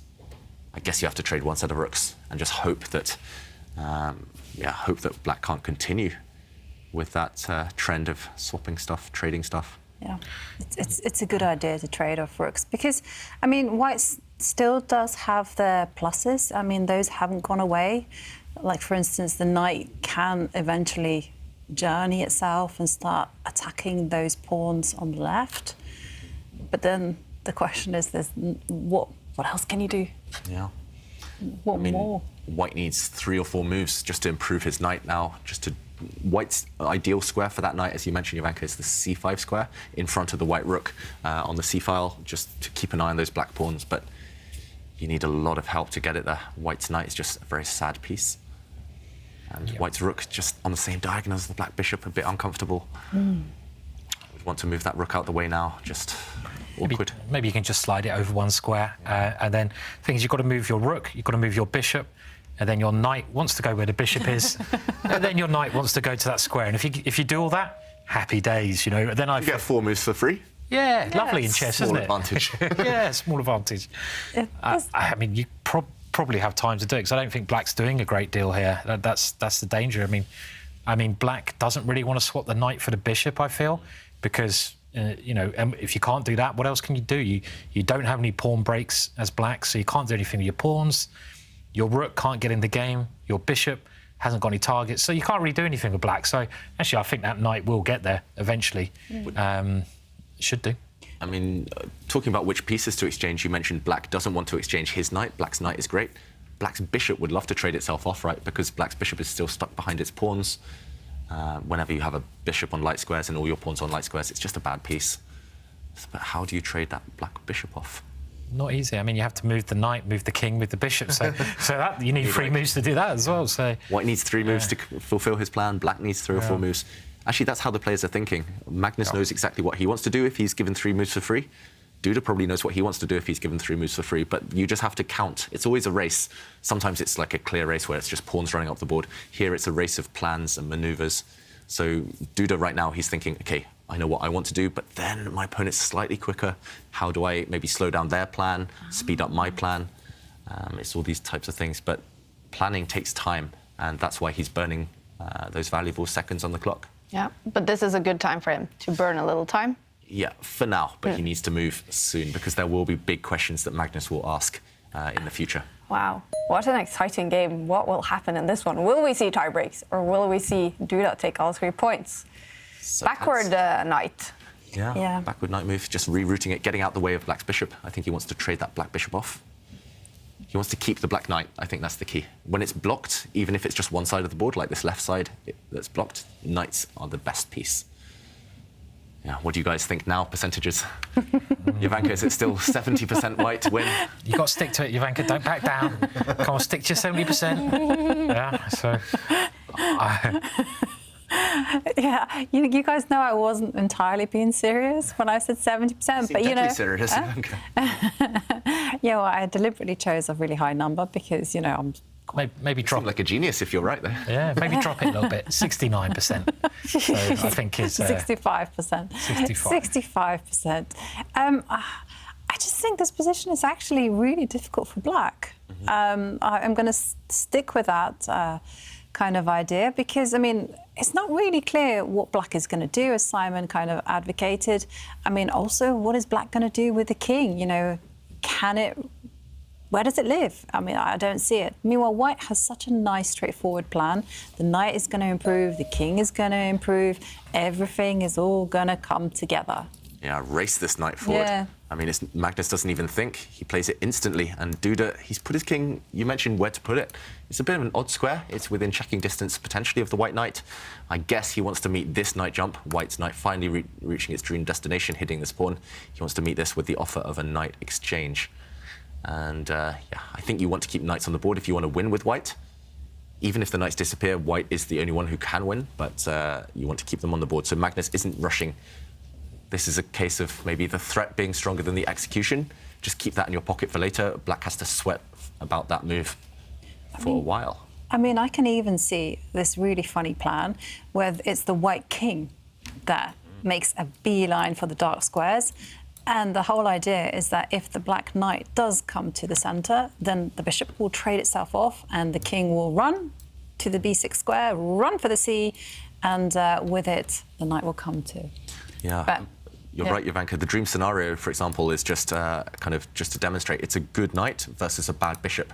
The bishop, again, it's just blocked in by all of its own pawns and just can't challenge for the dark squares. The knight will sit here forever. Oh, I wanted to see that king march that you mentioned. I wanted to see, sorry, in this position, the white king start running. But okay, Magnus plays it slow. He's grinding away. Instead, he moves his rook across one square. At least now he'll control the open file if the white knight moves out the way. Oh, this one's, yeah, I mean, it's so hard to call. Definitely, I would prefer white. Jovanka, you prefer white, yeah. Simon? Well, definitely white. I mean, I would say I'm more like 70%. You know, I kind of like, only because it's Magnus with white, you know, and like, there's so many plans that white's got, and you know, you talked about a number of them, and black's got to sit here. This knight move seems correct, but black's got to sit and wait, and it's horrible now. I mean, even if you can, I was thinking if white can somehow manoeuvre the bishop to try and swap that knight off, and now Jovanka's plan comes. Here comes the king. And, you know, maybe the knight can even... Maybe the knight is not so bad to swap off for the other knight if you can control the open file. Yeah. It's just so many little plans. But what is black doing? What is black's next move? That's why computer evaluations... I mean, this position is probably a draw with best play. That's why the computer says 0.0. But from a human aspect, you're right, Simon. It's just white is on the front foot, black is passive defending. Black is trying to force the draw, white is trying to make things happen. And this last rook move, kind of, it's an active idea. Black wants to push the pawn in front of that rook, just open things, trade off the whole left side of the board. But maybe Magnus can shut that down. I mean, would you move the knight in front of that pawn now? I mean, that's the kind of move. I know you don't like doing these decisions, but it's quite tempting, isn't it? Because your rook's got the open file, and you can still grind, but it might be hard to break black down if you play that move. It's committal, so jumping in with a knight, there'll be a knight trade, and he doesn't do it. So the idea is that these three are fixed on light squares forever. Targets for white's bishop, white's rook might come in, but you have reduced the material. So I can understand why Magnus didn't. I would have been very tempted, Simon, you're right. Instead, Magnus pushes a pawn. So he's arguing that actually this pawn push isn't a threat. I guess if black pushes, what is Magnus's idea? Does he want to just capture maybe? And then is there a pin? Is this the idea? An awkward pin on the c file? maybe this forces a knight retreat, and at the very end we see why it's bad to have pawns on the same colour. This is an easy capture now for the white bishop. A pawn up and probably winning. White's king still has this kind of path towards black's remaining pawn. So Magnus keeping the tension. Again, that's something we talk about in the course, grind like a grandmaster. Unless your opponent's threatening something directly, keep the tension, especially if you have the long-term trumps like White does here, better minor pieces, better pawn structure. And also with that last move, White's creating another outpost for his knight. So, you know, if White gets another move, that knight has a beautiful square in the middle of the board where it can, you know, potential to jump to many other squares. And now the rook could come in. Well, we're actually possibly seeing this. Yeah. I think, you know, black's one chance is to play this pawn break. That's you know, point soon. If you can get that in, you need to start simplifying the pawns, exchanging pawns, even if it costs. But I think black would love to get rid of those 3 pawns for white's 2 pawns even. You know, that even if you lose a pawn by doing that, that would give you great drawing chances, I feel. Even that's tricky, but it's the kind of thing that black wants to do. He would love that, and then he can just focus on one side of the board. At the moment, black is stretched on both flanks. This knight, I'm assuming Magnus jumps into this square, but this knight kind of peers at this pawn, peers at this pawn. Weaknesses on both flanks, yeah. Duda, backs to the wall, defensive job. Magnus grinding successfully so far. Still work to be done. It seems like such a Magnus thing to do, even if he loses the first 2 games. When Pragg loses his match, when, you know, just still take it to tiebreaks, get those points, be in sole lead. They say, right, that's the mark of champions. When everything's going against you, you're having a bad day, you're off form, you still find a way to somehow get those results. And yeah, I mean, that's a skill I think we all need, because we can't guarantee we'll be kind of at our best every single day. Okay, the knight does jump in. Black's trying to trade off a set of pawns. I'm not sure that that's the right set of pawns to trade. If there's a capture of pawns, if White just leaves it, if there's a trade of pawns, White only undoubles his G-pawns. So, yeah, I'm not sure. Normally, you want to play on the side where you are stronger. So that's why Simon's idea of playing on the side where Black has the 3 versus the 2 makes sense. Playing on the side where Black has 2 versus White's 3 in terms of pawns, you're playing on the side you're weaker. Again, it goes against classical wisdom. Maybe it's okay, though. Maybe he has like an idea, which is just to undermine the base of that pawn chain and push Harry 1 square forward.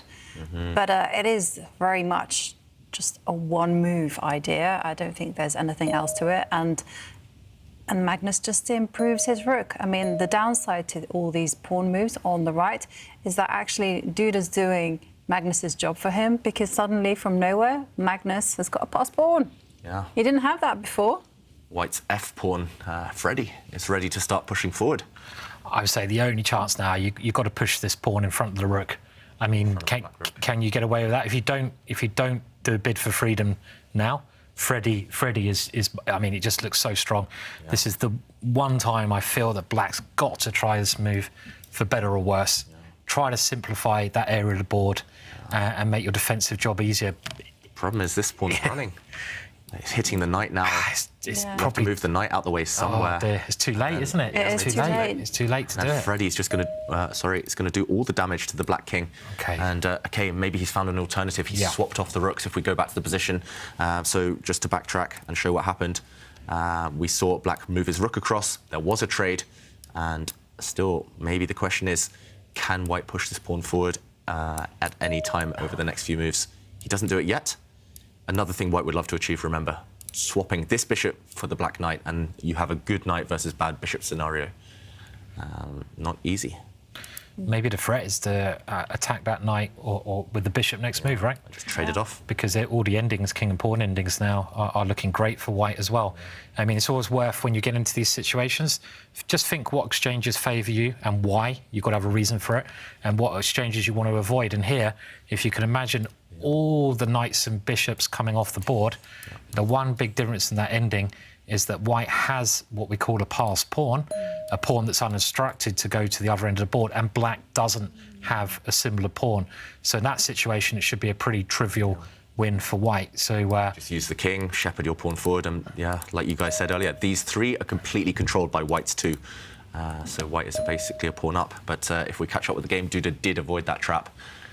Still, Magnus in the driver's seat. It feels like you need to somehow get this knight off the board. Black's knight is holding everything together. Okay, he pushes a pawn forward, committal, forcing this knight back. Not sure where this knight goes. I'm not sure I would have committed a pawn to a light square. It felt like white had complete control over the dark squares. He does jump back. Magnus wants to bring his king in, but okay, he wants to bring his knight in, actually. He's going after this pawn, and now, it's crunch time. This pawn is dropping. You're going to lose a pawn as Duda, but you need to fight.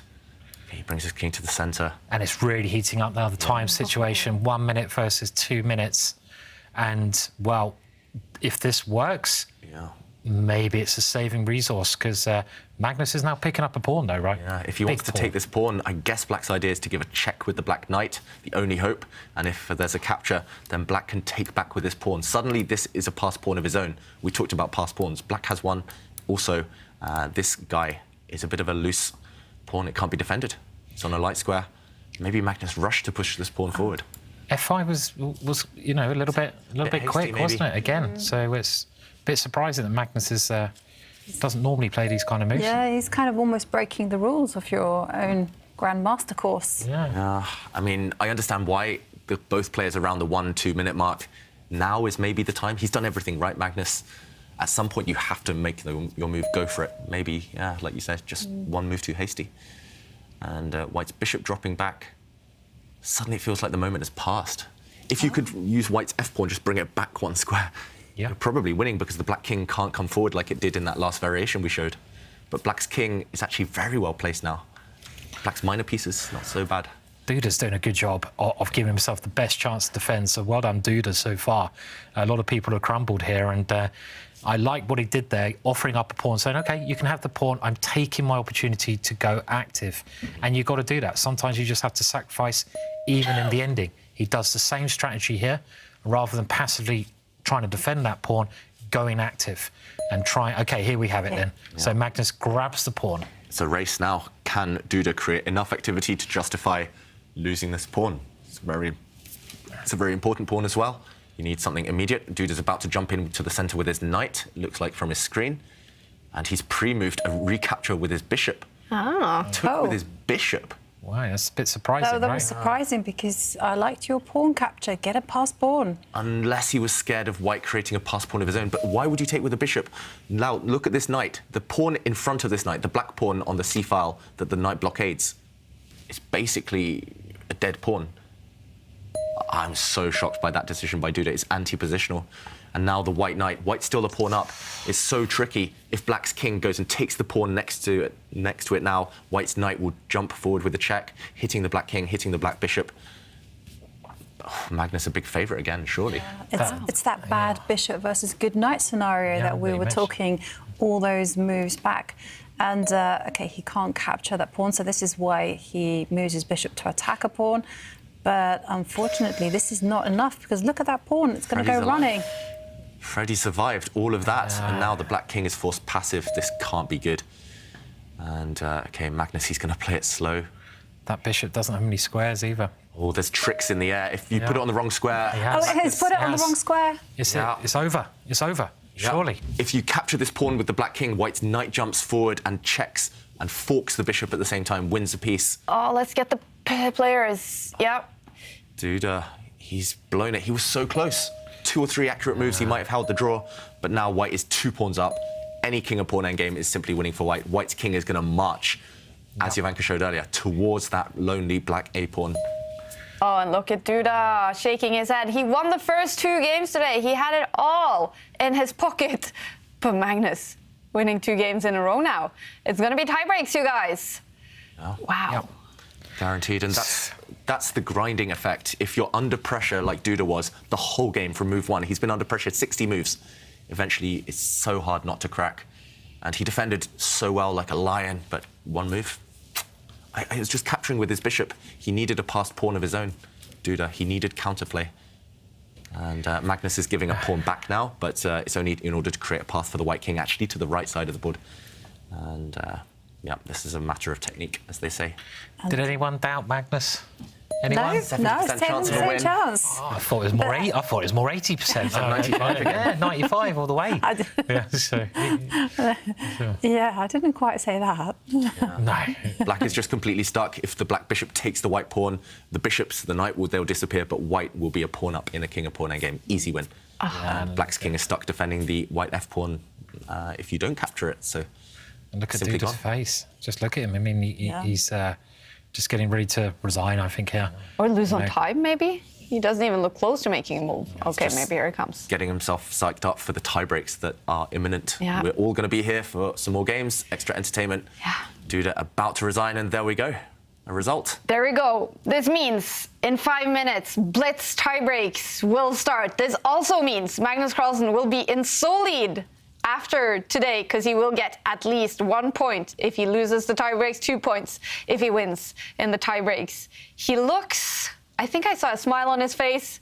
Duda, obviously, he wants to go back to his room, prepare for the Blitz starting in 5 minutes. But Magnus, totally different body language now. He looks happy after what's happened here. Yeah, he knows he will definitely be in the lead today, and that's something to be happy about. Absolutely. Now, we don't expect Magnus to stop for a reaction. Oh, maybe he will. Let's go to Miami. 0-2 down. Yeah, but I mean, it's a pity because felt like he was playing a good game in the second game and then blew it. But he blundered back, fortunately. That was not good. I mean, I felt to a certain point I did everything correctly. I was just trying to play a quiet game, outplayed him a bit positionally, and then, you know, when it was time to strike, I couldn't properly, but he made a mistake. You know, this could be a very crucial point, and I'll hope to get one more now. Yeah, it guarantees that you're in the sole lead after today, actually, because Praggnanandhaa lost. But going into this tiebreak, it must feel a little extra good coming back from a 0-2 score, though. Oh, of course. Far from happy with my play, but never mind that. I have 2 more games to play. Good luck. Thank you. At least, that's correct. 2 Blitz games, and if it's still tied, then Armageddon. And Jovanka and Simon, they're getting ready now for the Blitz tie breaks. But David, we have to take a look at this final rapid game because so much happened. Yeah, so much happened, and Magnus mentioned there that he was playing a great game. He was going smoothly, going as planned, but then he messed it up. But luckily, Duda blundered at the end. Duda eventually crumbled under the pressure, and it was this position Duda had fought back really well. Actually, Black is doing OK here. I think he should hold the draw with best play. This is a check. Magnus removed the knight, but this was the big mistake. This was the key mistake. He should create a passed pawn of his own here, Duda. Black's passed pawn here is actually very dangerous. He's going to give a check, guaranteed next move. The black bishop's going to come to life. What Duda perhaps had missed is that after the white knight retreats, it looks like this pawn is dropping. Maybe he saw this, he thought, OK, I can't give white this key pawn. But he can defend it. He can hold on to this pawn, firstly with a check, forcing the white king away. If the white king steps back to a dart square, the bishop can defend the pawn from this angle. Black is actually doing very well here. But maybe the key detail was that if the white king slides across one square, he needs a trick. He needs to spot this tactic that the black bishop can take a step back, defending this pawn indirectly, because if it is captured, then this is a nasty double attack, a check, and next move, the white knight would drop. Duda missed that idea, and in this position, instead of creating a passed pawn, he captured with his bishop, but as we saw, white's knight was just too tricky, and it was this position where Magnus sealed it with a nice knight retreat. The whole idea is that if the king takes the pawn, there's a knight fork, and with all of these knight forks, Magnus went on to win the game. And to take the match to tiebreak starting in almost 2 minutes. Magnus, he is in the lead in the tour, so he can choose colors if he wants to start with the white pieces or finish with the white pieces. Let's take a look at the results after a very dramatic day in the FTX Crypto Cup. A win for Veruja after 3 games to take all 3 points against Hans Niemann. Lee Emle winning his match against Praggnanandhaa to take all 3 points and making sure Praggnanandhaa will not be in the lead in the tournament anymore. Magnus Carlsen will be in sole lead after today. Giri winning his 2nd match in a row, 3 points against Levon Aronian. The winner in tiebreaks between Duda and Carlsen will get 2 points. The loser, 1 point. Let's head into the play zone, you guys, because these two have now played chess for 4 hours. It's gonna be 4 o'clock, a little bit over that, in Miami when they start the Blitz tiebreaks. And not only shifting, Simon, from rapid to Blitz, also, you're eating. I'll shift the question to David. Snacking up, getting ready for Blitz. But they also after playing chess for so many hours, and there's been, you know, the power and the disconnections. How difficult will it be to play these tiebreaks? It'll be especially difficult for Duda, knowing he's blown that lead. He was on the brink. He had fantastic 2 wins. He was almost going to beat the world champion. For him, psychologically, emotionally, physically, it's going to be hard to recover. Magnus is riding a high, and yeah, Magnus as well, very feared Blitz player, several-time Blitz world champion. That being said, there has been a trend on the tour of the player who has kind of caught up, who has made that big comeback, of suddenly kind of faltering. Suddenly they've given all their energy and they can't kind of change their mindset to winning. It's all about catching up. So yeah, the Blitz is going to be fascinating. It's going to be fast, furious, and it will come down to this first game, who can up their pace, who can adapt to the new surroundings. And Magnus, he has chosen to start with the black pieces. That means he's going to finish with the white pieces in the Blitz tiebreaks. Who do you hold as a favorite now, Jovanka? It's Magnus, isn't it? And we've seen the pattern that David mentioned time and time again, but somehow it's Magnus, and I feel that he will just smile, enjoy. He actively revels in this type of pressure.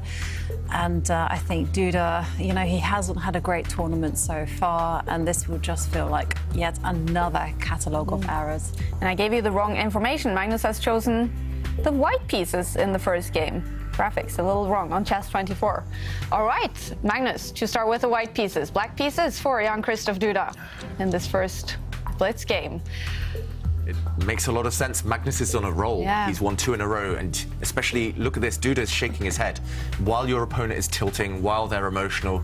Try and take advantage. Taking black now, allowing Duda to maybe force a draw, or Duda to get a healthy position out of the opening.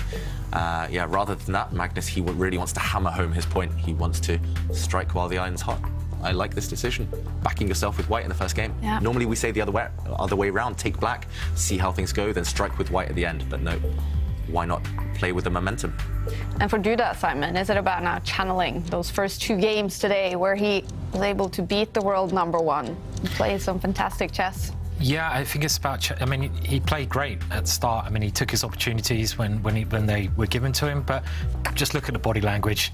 I mean, you know, look at that. He's shaking his head. He's shaking his head. He's slumped. Still thinking about that previous game. Still thinking about it. You never see this with Magnus, right? His hands going, and maybe Magnus making him wait a little bit is quite a crafty idea, because he's making him think about that lead he's given away. Yeah. You know, he's like, yeah, you think about it for a couple more minutes. I'll be there in a second. And here he comes striding in with the white pieces. Also a poker player, Magnus Carlsen. He is an expert on the psychology of the game of chess. Blitz tiebreaks about to start. And Magnus, with the white pieces, will make the first move. And time control in Blitz, David, remind us. The time control, each player will have 5 minutes on the clock for the whole game, but they will gain 3 seconds after every move. And Magnus opens with 1b3. Hippo! This could transpose to the hippo. Of course, this opening was made famous last year by Adiban, who brought out a very, very good chessable course. And yeah, he wants to keep the tension. No commitment in the center, no opening theory. Yeah, what do you guys think of this? Simon, I can tell you love it already. You're excited. Yeah, I mean, I always like seeing a different opening. You've got your main line openings and you've got your more sideline openings. And we see this very rarely. And I like seeing rare openings. It's more fun. You get very interesting middle games. This has not been mapped out very deeply as compared to the other openings. And now here, Magnus has got to decide what setup to go for, though. This is kind of you know, the next stage. What setup does he want? Does he develop his knight? Does he go back to a more mainline idea by moving his queen's pawn? Does he even go for a Dutch? Does he go for a hippo? Play the hippo, Magnus. Oh, come on. He's going to play the hippo. I mean, spending too long, though. He hasn't adjusted. Yeah. What will be the move if it's the hippo? Wow. Ooh. Not this one. Okay. Wow. White would have just played a pawn move on the 3rd rank if he wanted the hippo opening. Instead, he gives up the bishop there. I would never consider doing that in a million years. I mean, you know, just giving up the bishop. We love our bishops. Giving up that bishop with great range. Yes, you double black's pawns, but, you know, that's a big decision. Massive decision. It's huge. And, OK, unsurprisingly, there had only been 4 games in my database with that move. And I'm just shocked. Magnus is breaking the rules here. But this is the hippo without the bishop. He's actually gone for the hippo. But that bishop, Who needs 2 bishops for a hippo? was so beautiful. Yeah. I mean, white would love his dark square bishop back right now. On the plus side, black does have a dilemma. Duda, which side is he going to castle on? If black's king goes this way, to the right side, castle and king side, there is a bit of a hole due to a set of doubled pawns. If you go the long way, it's just going to be chaos. Both sides will throw pawns, pieces at each other's king. It's very tempting to go the long way, though. Castle on the opposite side to white. Is Magnus going to start to try to hunt this light square bishop that's outside of the pawn chain? Yes. And, yep, here it comes. So I'm presuming that he's not just about capturing that bishop, but instead maybe he might want to advance some pawns and just cause some questions. Yeah, lock it in. Push that f-pawn forward, perhaps. And Duda, look, he's hovering. If you look at Duda's screen, he's hovering over black's doubled f-pawns. He wants to push one of them forward. Is he going to do that now? OK, Magnus occupies space in the centre. Very logical. Now that Magnus has parted with his dark square bishop, he has to put pawns on dark squares to kind of exert some control there. On the... OK, Duda, is he really about to push his h-pawn forward? That looks a bit weird. Looks a bit loose. Yeah, and it's on the board. Yeah. Does he want to initiate a kingside attack later? He's really asking Magnus to trade off that white knight on the edge of the board for that. He's got the Niemann bishop there, hasn't he? Yeah. You know, that light square bishop, if you've been following the coverage the other days, we saw that Hans Niemann has been left with this bishop. And there you go, the Niemann bishop is on the board. Yeah, but look, this was the whole thing. You know, that knight is not obliged to move. We've got that bishop in its purest form. Yeah, purest form. I mean, that's an impure bishop with its range blocked. That black light square bishop is just locked out of the game for the near future. Yeah. Possibly even the long future. I love this move. He's planning to bring that knight back around, right? Wow. You know, with that last move. And it is the light square bishop. Big pawn, we call it. Yeah, he's killed one of his opponent's pieces. Or at least he's dominating one of his opponent's pieces, so Magnus will maybe try at some point soon to switch the battle over to the other flank while black is kind of messing around with his king, with his pieces on that side. I mean, it's just incredible, like the strategic kind of mastery that he has. Just the understanding of move 3, giving up the bishop for the knight, and then you get this like 10 moves later. How does he do it, you know? It's like amazing, you know, amazing new ideas, which I love seeing. You know, I think it's like some magic spell that he kind of casts on his opponents, because it doesn't make any sense the way that Duda's played. You know, it just feels like he's on full-on tilt mode. He doesn't want to be there. He should, you know, he's thinking to himself, I should have won this match. Yeah, I mean, I think Duda's still dwelling on the past. Yeah, totally. I mean, it still seems, it doesn't seem that bad at all for black saying that. I mean, yeah, you've got the bad bishop, but your knight's in the centre. You might have a chance to push a pawn on the king side. I don't know how, but it's not terrible by any means. Just a little bit worse for black. Yeah. It's a bit like the last game with Duda. He's solid, not that many weaknesses, but he just doesn't have a plan, right? Yeah. Or at least not one that we can see over the next 2 or 3 moves. Maybe Duda has like a longer, kind of sophisticated sequence where he can somehow extricate his light squared bishop in front of his king and onto a better diagonal, but we don't see it yet. It's just all about, again, like the last game, it's all about whether Magnus can improve. It's not so easy for Magnus, actually. There's just so many pawns, it's so locked up. It's just manoeuvring. Magnus does have one idea in his pocket, and obviously it's not great now, but it's just simply to capture the pawn in the middle, because black is obliged to capture back with the c-pawn, and suddenly there is an open line. But it's not good now, because white is not ready for the opening, so it's just something to always bear in mind, that, and something that Duda must calculate on every move. Yeah, white's queen, I was going to say, I really want to slide her across one square. White's rook in the left-hand corner, that one needs to activate. And it was previously just kind of protecting a pawn. Now at least white can double up some rooks, maybe go at... Oh, Duda, that is a weird... That's an impatient move. Maybe it's a good one, maybe it's completely fine, but it just looks like it's so weakening. And there we go, the evaluation bar does react. In this pawn structure, I would never ever touch that pawn. I would just say, okay, I'm going to shuffle, come at me. But he's just saying, okay, I'm coming to you. And when Duda has such a bad bishop, like he does on the light squares, yeah, that's not going to really work. There's a lot of holes in black's half of the board. White has everything covered in his half. What do you guys think? Yeah, no, I'm liking Magnus's position more and more. I think the white knight is going to come to the f4 square. The bishop is actually, doesn't have a role on h3. It's going to come and reroute itself to f1. And suddenly, just look at every single one of white's pieces. They have a purpose, they have a function. And black, yeah, I mean, his position is still holdable. I mean, it's still okay. But, he does have an uphill task ahead of him. And with the clock ticking down, I'm really, really worried for Duda. Yeah, 20 seconds or 30 seconds now below on the clock. I mean, just look at the light square bishop. Position. Yeah. Sorry, David, I was just saying, look at the light square bishop. It's embarrassingly bad, isn't it? It really is. And putting a rook behind it, he's just his bishop's in the way now. I know. Black would love to just pick his bishop and just throw it off the board. Swap it for anything, like a pawn. I don't know, it's. I mean, I don't know how that's ever going to get back in the game. And these long-term things, they matter greatly when you're playing Magnus and the white knights. I mean, it's a closed position. You've got two knights. Knights weren't in a closed position. This is the move that David, I think, you pointed out that pawn lunge that black played allowed that rook to go to that square. Black was covering that square with a pawn before. The only plan I can see for black is to... Oh, that bishop. I thought that he would just trade everything off and just... Yeah, maybe just try to create some kind of attack on the right, but this looks... I mean... There will be no attack if you have a bishop like that. One bad piece. Also, white's knights protect his king. Okay, he's trying to open up lines. He's swapping off his isolated pawn. That's good. But Magnus just pushes forward. Yeah, interesting. I was going to say the white knights will protect their king. The black king looks pretty safe as well, so I'm not sure who this favours, but I guess it's going to favour the side with the most active pieces.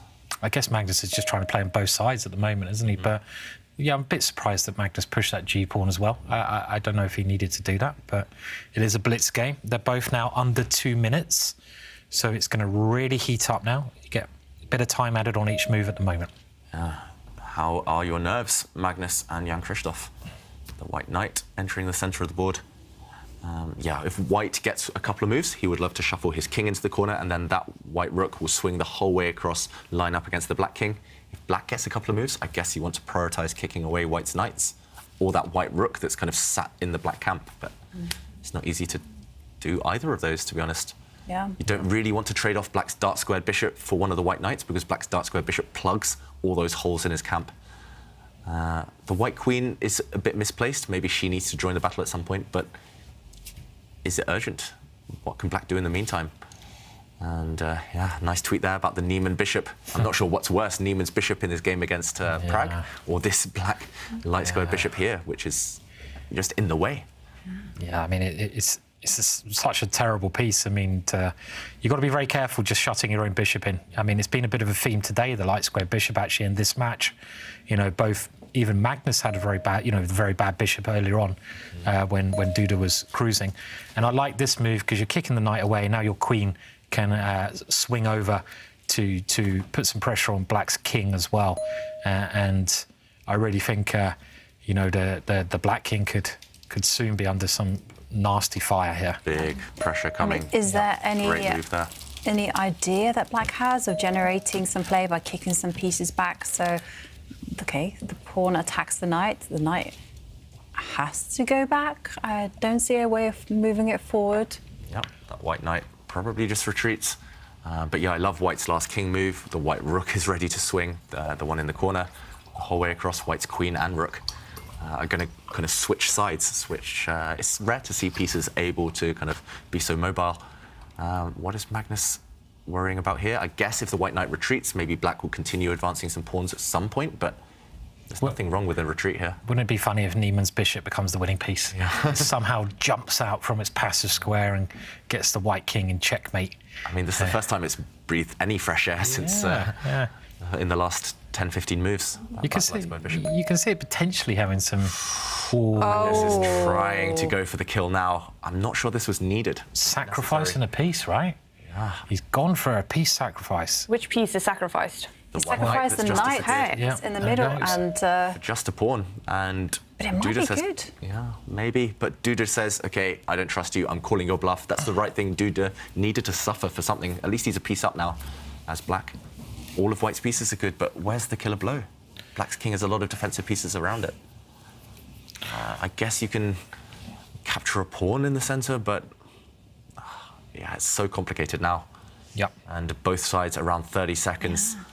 This one, objectively, it doesn't matter. It's just about who can react quickest. OK, he does take a pawn. There's a pin on the g-file with white's rook, so white isn't giving up a second piece. The white queen is quite handily placed on the diagonal to the black king as well. Yeah. But it is a piece, right? I mean, this is really risky. Now any result possible here, because if Magnus doesn't checkmate, he's going to lose on material. So he needs to now go for the checkmate. Yeah, OK, the black king stepping back. There's all sorts of pins. I mean, there's a pin on the 6th rank with black's rook in the corner, looking all the way across to white's rook in his camp. I mean, black's king is so open. The white queen yet to join the battle. It's difficult to kind of calculate. So bishop takes bishop. He's a whole rook down, Magnus. Whole rook. Wow. Temporarily a whole rook down. He might win some of the material back, but I mean, this one, oh, wow, what a move. He's going in on the light squares. This is a kind of switchback. Yep. Oh, I say what a move, but the white queen's been... Oh, look at the bar! Yeah, I got there quick first. Yeah. A little race. This is dramatic, guys. The white queen needs to get in on the light squares, otherwise Magnus is just a rook down. She's not getting in. Black's queen is covering everything. It's incredible. Black is a whole rook up. Magnus under 10 seconds as well. Duda's up the pace. He's up the gears. Look at the bar. Yeah. 1-1. Yes. The white bishop switches back. Black's just trading rooks, though. Oh, my gosh. It's so hard to call this game. Anything could happen. Look at the bar, Kaja. 1-on-1. Black king running. But the king is safe as houses. Looks safe. Is it? I mean, I guess the black queen now. Yeah, but have the players in the pictures if they react. The king just cannot survive. Black is winning, right? Just swap off the rooks, and white's bishop drops to the black queen. Oh, wow. After a check first, Magnus looks away. He's just blundered his house. Oh, no. Everything's fallen. White is a whole rook down in an endgame. Brilliant play. play. He's not even going to reach the endgame. Checkmate's going to come. Well done, Duda. Brilliant, brilliant. Sort of, he took his opportunity. Magnus played very, very riskily there, and Duda managed to defend. That's it. Checkmate in a couple of moves. There we go. It's a result. Duda takes the win. Wow, what a comeback by Duda. Magnus winning the 2 last rapid games. It looked great for him in this first Blitz game with the white pieces. But Duda, wow, he takes the win and the lead in the Blitz tiebreaks. In 5 minutes, game number 2 will start. Magnus with the black pieces. He has to win it to take it to Armageddon. A draw or a win means Duda wins the match. After all, he decides to stay in the arena. Only 5 minutes to go. And I think we have to take a look at this game, David. Yeah, I mean, there's so many critical moments that I want to highlight, but I'm going to choose this one where actually Duda turned it around. Magnus let it slide, and it was just this position. I was just playing through it there. White's queen decided to step back. Magnus, by this point, has sacrificed a whole rook. In return, White does have 3 pawns, but 3 pawns here in the centre aren't too meaningful right now. What he really needs is to get his queen into the attack. Black's king is a bit vulnerable, is a bit open, especially on the light squares. That's why Magnus slid his queen back, hoping to creep in from this angle, but Duda shut the door on his face. He said, OK, I'm going to bring my rook down. Now this diagonal is blocked. Black's rook also fantastically placed, and Magnus never found compensation for that rook he sacrificed. If instead he'd been maybe a bit more materialistic, if he'd grabbed this rook, then I think he would have still had decent chances, maybe pushing this pawn forward, trying to creep in on this diagonal. Black can block this, it's hanging by a thread for Black, but at least now, very minimum, he could slide his queen back, and still, he will get in. It's just about whether Black can hold hold when the white queen enters. This would have been very complicated, chances for both sides, but as we saw in the game, white stepped his queen back at the wrong moment, the door was shut by this black rook, and there we go. Duda eventually checkmating the white king. What a game. What a roller coaster. Wow. And Magnus, he now has to just forget about this game and get ready for the next one starting in 3.5 minutes. I'm going to let these guys breathe a little bit before commentating on the drama continuing. And we're going to see another challenge. Name as many grandmasters as you can in 30 seconds.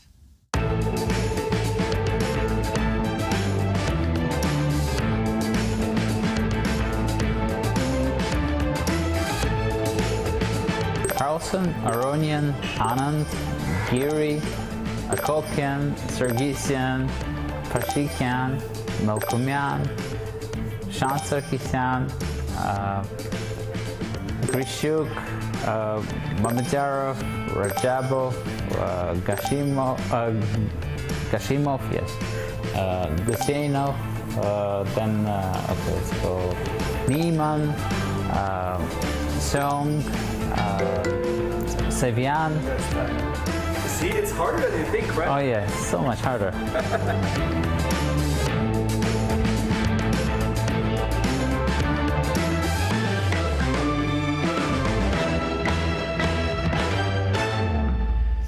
He gave it a shot, Levon Aronian, managing 16 grandmasters in 30 seconds. How many? I don't remember, Simon. How many did you do again? 34. Of course. Sorry, I shouldn't have laughed like that. Yeah. All right, David. It's a good effort, Simon. Yeah, good effort. Thanks. Yeah.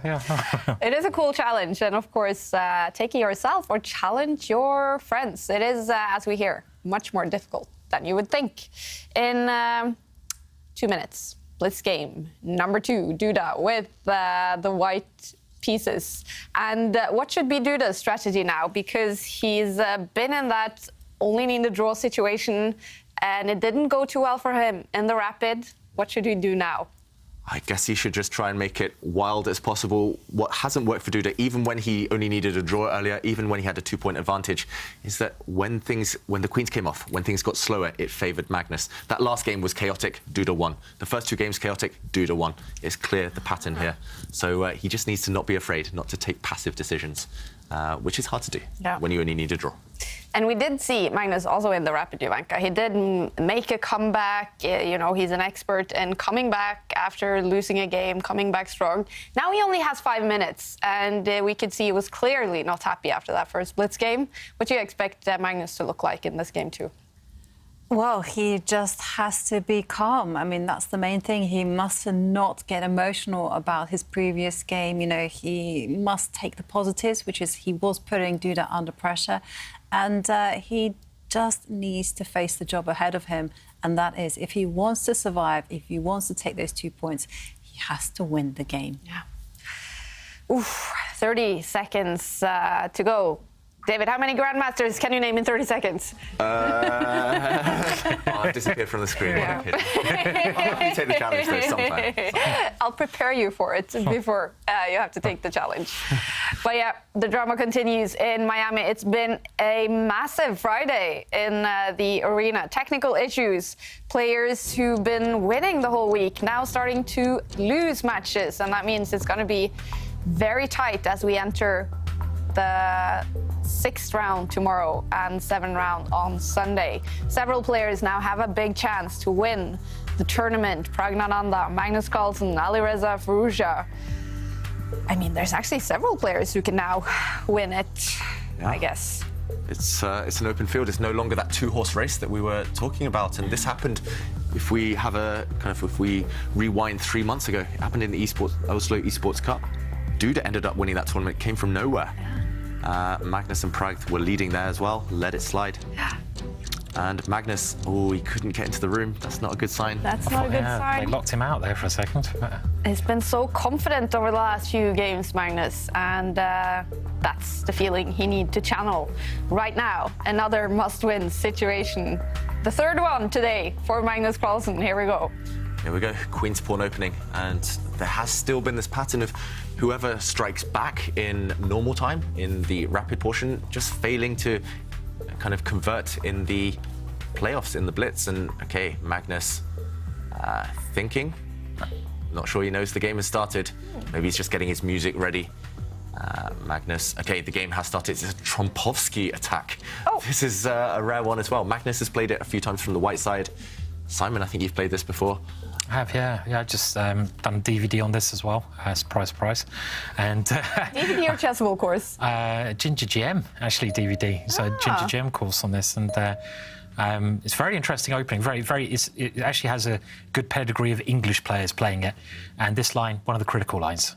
So. Yeah, you're right. I mean, some of the top English grandmasters in the 90s, they were playing this a lot, right? White does give up the bishop pair, just like he did in the last game. But Black's pawn structure hasn't been shattered. Black's queen, though, a bit misplaced.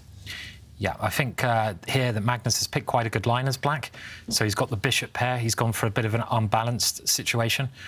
White has the space advantage in the centre with the 2 pawns. But long-term, Black is doing quite well because of the bishops. And this move is quite rare, this move in the centre. It's now, OK, trying to get some solid formation in the middle of the board, which... I don't know, it's going to be hard to win from too much of a solid formation, but just got to grind away, haven't you, if you're Black here? Magnus just needs to survive the opening. He does have the bishop pair long-term, so there's something to grind away for. When you try to grind, you need some small strategic long-term advantage. Yeah, he's just trying to erect this kind of solid pawn structure, and he's going to hope that it's going to hold. Meanwhile, Duda fianchettoing his bishop to this diagonal, maybe not kind of the most obvious way to do it.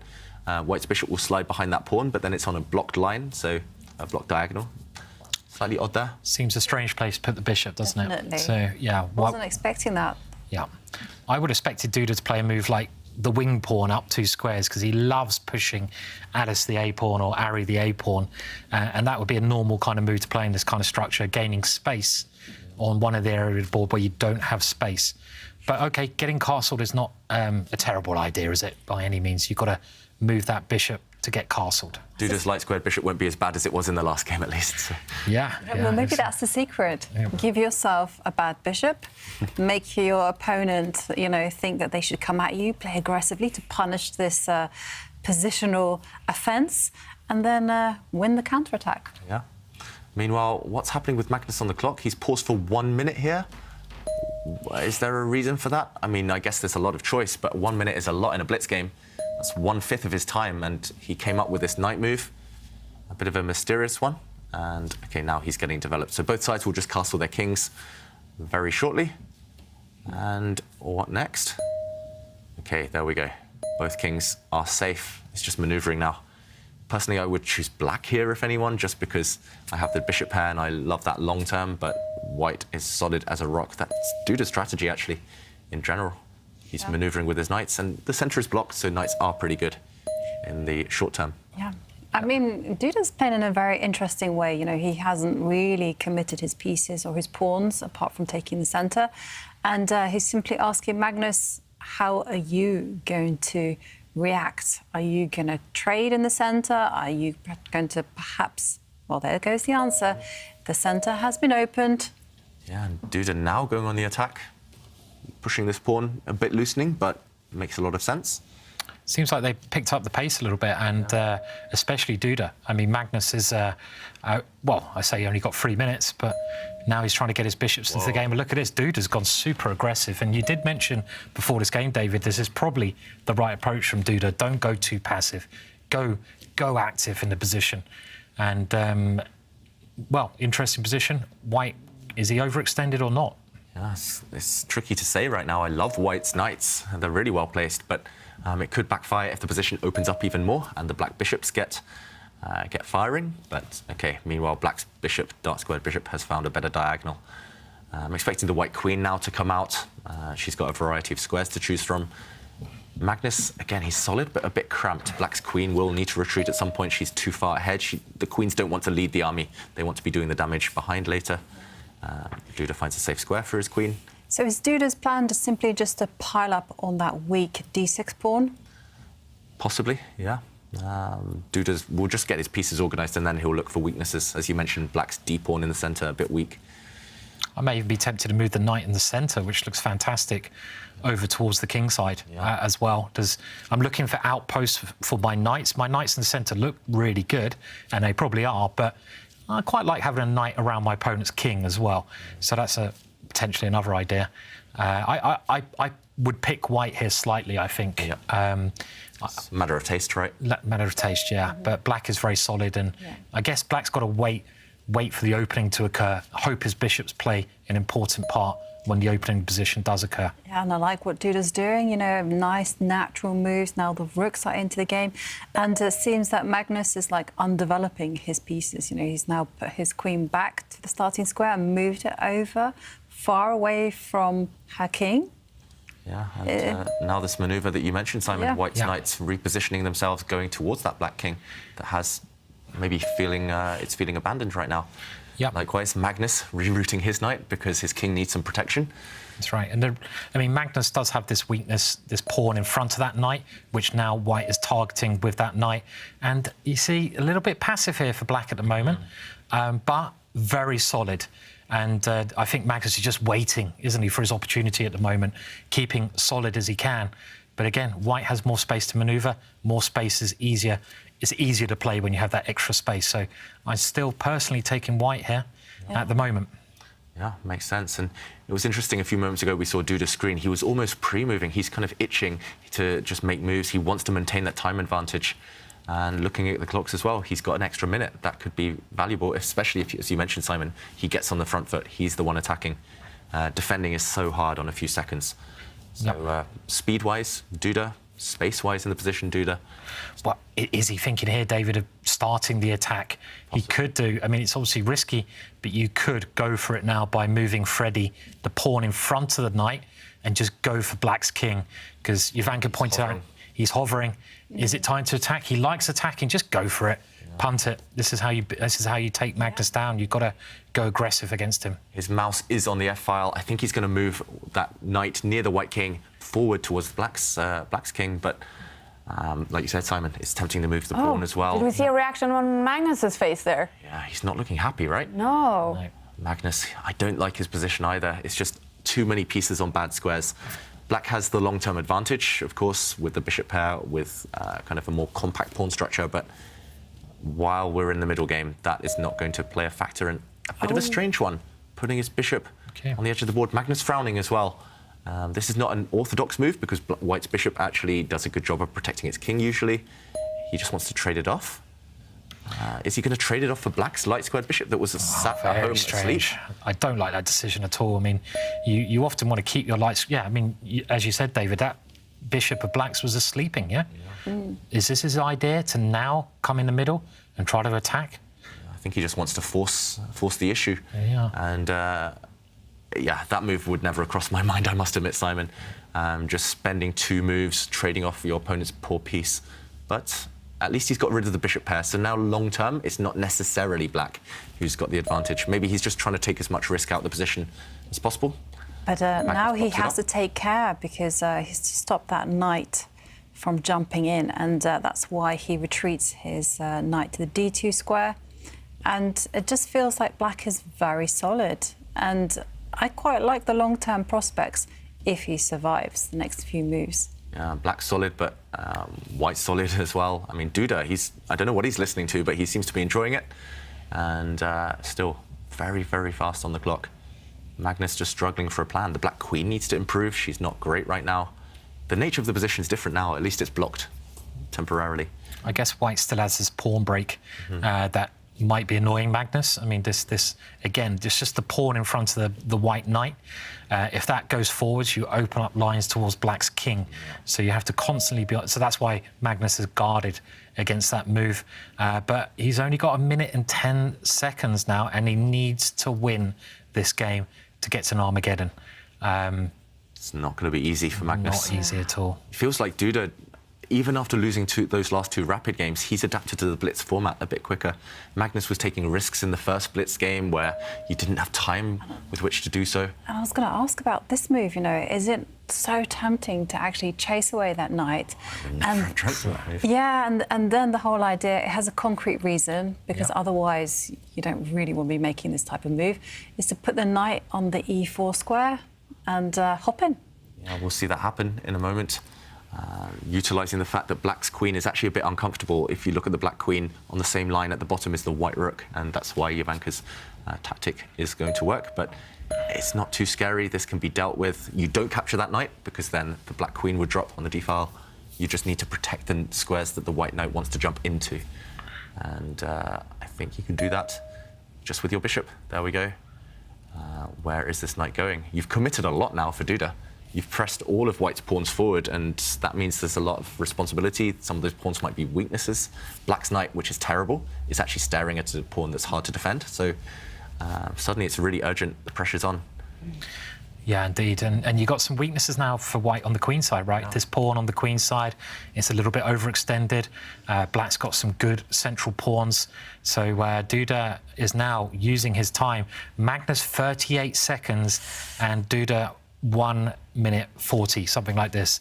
But he's got a key moment here of how he continues, right?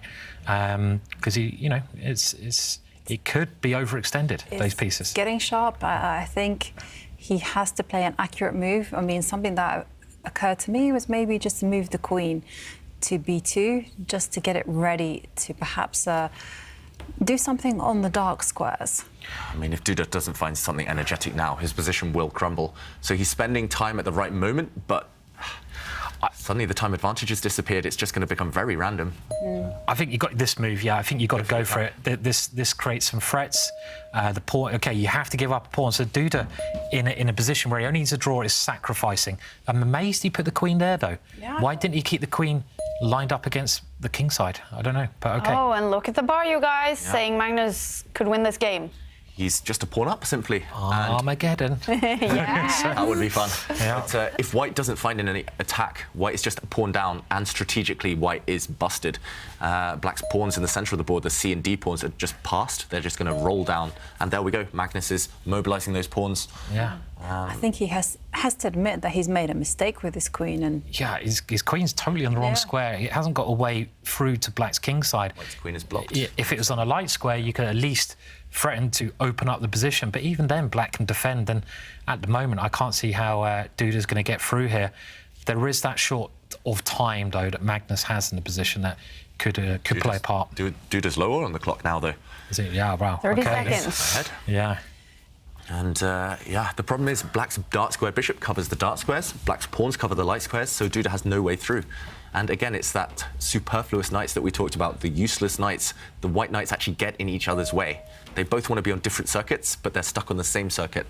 And OK, Duda's reduced to just kind of waiting moves with the white rook. And black's queen blockades. I love this move, just blockades any pawn pushes that he wanted.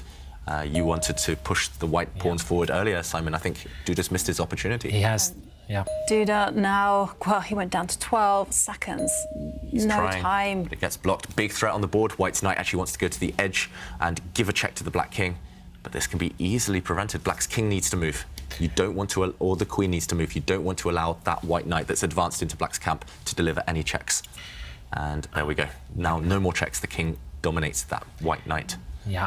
So difficult to find a move for Duda. Maybe he has to just, it's kind of lost. Maybe he just needs to sacrifice some material. I think he's getting ready to put something next to the queen here, maybe a rook, and just put the rook up. Throw the rook all the way up, give it up.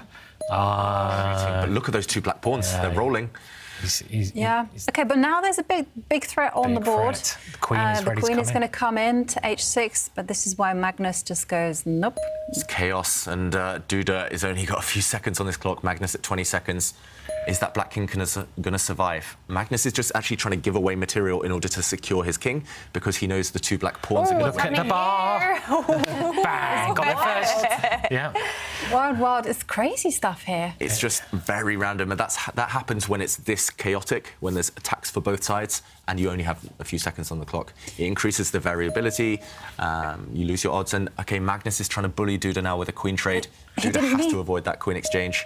No, he's taken it. He's taken it? He's taken it to grab the rook.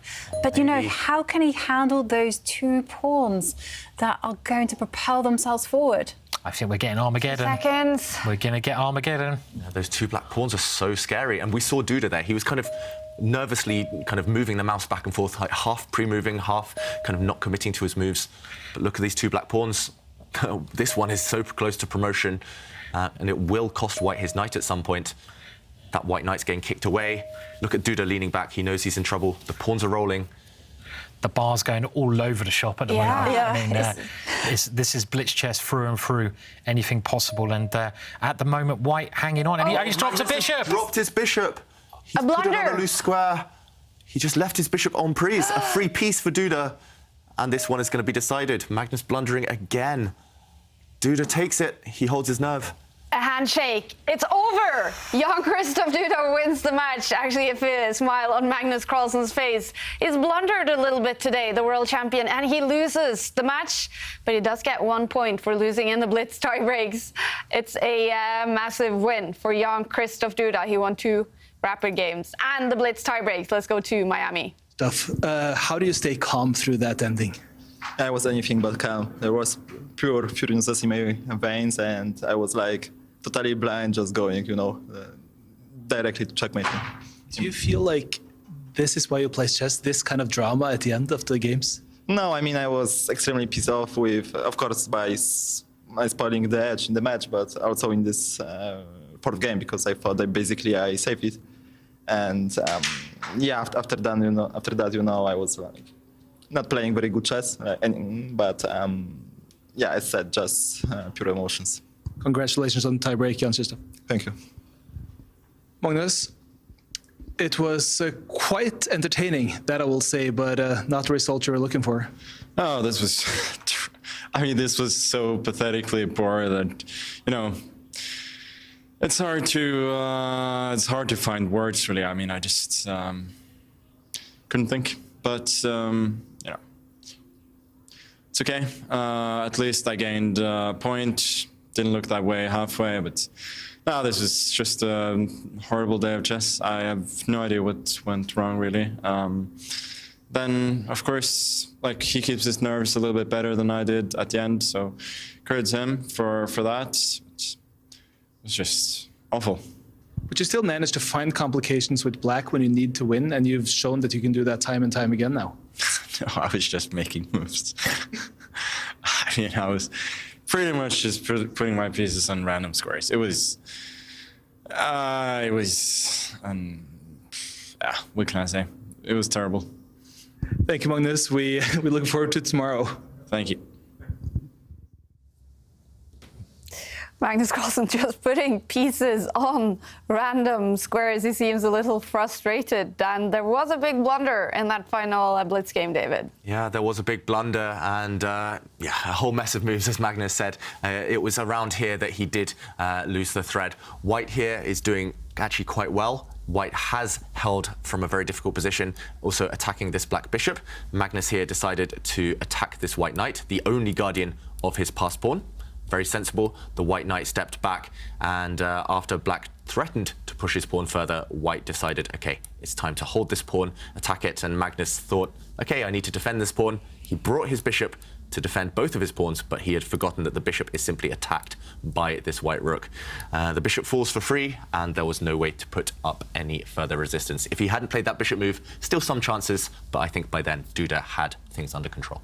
So after a long, dramatic day for Magnus Carlsen, he loses the match against Jan-Krzysztof Duda. The big guns have been losing today. It's been a strange and entertaining day of chess. Jan-Krzysztof Duda, he started out winning the first 2 rapid games. It looked like he would clinch the match after only 3 games, but Magnus Carlsen came back two must-win situations. He won them both to take it to tie-breaks, but Duda, he won eventually both Blitz games to take 2 points, 1 point for Magnus Carlsen for losing in the Blitz tiebreak. So he is now, for the first time in the tournament, in sole lead. Magnus Carlsen, 13 points. Praggnanandhaa, he lost in the rapid portion today to Liam Le. So he is 1 point now behind Magnus Carlsen with 2 rounds to play. And we even have Alireza Firouzja, who won his match in the rapid portion today. He is now 1 point behind Pragg and 2 points behind Magnus Carlsen. Anish Giri now up on 7 points. 2 very good matches for him now. In bottom of the table, though, still, it is Hans Niemann with 0 points. He was very frustrated after losing his match, but eventually Sverre was able to get an interview with Hans. Hans, do you feel like you once again fall on the wrong side of technical trouble today? No, it's my fault, yeah. You could even argue based on the position I got that it helped me, so I'm the only one responsible for the loss, and it happens. You have still 2 days left to play here. Do you feel like you have a lot of chess to show, or are you just frustrated right now? Well, I should show that I can win a match. That's what I should be able to show, because I've shown that I can't do that. So I should try and do that. Do you feel it's in your repertoire this week as well? We know it is from the past because you've proved yourself many times. But do you think you'll be able to play to your capacity in the last 2 days? Over 4 games, probably not, but I still have some hope. But it's like, how can I have any? The hope is being taken away, but there's still a little bit because even in this match, after losing this first game, I again was not very happy. But then I almost I should have won this game. And it just seems that at some critical moments, single thing is going wrong. But I felt like in general, my chess hasn't been like that bad. It's just that if you look back at a few defining moments like this, I could recite them, but things didn't go my way, and then that just set off a cascade effect. How difficult, can you try to explain to those who do not get to play chess on the top level how difficult it is to reset psychologically after not playing up to your standard? No, but winning is the reset. Anyone who tells you that there's a secret to getting over a loss that isn't winning is simply lying. The only way to get over a loss and reset is by winning. It's not going to a room and singing Kumbaya and pretending that everything's okay. It's going to the next game and winning the game. So I haven't done that, so of course I'm not going to be not going to recover, because it's not like I should go for a walk and do some yoga to relax. It's like, no, the solution is to win, and I haven't done that yet. So we look forward to seeing you play tomorrow, Hans, and we thank you for actually taking the time to doing these interviews when we know that you are frustrated with your own play. No, thank you. Maybe that is exactly what he should do. Go for a walk and do some yoga. Hans Niemann, he is an entertaining chess player. And let's take a look at the matchups coming up tomorrow. Can he get his first match win? Hans Niemann, he's going to face his fellow American, Levon Aronian. Alireza Firouzja against Magnus Carlsen, a huge one. Firouzja now only 2 points behind Magnus Carlsen on the standings. Praggnanandhaa losing today, and tomorrow he faces Jan-Krzysztof Duda, who today won his match against the world number 1, Anish Giri. He is up against Liam Le. But Simon, Firouzja, Carlsen, that must be the big one tomorrow. Kumbaya. Oh yeah. That's going to be great, isn't it? I mean, these two of the best Blitz players in the world. They play so often online, and they're both playing well. Okay, Magnus was not on form today, but Firouzja is playing great chess. So what a match that's going to be tomorrow. Brilliant. And if Firouzja wins it, David, it could be on top of the table with 1 round to go. Who's the favorite in this one? I've given up. I mean, those three guys, it's between them now who can hold their nerve. Firouzja's got the momentum behind him, we've got to say. He played pretty well today. The other two struggled, Magnus and Pragg. I just want to see tiebreak somehow. I want this to be decided on the board when both players are at the peak of their tension, and whoever wins will deserve it at the end of the day. Battle of generations, Jovanka. Magnus Carlsen, on the two last days, he faces the two teenagers and they can both overtake him on the standings and win the tournament. I know, this is the real test for Magnus. You know, he'll be very keen to kind of just swat their attempts away. But we'll see. You know, today we saw the world champion wobble. We also saw the same from Praggnanandhaa. And Firouzja, as Simon mentioned, just keeps getting better and better. So it's game on. It's game on. What a weekend it's going to be, you guys. Before we say goodbye tonight, we have to announce the Twitter winner. You guys have been so creative and giving us so many funny pictures. I know. You guys have been absolutely fantastic, but there has to be one winner of Simon's Hippo course on Chessable, and the winner is Joseph Martin. Of course. Who said, one time I saw riding a hippo. Looked very familiar. And you can see I'm still laughing about it today. So congratulations, Joseph. Enjoy your hippo course. Yeah. You approve, Simon? Yeah, it's brilliant. I mean, like you said, there've been so many brilliant tweets today, and that one put a smile on all our faces. So deserved winner, I think. Yeah. So. Yeah. Thank you to everyone for all the entertainment you have given us today, and thank you to the players in Miami for giving us so much drama and entertainment. It's continuing tomorrow, the weekend in Miami, with spectators on site in the arena. Looking forward to it. We'll see you guys tomorrow. Bye.